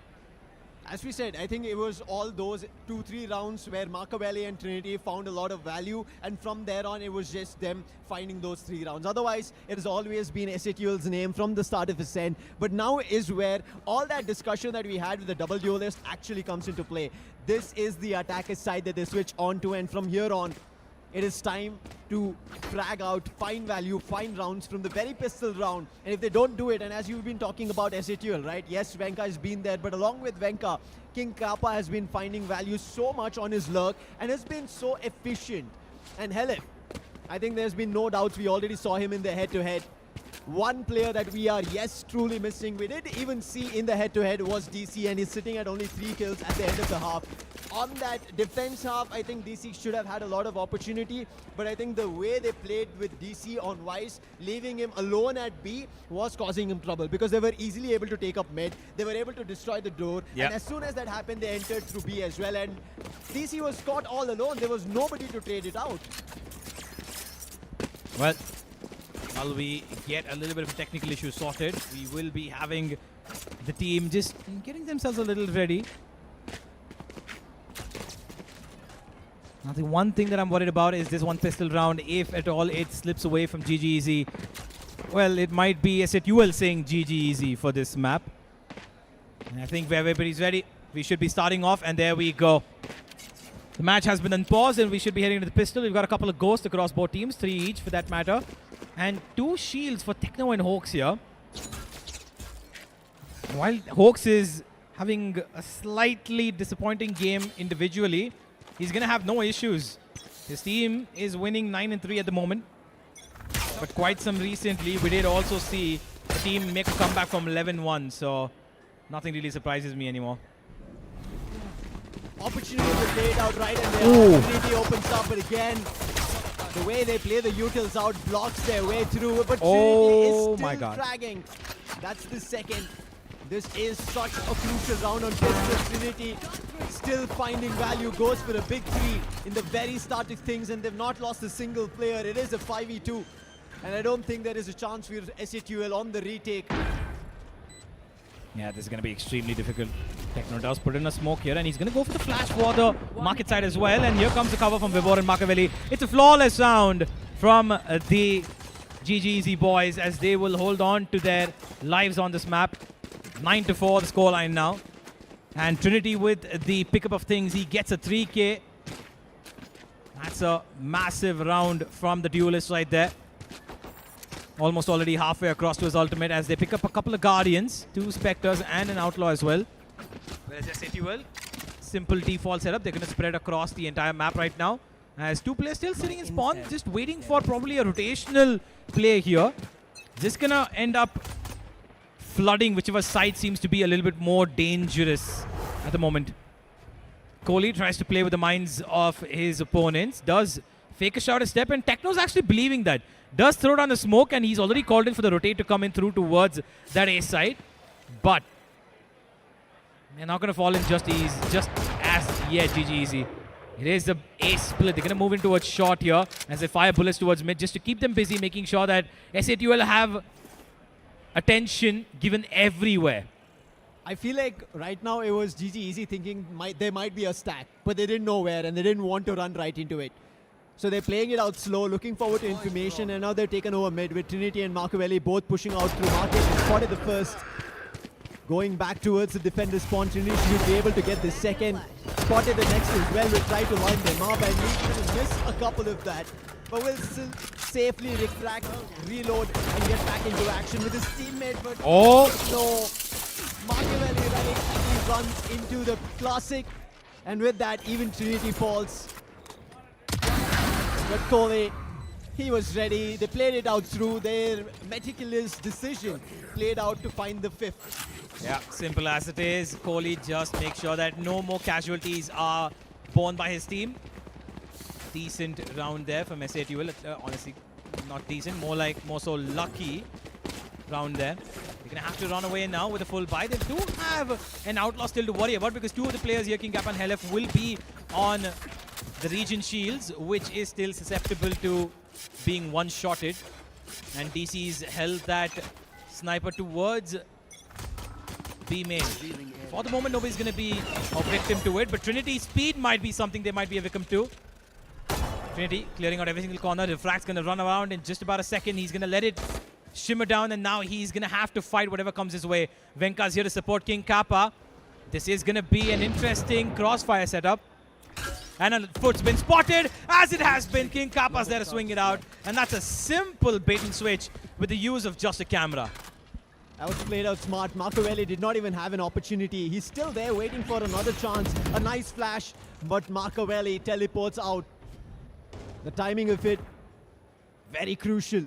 Runs away, slowly pushing up tree. Techno denies the A main, so the flub towards tree is not going to work anymore. The gap which was there is not going to come into play. They have to bide their time once again to figure out what is the next move. But wait, what? God, doubles! Just lines them up from the very start. He wanted to do it, but just does it within a flick of a second. I would love to see that on a replay, because I'm pretty sure that did line up by the looks of it. They were sitting on two different positions, but I would love to see if we have a replay for that. DC, though, is just going to hold on to that outlaw. Not going to be spotted by that recon. Just about dodges it. But maybe just dropping a weapon or two here might be in his best interest. Unfortunately, he is pretty darn low and time's not on his side, and he's heading straight into Hoax' crosshair. But he's still good enough for Hoax, so does probably have a chance to pick up a Vandal here and run away. Nah, no chance. Venka's not going to let him do so. A third for Venka, as SA2L will find their 10th on the board. And now it's a fight to be witnessed. A full buy for both sides here, as everybody's got rifles on their hands. And one win condition very evidently available for the attackers. There is that Waylay ultimate. He has to use this ultimate to find the conversions to none other than a victory. Because if he misses this from here on, it's going to run away. This is the crucial round, and if they let this go by, the previous one was also, but they had enough buffer that they could have lost off, and that was the previous round, and now they cannot afford another loss. But you see this push coming out. This is SATL saying we want control, and in terms of kills, not just map position. Yeah. They're pushing out. Well, towards the B side, it seems the entire attention is going to go, but there is a humongous flank coming their way. The divergent paths are going to go through. LF, he's led his team on a big flank here. All of them need to cross their wall together, but LF goes through, finds one. DC is going to take out the one, but does he know that there's at least 3 more following him from behind? He's got no clue, and Hoax takes out him.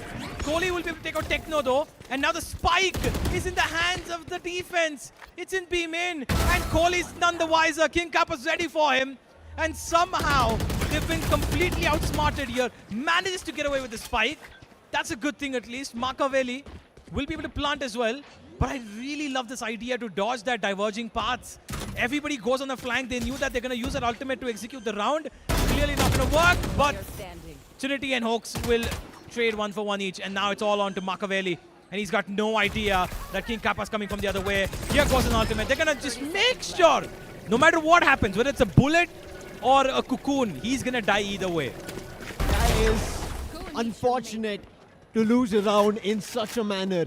When we spoke about this is an opportunity that they should continue on. This was a buy round for both the ends. But what a play coming in from SATL. For all of them to push out, we were talking about that, right? When they were on an eco on that second round of the second half, they should have been pushing out there or stacking somewhere, but they didn't. On this buy round, rather, they stack and push out together, and that was not at all red. And another thing, an off which was never bought on the defense was brought out on attack, where we thought would find value. It only found one, and it fell down. Absolutely. And now, as we head into the final stretch of this first map, another mid-take here from the attack, but Trinity delivers a bullet to the dome. Techno once again taken out very early in the round. No smokes again. And now, to abuse this factor, there's a quick A split that could be on the cards here. King Kappa, the sole protector of that A side, has got support joining him now in the form of LF. As Hoax now takes on a bit of a silent Guardian role towards his own spawn.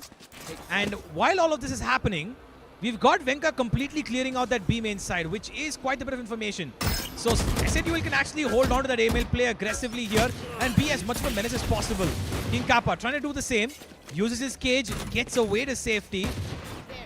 And now Trinity, aware of this position by the way, Unfortunately, we'll not know where Helef is.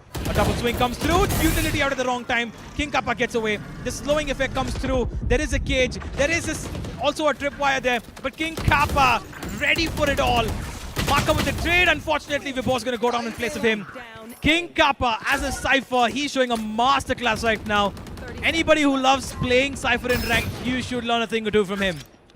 Sitting at 19 kills and still finding frag information of both Machiavelli and Trinity. They should have it. They have the control of the spike. This round's long lost. Helef just waiting for information, and that camera gives it away. The spam comes through. 10 seconds on the clock, and there is nothing here. Nobody can stop the 12 coming in for That's not Esetual. nice.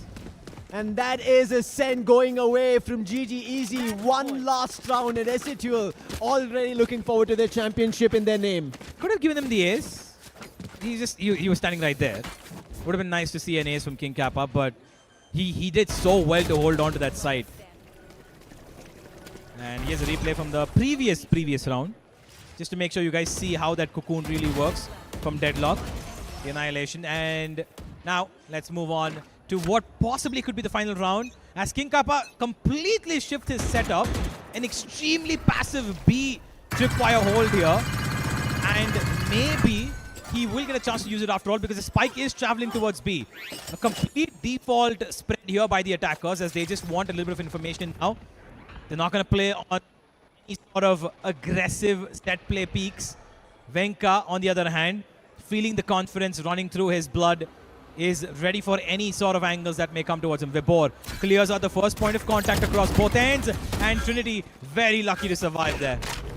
Venka has to back off, but again, information on Machiavelli. He thought he could sneak in an approach, doesn't work. However, buys some time with the flash. DC, a nice move. King Kappa falls down. We were talking about his passive play. Did not work out, but Venka slowly moving in.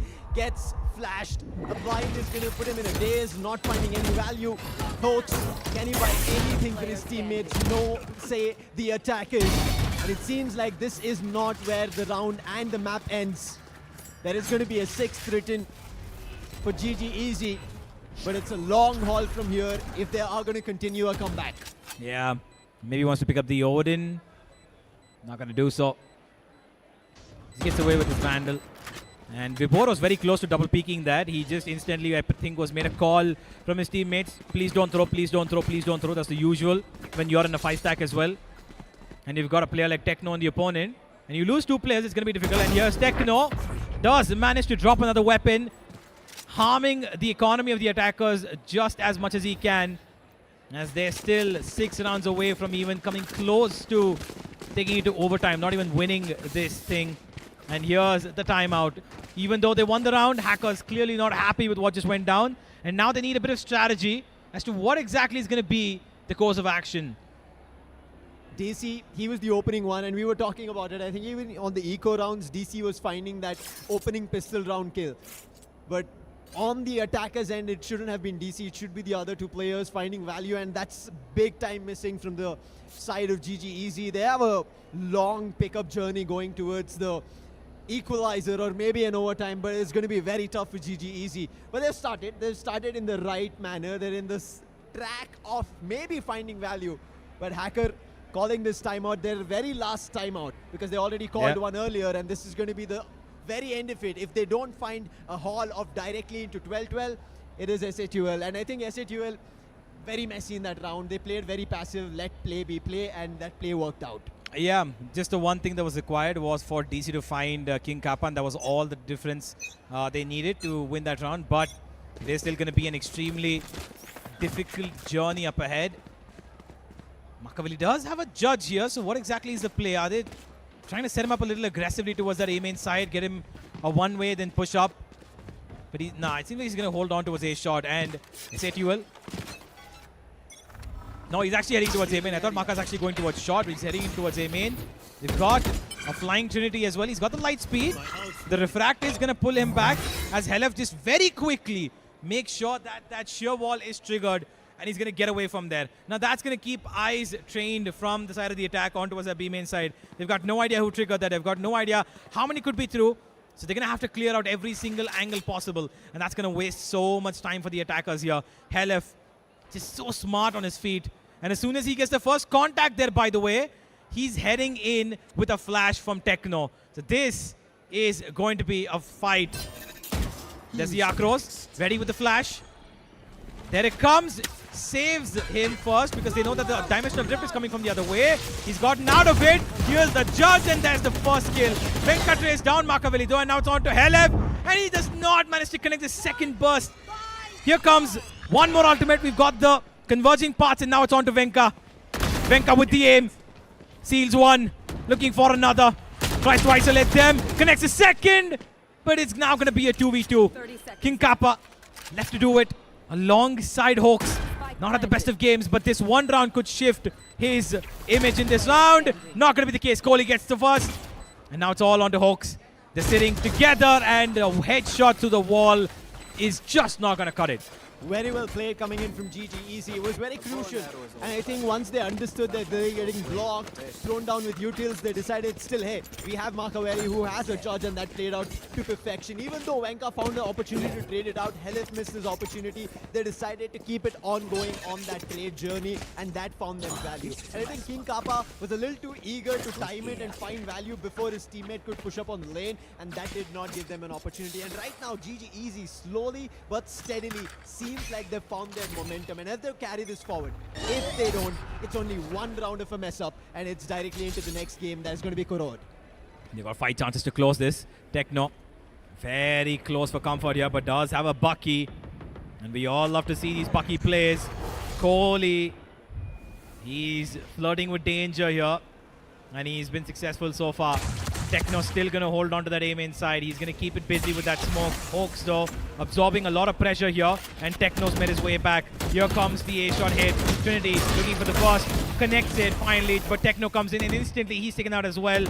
It's on to Hawks, and on the other end, DC is going to take sure that King Kappa does not get any sort of freebies. And now Venka left alone with Hawks. He's got a target in front of him. Unfortunately, he's met his match.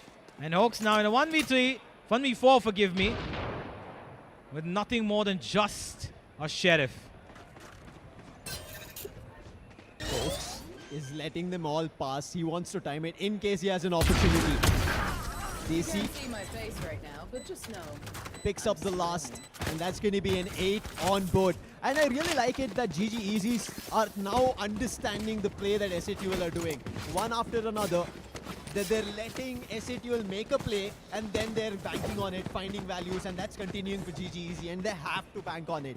This is what we wanted them to do from the very start of it, but I think finally they've got into the stage of the Acer Predator League 2026 that this has to continue, and seems like there is a journey maybe written till 12, but this is a round, this is the buy that they have to deny, and an op ready. Yeah, that could be the win condition. I was just going to point it out that the op has been brought up by Venka here, and he's been given the range to hold it towards mid. A deep smoke, and it seems like they actually expect this. They know that this could be the case.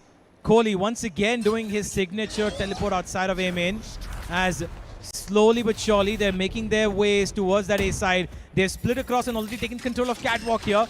Venka is just going to walk through towards the A side as they find themselves to be a little more defensively available on that side of the map. A drone towards mid, Vibhor. He's going to send it, but nothing really coming on the back of it. SATUL is still feeling confident about holding this A-shot side. Here's a steel garden as well. Venka's going to dodge it, but the rest of his teammates can't. Techno teleports into the side, having to do it all. Venka finds the first. We'll have to look for a second, but Kohli takes him out. Vibhor finds another as well. It's up to Techno, and Techno sprays down too. It's all on Trinity. And he's got the spike on his shoulders. Full HP on him. There is an ultimate on LF, and he's going to instantly deploy it. A fake was tapped down, and there's a flank as well. Trinity, can he expect it? There's a tag. He's gone down to 70. This is the moment that King Kappa can very easily utilize, but Trinity's aware. He's got his light speed, turns around from main. He's going to be damaged even more. One bullet, and the difference will be made. And there it comes from King Kappa. SATUL will seal the first map of Ascent. Very well played over there. They did not give them opportunity. And again, the same play that was happening towards B, but Makaveli, he turned it around. But this time it could not happen.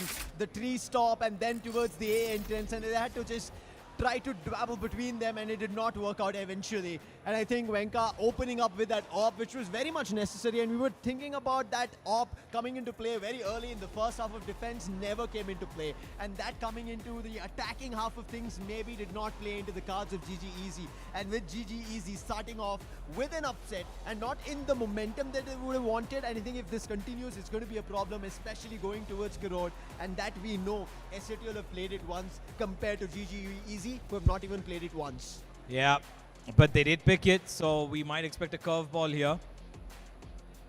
The curveball, though, we expected on the scent as well with this new composition that they had. Unfortunately, that composition did not provide the value that we would expect it to. Yes, the Yoru did well. Yes, the Wele was exceptional. But unfortunately, the players behind it, the support staff, unfortunately just couldn't match up to what was being put out by the duelists. And while I expected that, of course, you know, Machiavelli would be able to carry his team in the way they did. Trinity did carry the way he did.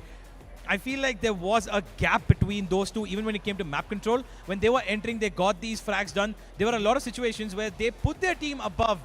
They got the number advantage. They were in a 4v5. They were in 3v5. But SATL, even without most of the rounds where Techno had gone out of the round, where there were no smokes, there were multiple times where SATL, purely based on aim, were able to track it back, take the advantage into a neutralized zone, and then turn it into their own, which is an extremely good quality to have in these scenarios, especially when your opponent is feeling a little underconfident by the looks of it, except for their duelists. Now, there is one thing I have to ask you. Like I mentioned, a curveball on this map was, of course, the composition. Yeah. Right? They didn't expect them to come in with a double duelist of this sort, but they did. Pulled it to 13 and 8. It was 11 and 5 at a certain point. Correct. They pulled it to 13 and 8. Now, Kurod is a curveball again, but do we think that it's going to go the same direction? I think it feels a little tactical right as now, because I think SATL already have it under wraps. They have control over it. And let's talk about it with the scoreboard on our screens. You mentioned about it. I think Machiavelli and Trinity, they were the ones who were already logging all of that weight on the team's shoulders. We expected DC to also help out, but I think it ended up happening in the attacking half, and we can see DC who's just sitting at 8 kills. And I think that'll be maybe something to look on to. Going into Karod, as you said, it is going to be a curveball. It is, I still feel like they brought it into 13-8, and I feel like it is because they did not get activated at the very start of it. I think they started it off trying to understand what SATL will do, and even on their attacking half, they were trying to read what SATL is doing, and then when they started understanding is where they pulled off those 3 to 5 rounds. Yeah. I like the ideas. GG Easy have always had good ideas. I've seen it in the previous matches as well. It's just the execution sometimes falls short, and I'm pretty sure Hackers not are happy with what, you know, was the course of actions. I've seen them do their mid attack a couple of times, which works really well. When Trinity went aggressive towards Catwalk as well, he's got multiple rounds like that. But unfortunately, it's just a team game, and clearly in a team game, it has to work out as a 5-man stack. But there's, of course, an MVP in every game. While it's a team game, there's one player who does stand out. And in this game, I think it was very clearly Trinity in terms of kills at least, unless Venka has given him anything to run for. No, Trinity will be the MVP for this first map. 350 ACS, 1.4 KDR, and almost a first kill death ratio of 8 is insanely good. He was playing on top of his game. I think with Machiavelli, he's keeping toe to toe, and that double duelist that we were talking about, he showed what it could do. But I think with his MVP showing us that his team should have been the ones who should have won out in Ascent, I think the problem struck is King Kappa. I think King Kappa played out brilliant on that Cypher, the way he lurked around on the attack and then eventually down in defense, played out really, really smart, found value when the team needed it, and that's where I think both these duelists, even though they were the stars shining really good for GG Easy, King Kappa stole it at many times. Absolutely. King Kappa was a solid backbone for this team as well, and I would say that he honestly is the MVP on SATL side, while Venka, of course, was the front liner, did so much work for his team. I feel like King Kappa pulled out very crucial parts of the round and the entire map as well, where I feel like he was able to actually move on and find advantages for his team where SATL would have actually ended up losing the round. See, I think when we were initially talking about it, King Kappa, we thought maybe, right? Maybe he could be an opportunity for GG Easy to take our advantage and then look forward to a victory, but it didn't happen. Rather, he was the one that SATL banked upon and won this game. It is just the first map. There is still Karod on the other side, but I don't know what to expect now on Karod. Well, Kurod, of course, is a very interesting map. I really like it, right? There is a lot to go ahead with when it comes to Kurod. You've got different compositions. Nobody's really found out a solid composition except for Gen G, who play that Sage and Viper comp. But is it going to be replicated here? GGEZ do love playing a couple of these already pre-established compositions. On Haven, they play that Fnatic composition of ISO and Yoru, which of course is very, very famous and everybody loves it. On Bind, they play that Brim Deadlock Fade one, which I've seen before by 100 Thieves as well as Sentinels. But ladies and gentlemen, before we go ahead with the next segment, we have a nice little video coming on for you on the screen. So please enjoy what we've got for you.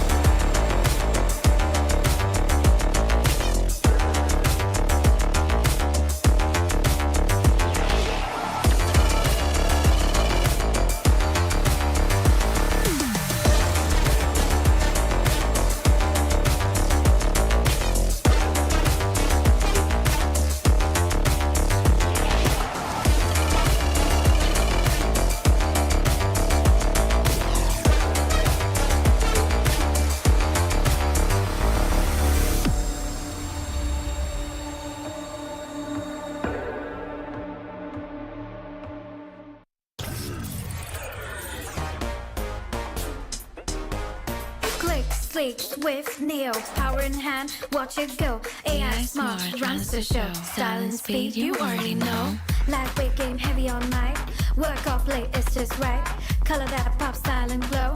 Swift neo, oh, that's how we roll. Click, sleek, swift, neo, power in hand, watch it go. AI smart, runs the show. Style and speed, you already know. Swift neo, you feel me. Lightweight game, heavy on mic. Work out play, it's just right. Color that pop, style and glow. Swift neo, oh. Let it lead, let it grow. Turn it with every tap and glow. Swift neo, that's how we roll. On stage, vibes up, you feel me. Swift neo.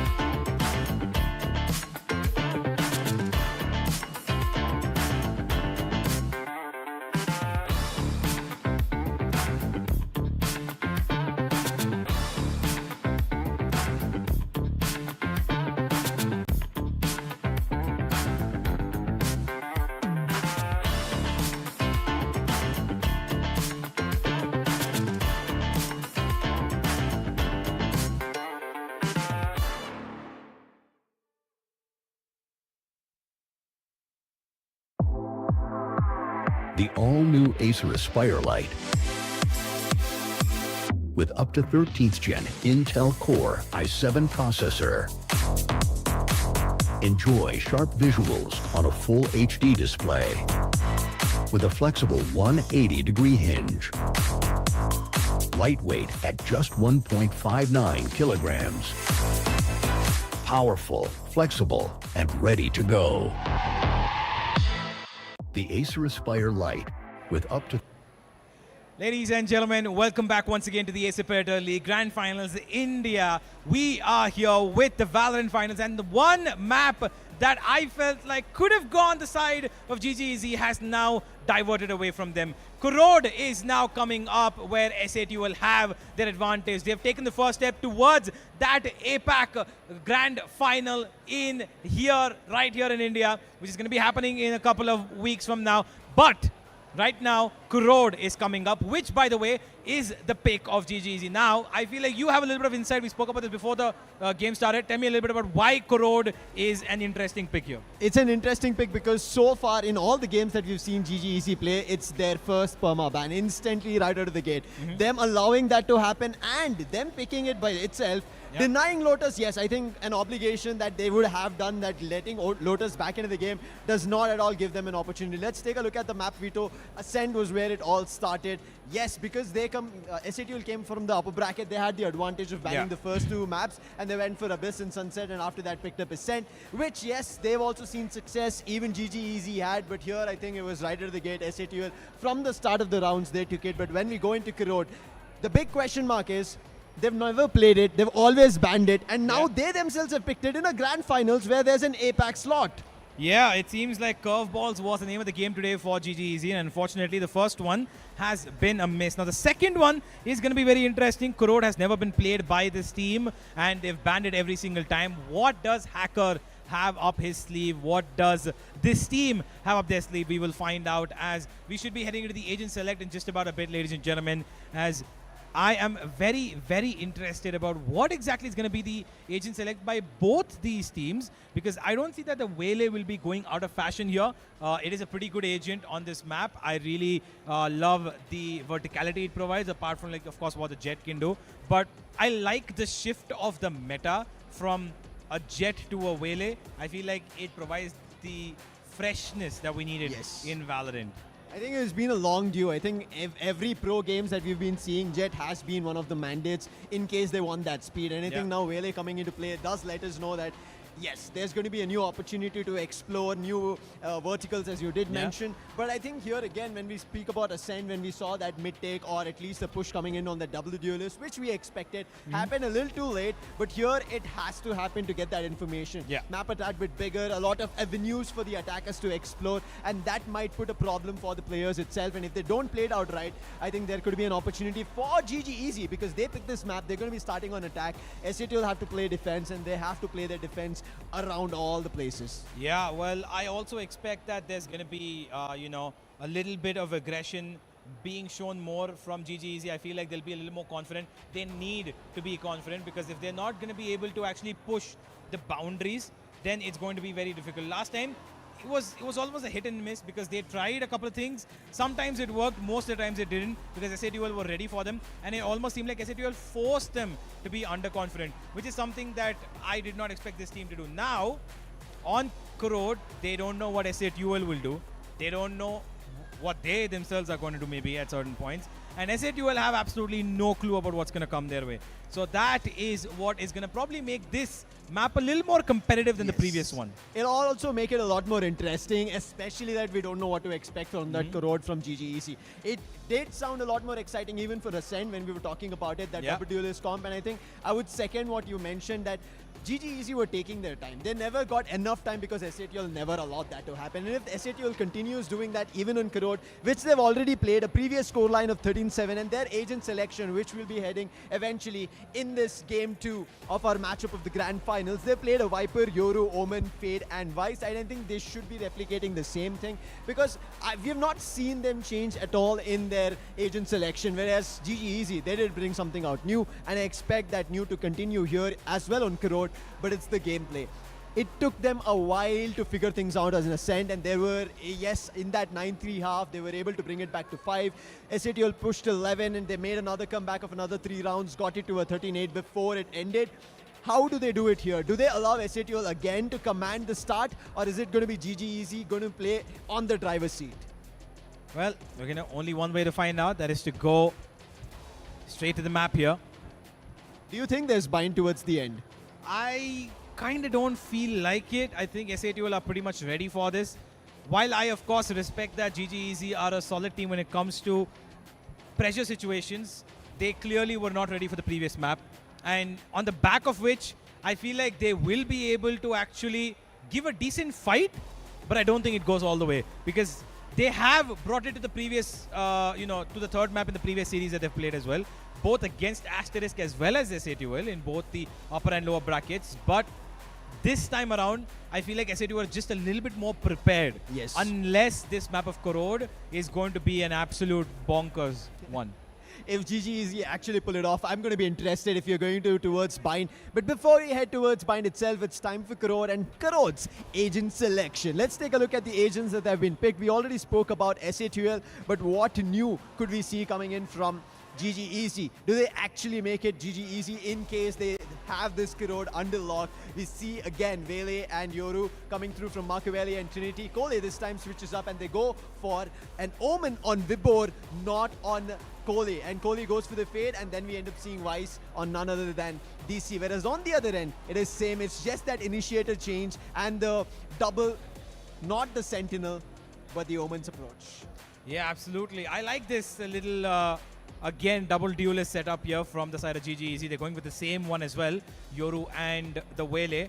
We've got an Omen and a Vice as well. It's pretty much similar to what they played on Ascent, except for the only difference being that there's a fade introduced here for the side of GGEZ in place of the Sova.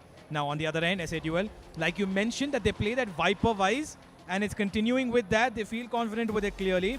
And Venka was absolutely amazing on that Yoru in the previous map. Can he continue on that streak? Because King Kappa now has switched over to the Vice from the Cypher, and this is going to be a very similar matchup, at least for 4 agents. This could be the only final game that we are going to be witnessing today in case this agent selection works. You did mention this change of the SOAS in between the two teams, but there's going to be double smokes coming through. That Viper will give them a lot more avenue to close off in the starting for SATUL on their defense, and this is where SATUL versus GGEZ, game number 2, the grand finals of the Predator League India Finals 2026, and it is none other than on Korod.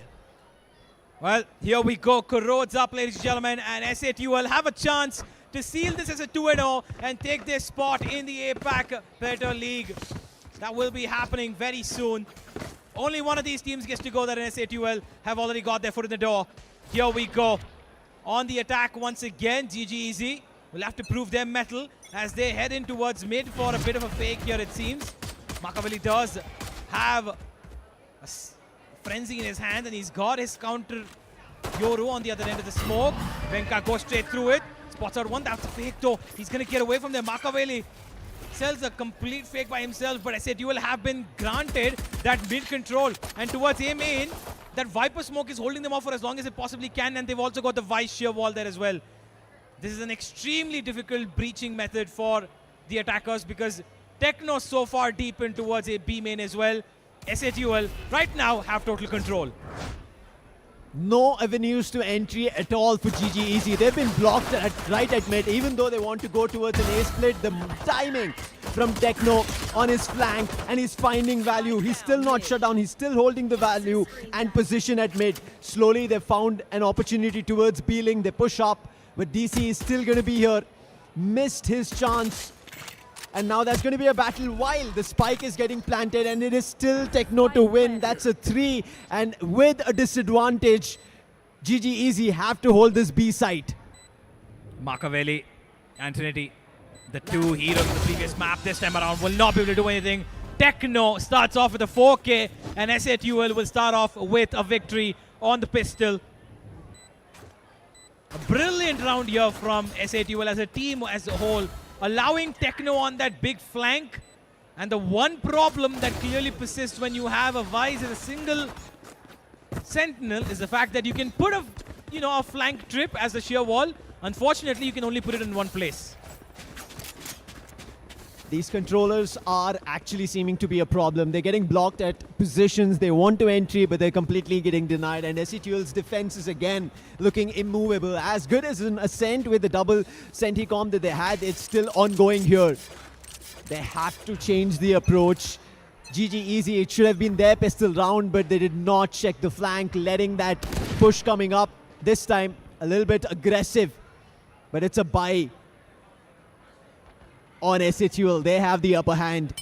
King Kappa, the MVP. Venka, always precise. Both of them finding value one after another. Portal closed. Yeah, Venka just gonna watch another one, jump on the other side of it.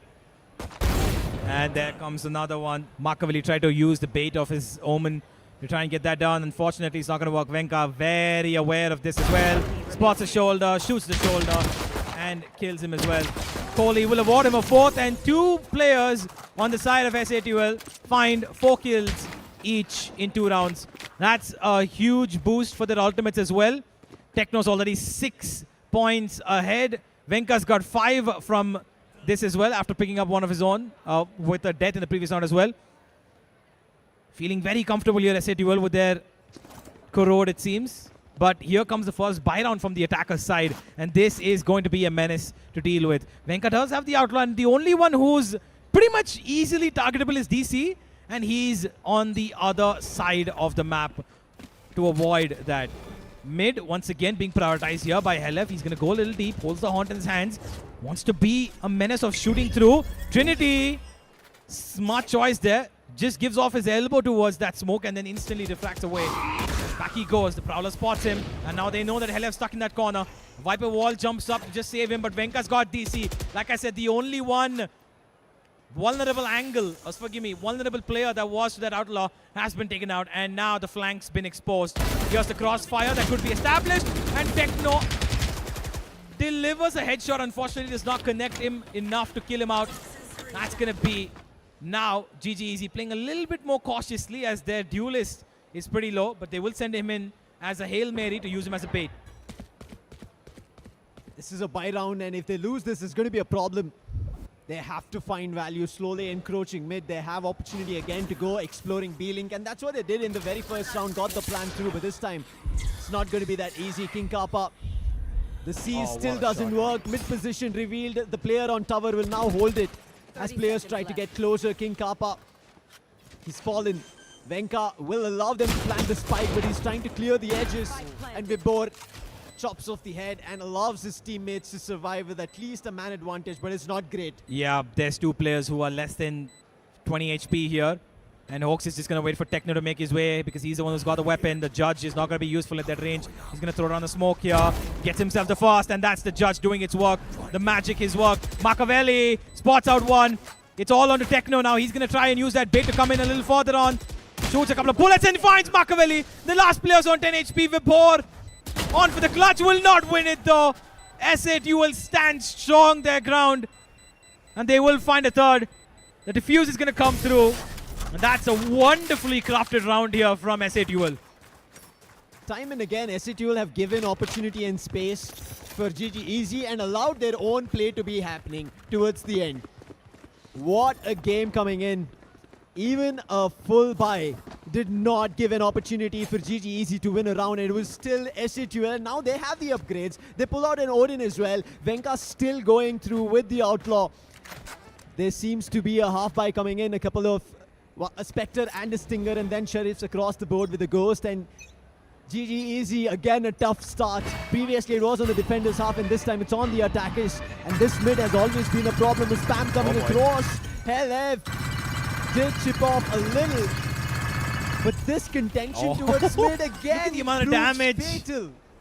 The amount of damage is insane, and Hawks now has an opportunity to blind all of them. DC though still finds one, and Techno got one as well, but he got instantly traded off, and now it's on to Venka. He's got the Outlaw, does have to connect, and will connect it right about at the most important time.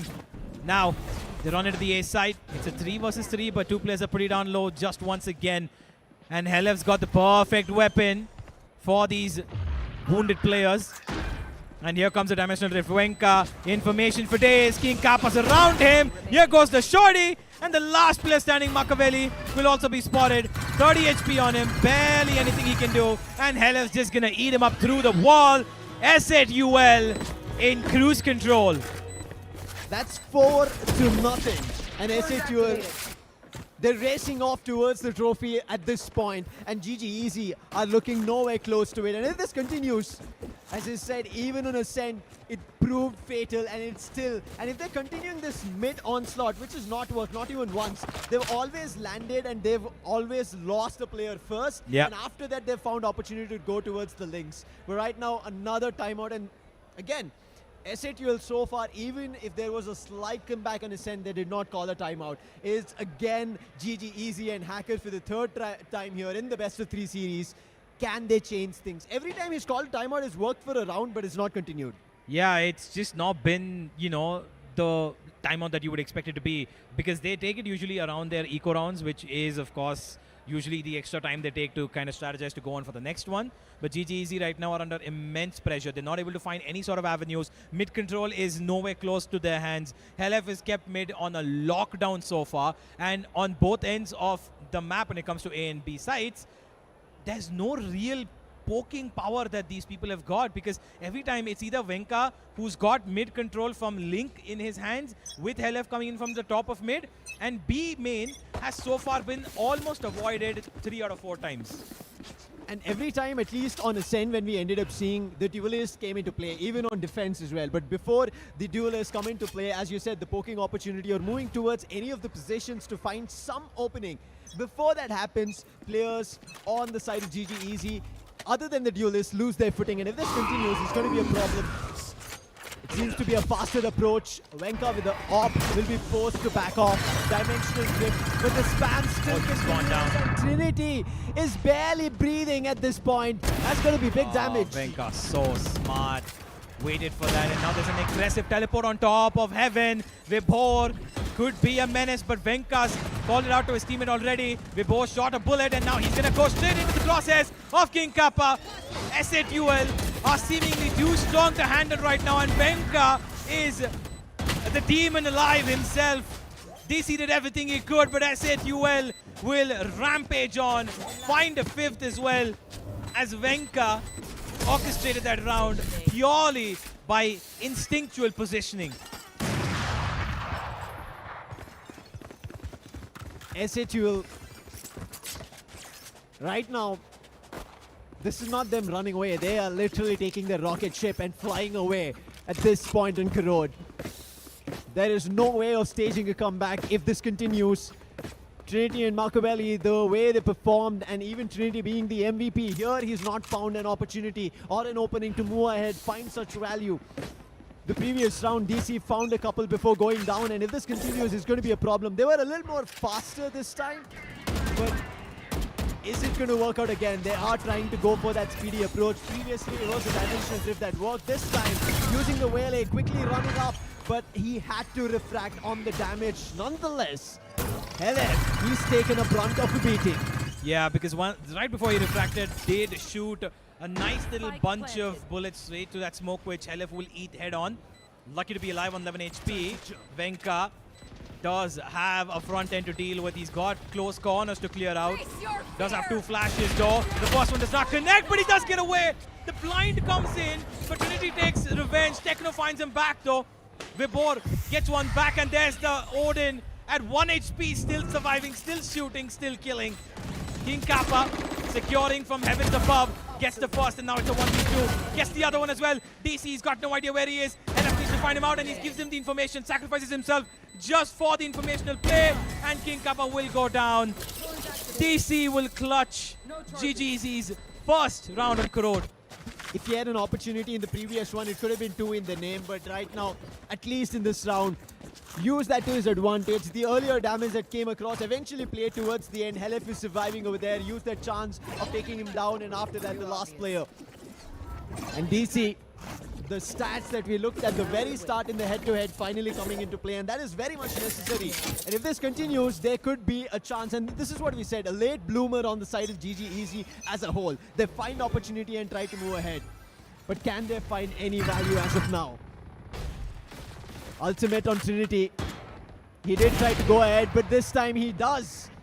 In terms of trading it out, that double peak worked in their way, but look at Fade as well, holding it out in case there's a push, and that should be an opportunity. It didn't actually. Kohli falls. If he found value, it could have been an opportunity that they could actually string upon and rush towards A, but the A play is still happening on the backs of Trinity. He has to time it perfectly, but Hawks spotted, fakes the shrouded step, and now his teammates, they've backed, and now they're spreading around the defenses, but Trinity is not stopping. He gets a third, and now that's an opportunity to plant, and Hawks, that was not enough of refraction coming across, and the numbers have been equalized. Well, here comes a steel garden, and Vibor will not be successful to dodge it. He tried to teleport away, but just shies away from it. He's going to hold his line and just play for Machiavelli now. The paranoia is going to work, and now here we go. The smoke's going to come in through. They're going to spam right at the exact moment. They see even half an inch of anybody stepping into that smoke. And King Kappa with 10 HP has to now somehow either save the weapon or save the sound. The round seems to have gotten away from him, and so will his weapon. That's going to be GG Easy finding a second. Thanks to Trinity's heroics there. Finding a 3K out of that was absolutely maniacal. Yeah, I mean, I did not think he would actually find one on Hawks, but he eventually did again, even after coming back. His teammates were quick on that trade. Thankfully, Hawks was able to shut it down, and if that continued, that would have been a long haul going across. But this is what we presumed, and I'm kind of happy that it is happening at the score of 5-2, not around 6 rounds done. This is at least going towards 8 now with a better buy, but Venka back on his off. He's found value to shut down players, but not round converting rounds at all times. It's been traded off as well. Slow mid approach, Haunt. Unfavorable for Trinity. Again, holding off mid. Helif is still stalling, trying to see if he's going to have an opportunity, and somebody tries to poke out through the smoke. The timing of it, and Helif still manages to make and find one before he banks off. What a shot from DC. Also with his op. What a shot from him. Trinity looking to be the hero once again, is trying an opening towards B, but Venka on the other end, hero of his own, opens up that space towards A main, and now he's going to spot the other one as well. Hawk supports him there, and Vibhor's gone straight to the afterworld. DC running for his life alongside his teammate, but what he doesn't know is what's going to kill him, and that's going to be King Kappa, sitting in B main the entire time waiting for his nemesis. And now Trinity left in a 1v3. Does have an ultimate, but does he have time? No, he doesn't even have his life for him. King Kappa secures it. Trinity, I don't know why he decided to pull out his knife there, although he knows exactly where his opponent was. Chose to maybe spook him out there, but did not work out. And SA2L will claw around right back after losing 2. I was just commending GG Easy that they've slowly found momentum. They've understood how to break down the players. But again, falling into that same loophole of a prey with Helif being at mid, losing to his Haunt, falling back and again going on a fight, and Helif still finding value, irrespective that this time it was not an Odin. They cannot allow that to happen at all times. Again, a mid fight, and you can see at all positions of mid, it's always a fight. They wanted to be a quicker one. Nice paranoia coming through, but DC and Vibor, they go mid, trying to get towards A-Link, and it is successfully working as players from SA2L are trying to control this down slot. He goes out the smoke. Unfortunately, he thought it would be the only kill there. Kohli was waiting on the other end of it. Secured it really well. And now a Thrifty coming on board for GTEZ on the back of a little bit of an aggressive SA2L, a little reckless SA2L. Wanted to establish dominance, it seems. Unfortunately, ended up getting a flawless round against them with a bunch of pistols and stingers. That's going to be a little bit of a confidence booster for the attackers. And as now, they still have that divergent path. And Machiavelli is also equipped to get his Dimensional Drift in his hands. This should be a doable round. DC still holding on to that AWP, by the way. Does seem to like it on his attack side. And on the other end, 2 Vandals. That's all it is. Rest all pistols. Aggressive once again on towards mid. This time, no retaliation from the attack. They're going to walk in towards that A side. And the diverging paths once again dodged. The last time it happened was on Ascent, and it was really well done. This time around, done again. That Haunt detects one, but he's still going to get away from there. Trinity will establish the sight line straight into the side, and they're going to get the plant down, no problem. But it's going to be Venka. Venka with the third. Gets a 3K out of nothing. Just his Vandal, and that's about it. And now it's a Nightfall to secure it. DC unaware of the second flank that's coming up behind in the form of Techno. But Hawks is coming in to destroy the attention that they've got. It's a 2 versus 3. The plant's not been done just yet. And here comes Techno for the killing blow. Vibhor, a smoke in his hands and a spike to plant. And Hawks has absolutely run away here. He's going to have no problem with Vibhor planting this spike, because they've got complete control of the map right now. They don't even care what he does. Pick up the AWP, pick up a Vandal, doesn't matter. They're playing for the round here. And Vibhor, with no information on his hands, he's going to have to commit that plant. Goes for a bit of a safe one. Secure plant. A smoke towards spawn could actually help him take an isolated fight towards Hawks, but he's going to do that by putting the smoke on the other side and going towards elbow. And this might be a mistake because the entire team of SATL has already made its way on site. And Vibhor, while he tries to circle them around, unfortunately, the plant's not for him.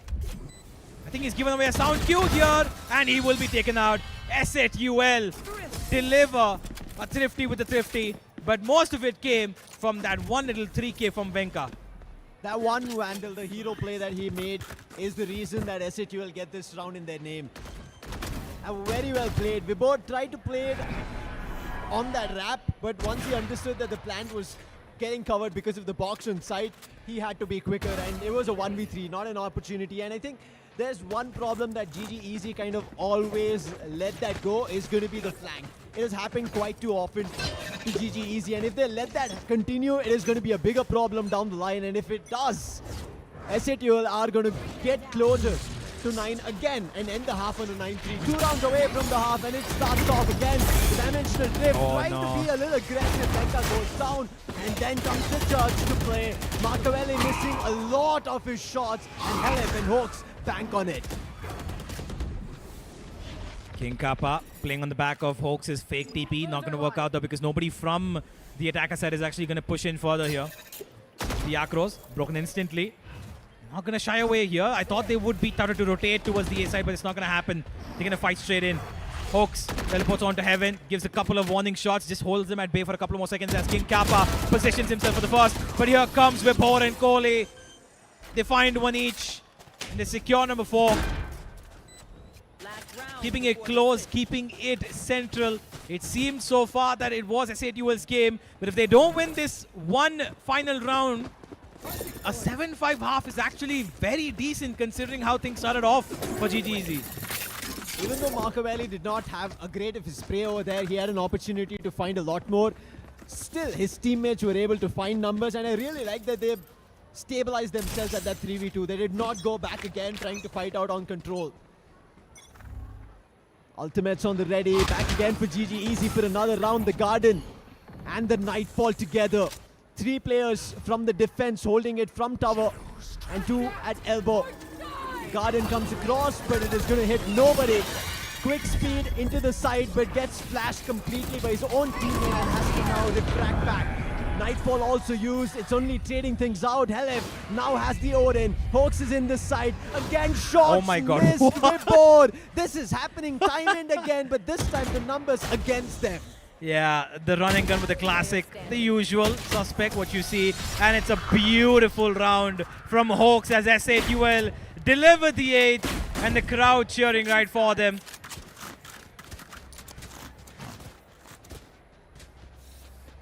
One round, that whiff did work out in the favor, the other it didn't. And that is the first half, 8-4. And SATL still lead. The previous map on Ascent was a 9-3, but this time it's going to be an 8-4. Again, crucial, I would still bank on it for GG Easy, because they're the ones who are right now at a series to lose, whereas SATL have an upper hand with the map win in their brack. Yep, let's see if this was the plan all along. Was it a defensive-sided effort that this composition was made for? Because the previous map, it didn't seem quite like it. The defense wasn't really that strong.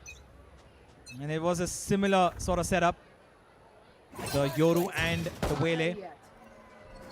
King Kappa. Oh, here comes the root execute. We've seen this before. Trinity discouraged from moving forward, and he will be taken out, but there's a trade in that form. Machiavelli will be able to get one himself before he gets away from there. Trying to stay on Linga for a couple of seconds with Techno. Flicks onto Kohli's head, and Vibhor will deliver one himself as well. Machiavelli securing another, but Helef will get one back. 1 for 1, they keep trading each other, and now it's a 2v2. The Prodigy and the Veteran up against Vibhor and DC. Vibhor delivers a crisp shot himself, and now it's all on Venka. We've seen him pull off these countless times before. He's got a flash to work with as well. Picks up the spike. And DC is on his flank already with Swords Vibhor. They don't know about him actually maybe wanting to teleport here. They're just going to sit by that gate crash. He's going to fake it out, I'm pretty sure. No, he's going to teleport right to it. He fakes the plant, unfortunately unaware of what was going to happen. They camped him and read him outright like a book. You spoke about the veteran on the end of SATUL, and Vibhor says, I stand here as well. And that worked out really well. Read him like a book, and Venka fell right into their arms. And that's going to be 5 on board. And now they have a better chance of equalizing very earlier compared to the previous one. The previous one, they did take their time. They tried their best, but it was already a runaway. They'd reached double digits, and from there, it was no stopping SATUL. But now, they have an opportunity, get this anti-eco in their favor, get an opportunity to even deny the buy if there is an opportunity, and that's going to be a bonus. Quickly, Trinity running out again, and this is what we expect from the double duelist, but he's actually trying to put an orb capture. Oh, that's a big and swing. The timing of the Viper wall to fall and lose his life. There they go, jumping out the smoke once again. Hawks, he delivers yet another blow, and King Kappa follows it up as well. Kohli alone on site. Now left to do it all. He's got the spike on his footsteps, but can he delete 4 more players before his support comes? Gets 1, gets 2! Kohli sprays down, gets a 3rd, and now it's all on to that Outlaw, which is going to be able to actually win this round. This is the first, connects the second, and LF will be deleted as well. DC clutching out an extremely dangerous round here. SATUL, valid effort, solid effort. Unfortunately, just not good enough to secure the win. That threat was up to the necks. They were almost about to drown, and DC comes in as the savior, and it was very crucial. We were talking about it. It was an anti-eco. That was an advantage that they were taken across towards the next round, and they end up losing all the weapons, somehow stabilize and win the round.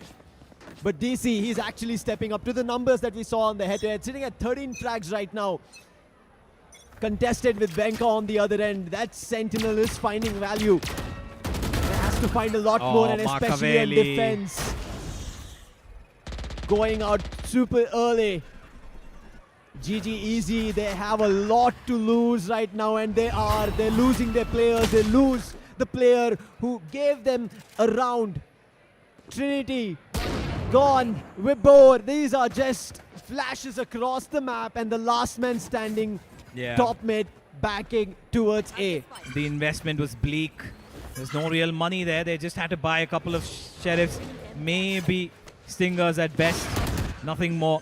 Kohli's been spotted. Know exactly where he is. They're gonna try and blind him and take him out. And he plays with his food. Techno takes him out. That's gonna be SATUL with the 9th on the board. As we have a couple of ultimates now showing up. Helef's already got his Nightfall on his hands. While the rest of them are still warming up, Kohli might be also close to his Nightfall. An Outlaw on Venka's hands might also be proving to be useful this round, because you can see there's 3 players who don't have protection against the Outlaw here.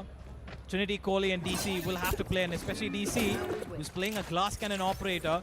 It's going to be an extremely difficult round, and he will be facing, it seems, Venka's wrath. All alone at B. Forced to back off.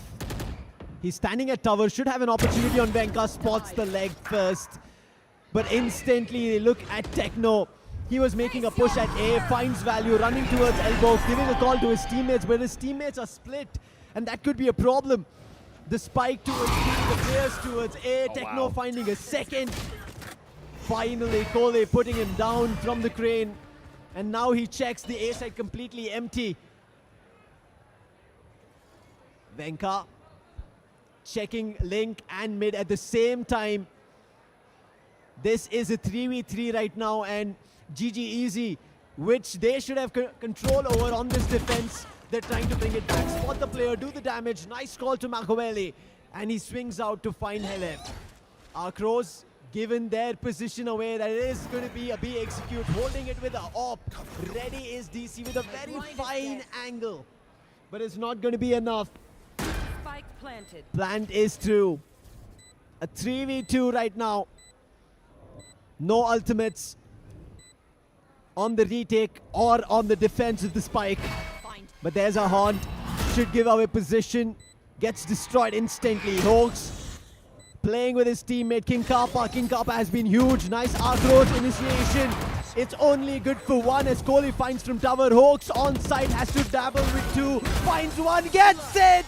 That is 3 from Hawks and a round to put them on double digits. SA Duel getting closer one step at a time, and Hawks with a big round for them. He defended through the horn that came across, tried to help his teammate, eventually put DC down. The AWP lost right now, and that smoke played in his advantage. Isolated the duels. 10-6, and that's a big hit for GG Easy to take as we start round number 17. Again, in a similar fashion, this is how the map Ascent ran away, and it seems like again Kirode is running away. Prowler used King Kappa ready, but missing his shots, both on the Sheriff. Helif comes in, saves the day. Venka, he spots down in middle through the link, gets one for himself. Techno, he spots one. GG Easy are falling in all directions. The last two survivors wondering where they head about now. Venka gets spotted on the rotate. The spike also has to rotate, and it will go for a safe rotation towards the spawn. King Kappa holding down mid, ends it with a classic. That eco round did not prove anything of a problem for Esports, and they're at 11. 2 more rounds for championship. 2 more rounds to get into the APAC Predator League 2026, which again is a big feat because it's also happening in India towards January. The final timeout called. Hacker, a long way to go still. Can he get the team up to 8? Previously also on this similar approach, it was at 11-5. They were able to grab 3 rounds, get it to 11-8, and then it was a closure coming in from SATUL. It is 11-6 now. Tag timeout called from Hacker.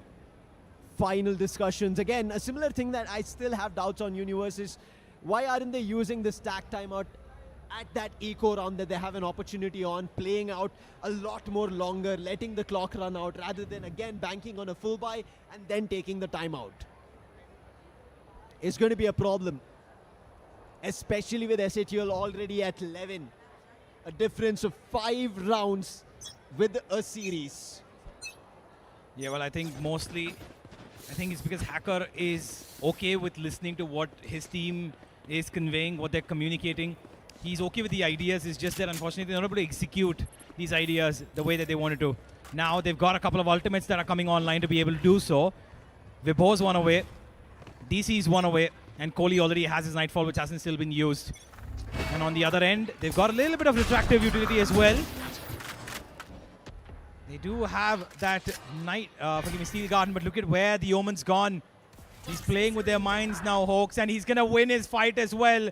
Kohli's gone straight down, and Techno finds one, makes that a second no, will be traded off. Helef's got Makaveli though, and it's all on to DC, and DC's gonna try and hold this for as long as he can, but Hawks is gonna take him out just as quickly. It seems like, ladies and gentlemen, it might be the end of the day for GG Easy as we reach match point, series point, championship point for SATUL. Hawks with a back-to-back clutch coming in from his end. A big 3 again. The man is on a killing spree, and he's at the top of the charts with 18 kills on the controller. The Omen is the Omen, the nightmare for GG Easy in this India finals. 5 seconds to drop the barriers and to see if we have another round to play for us. It is the final round. Yeah, bunch of ultimates here. This will decide the fate, it seems. To keep themselves alive for another round, GG Easy have got 4 big ultimates. SATUL did use one of theirs in the previous round, which proved to be extremely valuable. The ultimate from Hawks. And now it seems like SATUL have slowed things down. They did this previously as well. In the previous map, when they were up by 12-6, they slowed things down to a C and tried to let the opponents make a move. But now Venka's been sent across as we reach the 1-minute mark. He spots one, looks at another as well, sees a third. This could be a call for a teleport, but he's going to hold on to his ground here. Venka is playing with their minds, but Trinity's ready for it. Right before that Steel Garden could attack them, D gets taken out. A little overstaying his welcome there. And now comes the damage to it from the attack. Makaveli spots one, spots two. And he's just going to get back instantly. He's got no gate crash to get away, so he's going to have to go back to safety. And Trinity delivers one. Makaveli gets another. There comes one from Kohli.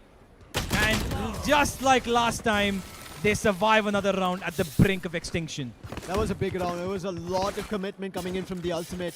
I think once the dimensional drift was used from the attackers SATUL, with Venka telling them that there are 3 here in the defense, they should have decided to back off rather than try to play that card. Venka fell down and there was too much coming towards them. The garden, the nightfall, and all of them pushed them back. They did manage to go back towards the lobby, but it was just not enough. They decided to attack again. And with the numbers down, with the players ready with the positions in form coming in, and if this goes across, could be a big problem coming through. As we resume, this is round 20 and Trinity is super aggressive out of A. Spots Techno, but he couldn't land the blow and Techno backs off completely towards B. Oh, close to getting one more there. Venkat is going to trigger that wall and he gets away instantly. Waited for that spray to come down from DC. And now he's holding the Steel Garden just as an insurance to make sure he's got time biding for his team who are already in deep territory in mid. Trinity is already coming on the big flank and Techno might not be ready for him. No, he's not. Techno's going to be taken out. Venka's going to get away. And here comes the cavalry one by one. And it's Makaveli to stand straight up. And it's going to be another 12-8 scoreline on our cards. Is it going to be another 13-9 to seal things off? Or are GGEZ going to be able to actually pull this off to an overtime? I think GGEZ are playing really good under pressure, especially in a scoreline where they are at the brink of exhaustion and also losing. But it's not going to be enough. They should have had this buffer a little earlier. This is the reason they also fell a little down on ascent. They did not have enough in the first half. This time at least, an 8-4 is giving them a little of an opportunity. But how much is it going to be enough? This time they do have an ultimate on Techno. If they get closer to the side, that is going to come out into play. And that could be a big problem for GGEZ. And they have to find Techno right at the gate. Well, to counter that, they do have a Steel Garden, which could prove to be valuable. But Venka, if he's shooting like that, nothing's going to work. Trinity's gone. And he's going to have to now hope that his teammates pull it through to another round so he can have an impact once more. It's all on praying now. Makaveli will get back, and now DC's Thorns have been destroyed at A as well. Vibho's now going to be a little aware of what's coming his way. Doesn't know if somebody's crawled through him. And now that smoke's going to make it even more difficult. He's all alone here. He's got support coming in, but it's too far away. By the time he gets anything, his teammates might be a little too late to the party. Unfortunately for him, even if he takes that first fight, Venka's ready for it and there's no support. Went out far too in the open, and this could be it. A Viper Spit here from Techno could seal the deal, and they're heading into us that direction. They're just going to make sure that nobody's on side. They've got no idea about who's there, who's not there. A very close smoke here just to make sure. And here comes the Steel Garden from DC. SATUL will keep out for a couple of more seconds, but the Viper Spit has been put down. Now, this is going to be a game of shadows, and DC is pretending to be one himself. He's already crossed by the path here, and he's gotten Helef. It's up to Venka, and Venka standing up to be the hero. He's got 3 already. 2 more to take it all home. And Kohli with Makaveli left to do it all. A Viper Spit to maneuver through. No vision, a lot of poison in front of them, and this poison could eat them alive. Kohli spraying for just dear mercy, anything he can find. It's not going to work. It's all on Makaveli. 1 more kill, and Venka delivers SATUL the championship of the Acer Predator League India Qualifiers. What a game coming in. These Yorus have been phenomenal. On one end it was Makaveli and Venka towards the end to end it all. And they are your champions, SATUL Esports. They'll be going into the APAC Predator League 2026. That is going to be happening in January in India itself. And what a big feat to achieve. And on top of it, the trophy and the center podium along with a big briefcase at the end of the day. Absolutely. A wonderful effort here from SATUL. Last time it went to a 3rd map. This time around, they seem to have closed things out very confidently. They knew exactly what they were doing. They knew exactly what GGEZ were throwing to them. Unfortunately, a day where risks were taken from GGEZ did not pay off the way they thought it would. The double duelist, Yoru, Wele Comp, on both these maps had strong showings, had strong moments. Unfortunately, consistency became a problem. And now as these players share a moment with each other, SATUL will now be preparing for their APAC final, which they will be playing in a couple of weeks against teams from across the Asia Pacific region. Big victory here for SATUL. They've had a lot of seconds that they've had throughout their journey on this Valorant roster, and this is the big one that they get. And our host is ready. Auzora, take it away. The champions are ready.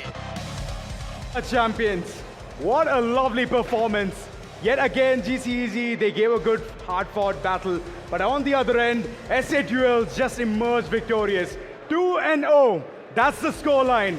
And I would love to call upon stage Helif for some questions.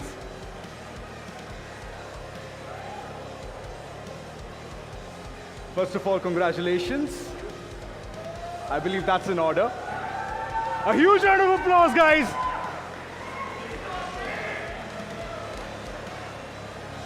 How are you feeling? Good, feeling good. The next stop, APAC. Yep. Going just ahead like and last representing year. India. Yep. It's going to be a big thing. Yeah, we are really excited, and hopefully we're going to present better result than last time we were there. That's amazing. So, how would you describe your overall journey in this entire tournament? I mean, for me especially, it's been pretty easy for the four. Like, I have four of like the best talented guys in India right now, and they are like really carrying hard. So it's been really easy for me, if you say. I completely understand, but overall, what a lovely performance. What did you do different this time around? I mean, last time things went to the third map, right? This time you just ended it at 2-0. What was the thought process behind everything? I mean, the last time, the team we made right now, like 4 of us are already there. Venka just joined, so we didn't have much practice with him, and we had, so last time there was some ups and downs, but we had time, like before the LAN we had 2 weeks around to practice, and we did, and That's like right. we just showed what we practiced. That's amazing, that's amazing. Thank you so much. Thank you. Congratulations. It's an amazing opportunity as well to go ahead and represent India. Ladies and gentlemen, Helif and SATUL, they have performed absolutely amazing. And for now, we're just going to take a short little break. We're going to see you on the other end.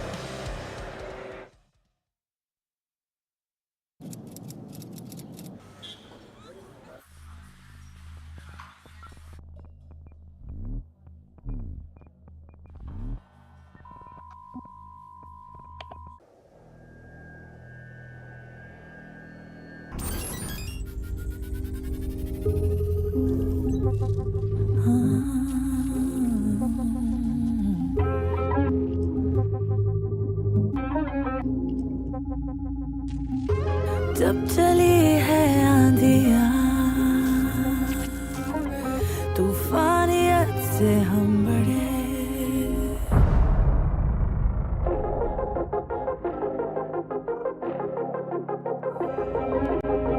मुश्किलों से जब फराए रास्ता उड़ के सितारे हम बने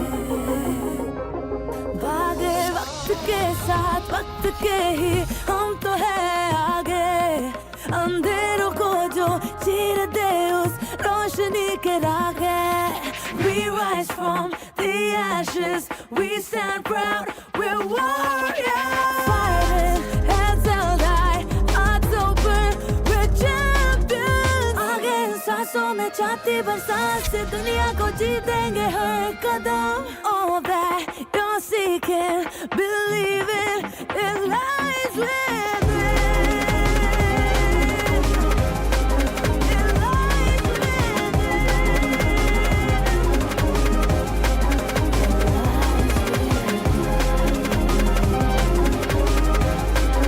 it lies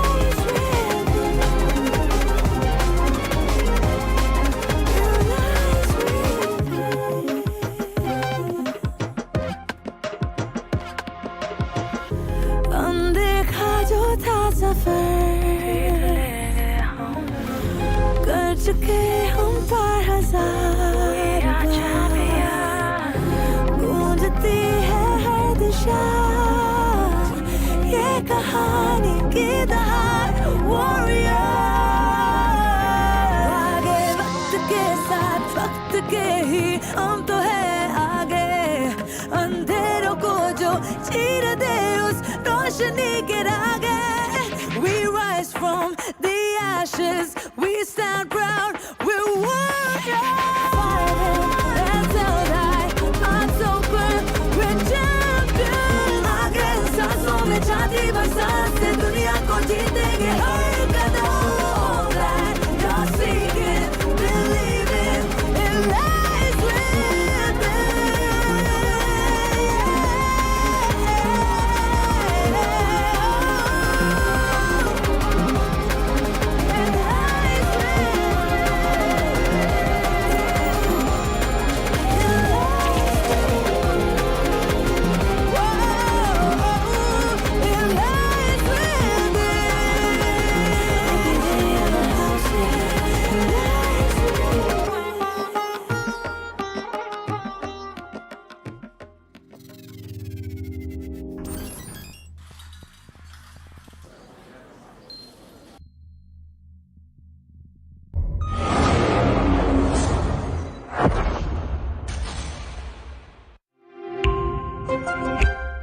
The Acer Aspire Lite with up to 13th Gen Intel Core i7 processor and a full HD display. Lightweight at just 1.59 kilograms. It's powerful, flexible, and ready to go.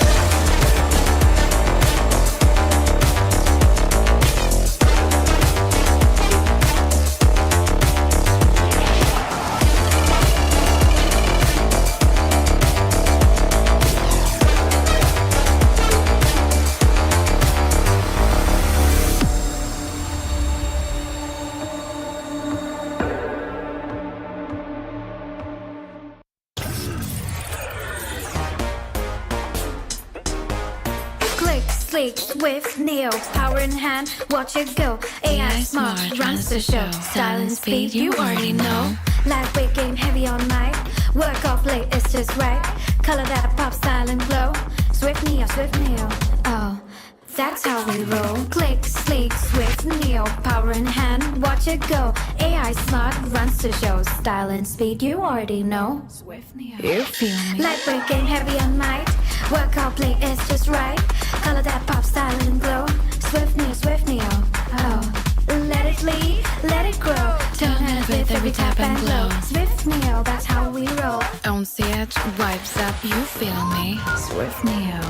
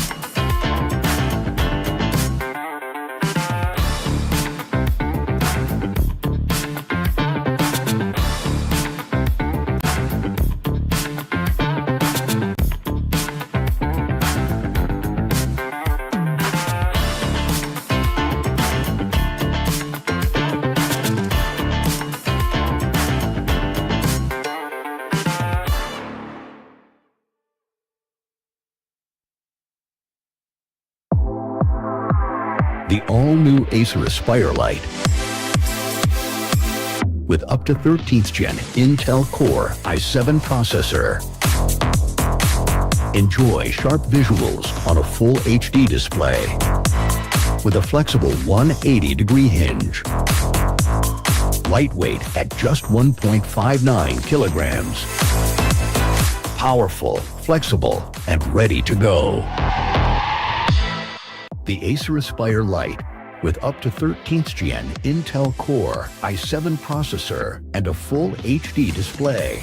Lightweight at just 1.59 kilograms. It's powerful, flexible, and ready to go.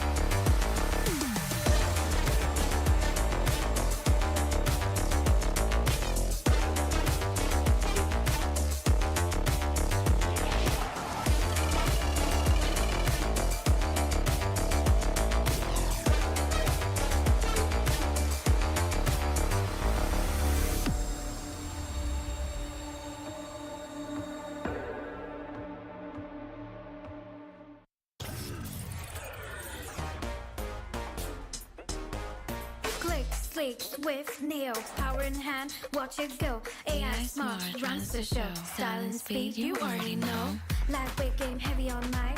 Work or play, it's just right. Color that pop, style and glow. Swift neo, oh, that's how we roll. Click, sleek, swift, neo, power in hand, watch it go. AI smart, runs the show. Style and speed, you already know. Swift neo, you feel me. Lightweight game, heavy on mic. Work or play, it's just right. Color that pop, style and glow. Swift neo, oh. Let it lead, let it grow. Turn it with every tap and glow. Swift neo, that's how we roll. On stage, vibes up, you feel me. Swift neo.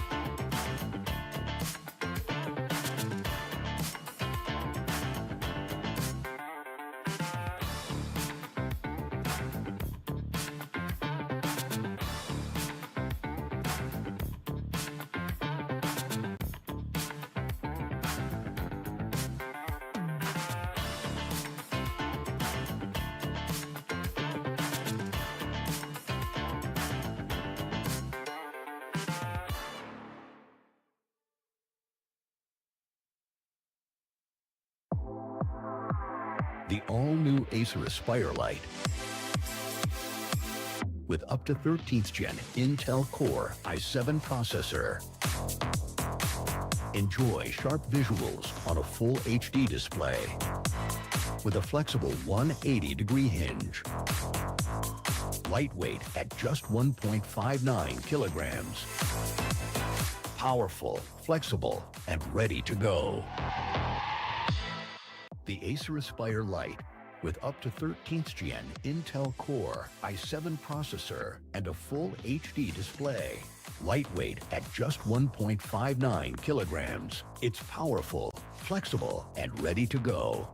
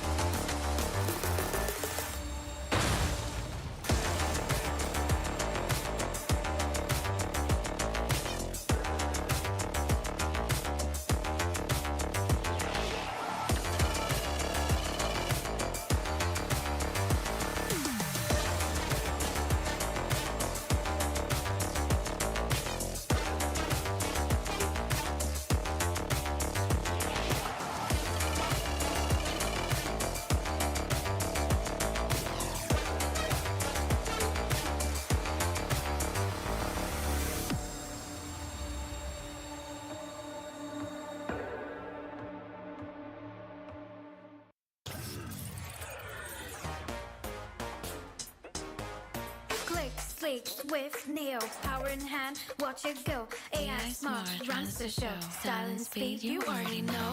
Lightweight game, heavy on might. Work off late, it's just right. Color that pop, style and glow.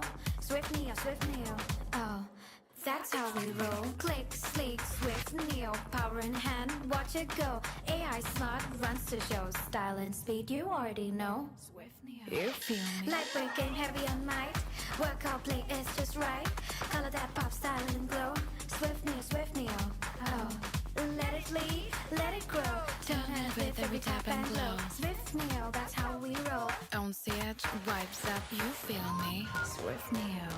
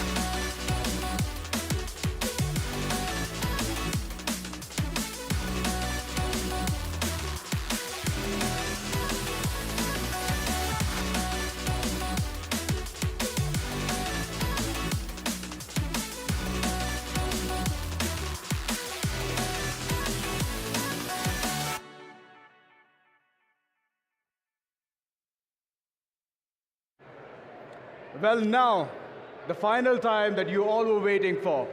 The prize distribution for both the games, Dota 2 and Valorant, is now gonna go live.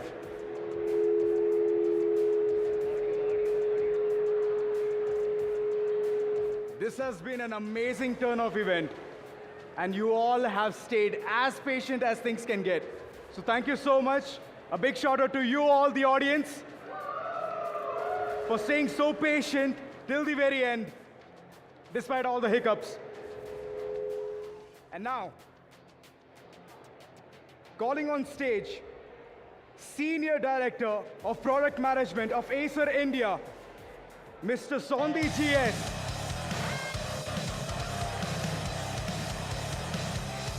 He's going to be presenting the Most Eliminations Award.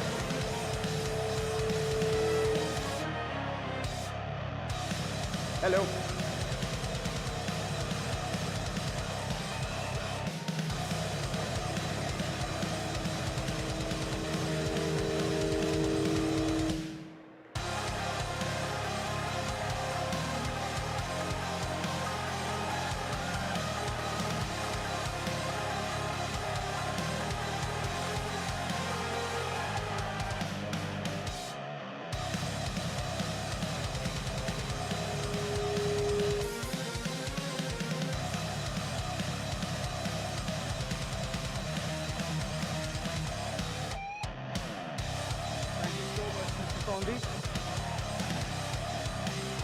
Up next,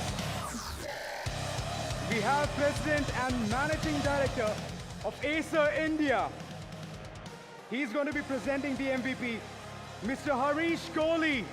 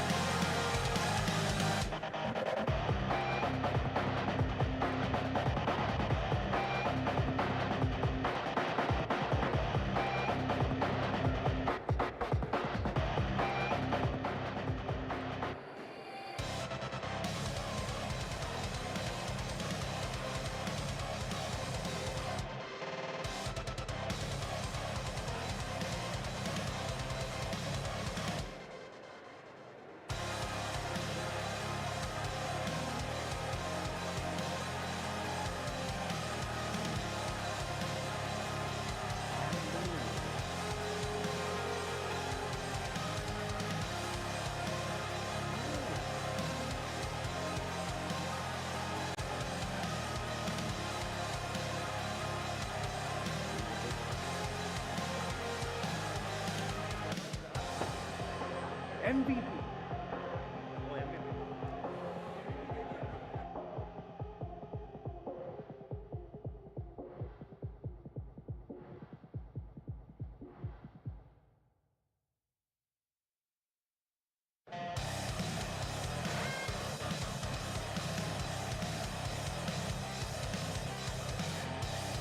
Well, the prizes are getting readied up. There you go.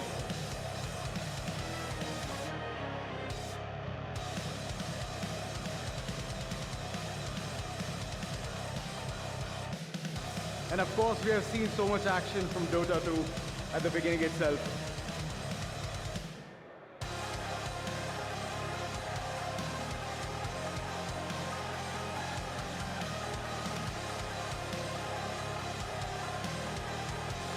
And well, Mr. MVP is here. Congratulations. A huge round of applause, guys.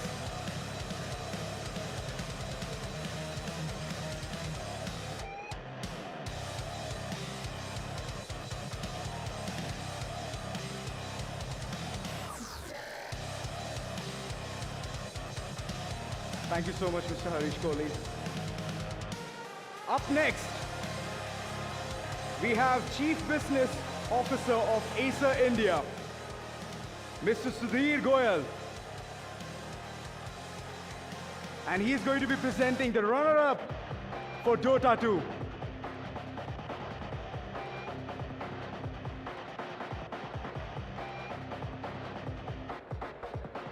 And we have Euphoria on stage.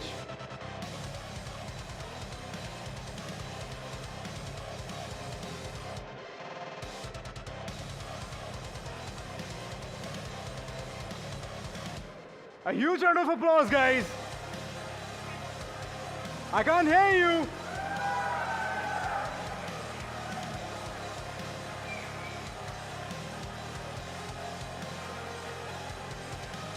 They have fought tooth and nail for this.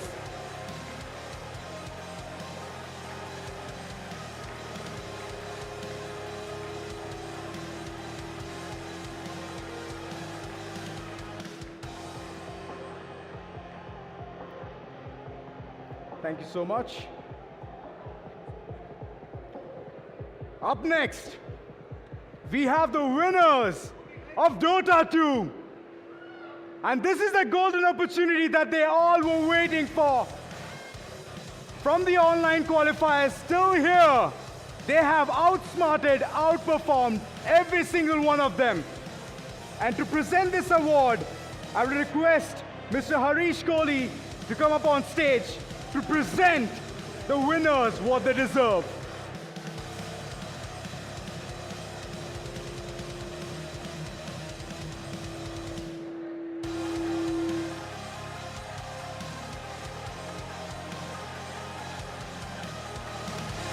Last hope, ladies and gentlemen.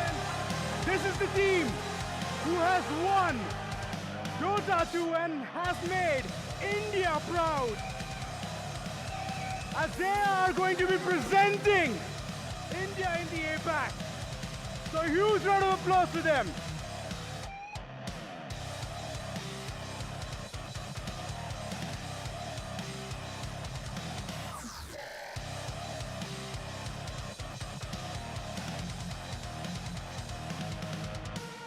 And now, the golden opportunity that they all were waiting for. You can lift the trophy.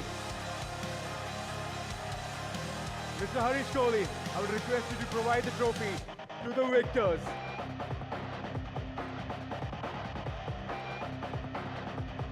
Please move forward.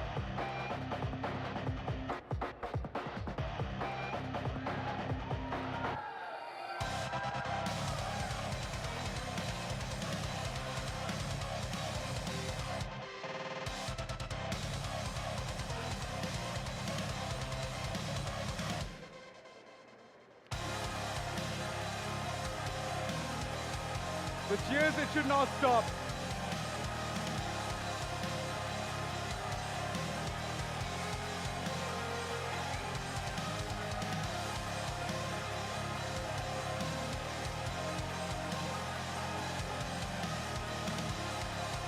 Well, that's the kind of performance that they have showcased today.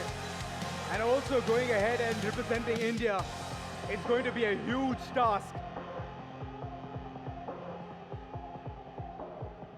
Thank you so much. Thank you. Up next. Well, well, well. Dota 2 has come to a stop. Now moving forward, we all know what's coming next. It's going to be the main course. I'm kidding. It's Valorant. So a lot of prizes to be distributed there as well. And first off, we have one of the persons who has gotten so many eliminations that he has made history today in this LAN. So for that, I'm going to request Mr. Sondi GS to come up on stage to present this. Most eliminations, you know the kind of hard work this person has done to bring the team, the kind of fame that they require right now.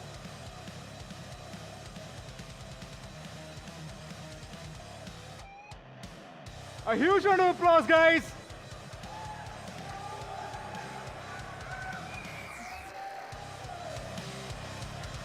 The kills, it did not stop. Wherever the team needed the most, he was out there bringing those eliminations. And that's how you perform. And that's how you get those MVP titles, or whether it be elimination titles, on your name. And now, for the MVP, the most valuable person. And for that award, I'm going to call upon stage Mr. Harish Kohli.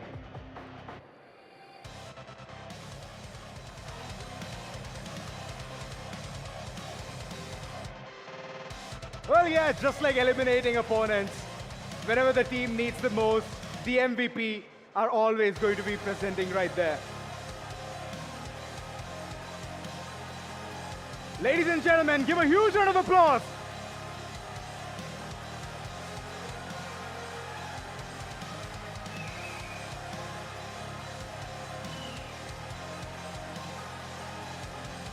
The performance has been absolutely amazing.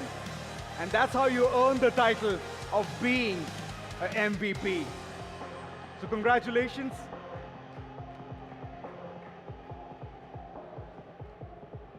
For the runners-up, this award is going to be presented by Mr. Sudhir Goyal. I would request you to come on stage. And the team who will receive the runner-up trophy, or I would say a check, will be Team GGEZ.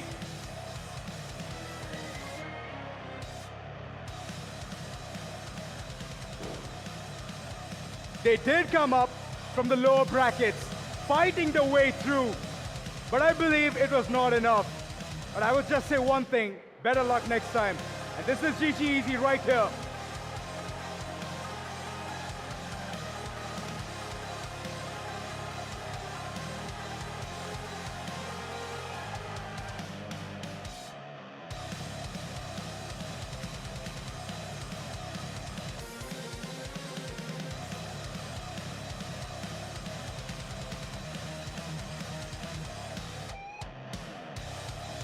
Thank you so much, Mr. Sudhir Goyal. Thank you. I don't need to address the elephant in the room, but do you all know who won Valorant? Can I hear the chant? S-8-U-L! S-8-U-L! Ladies and gentlemen, the winners! The champions of Valorant, S8UL. To go ahead and give this prize, I would request Mr. Harish Kohli to come up on stage. The cheers, it should not stop.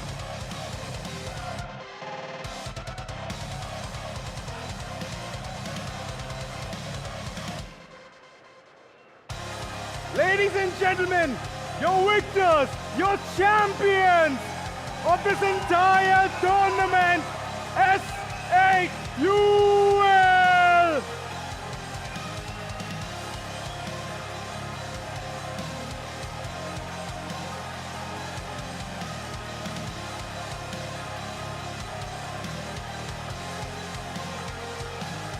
Can I hear some cheers for them?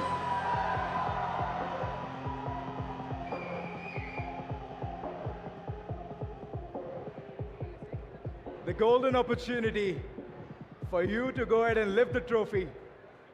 Please do the honors, Mr. Harish Kohli.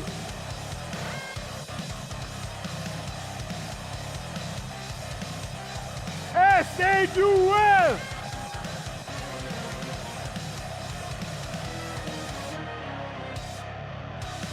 Ladies and gentlemen, the champions!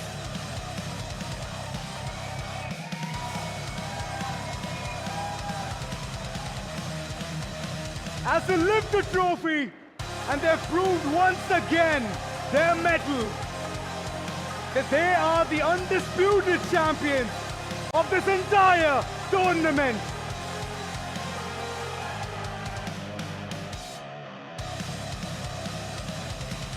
The performance has been sublime. And just imagine a 2-0.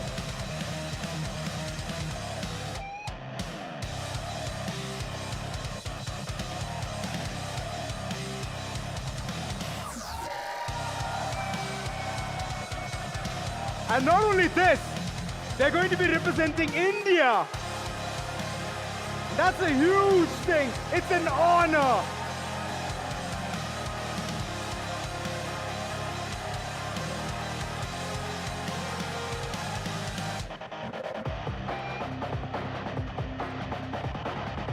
One final cheer for this team, guys. A huge round of applause before they exit.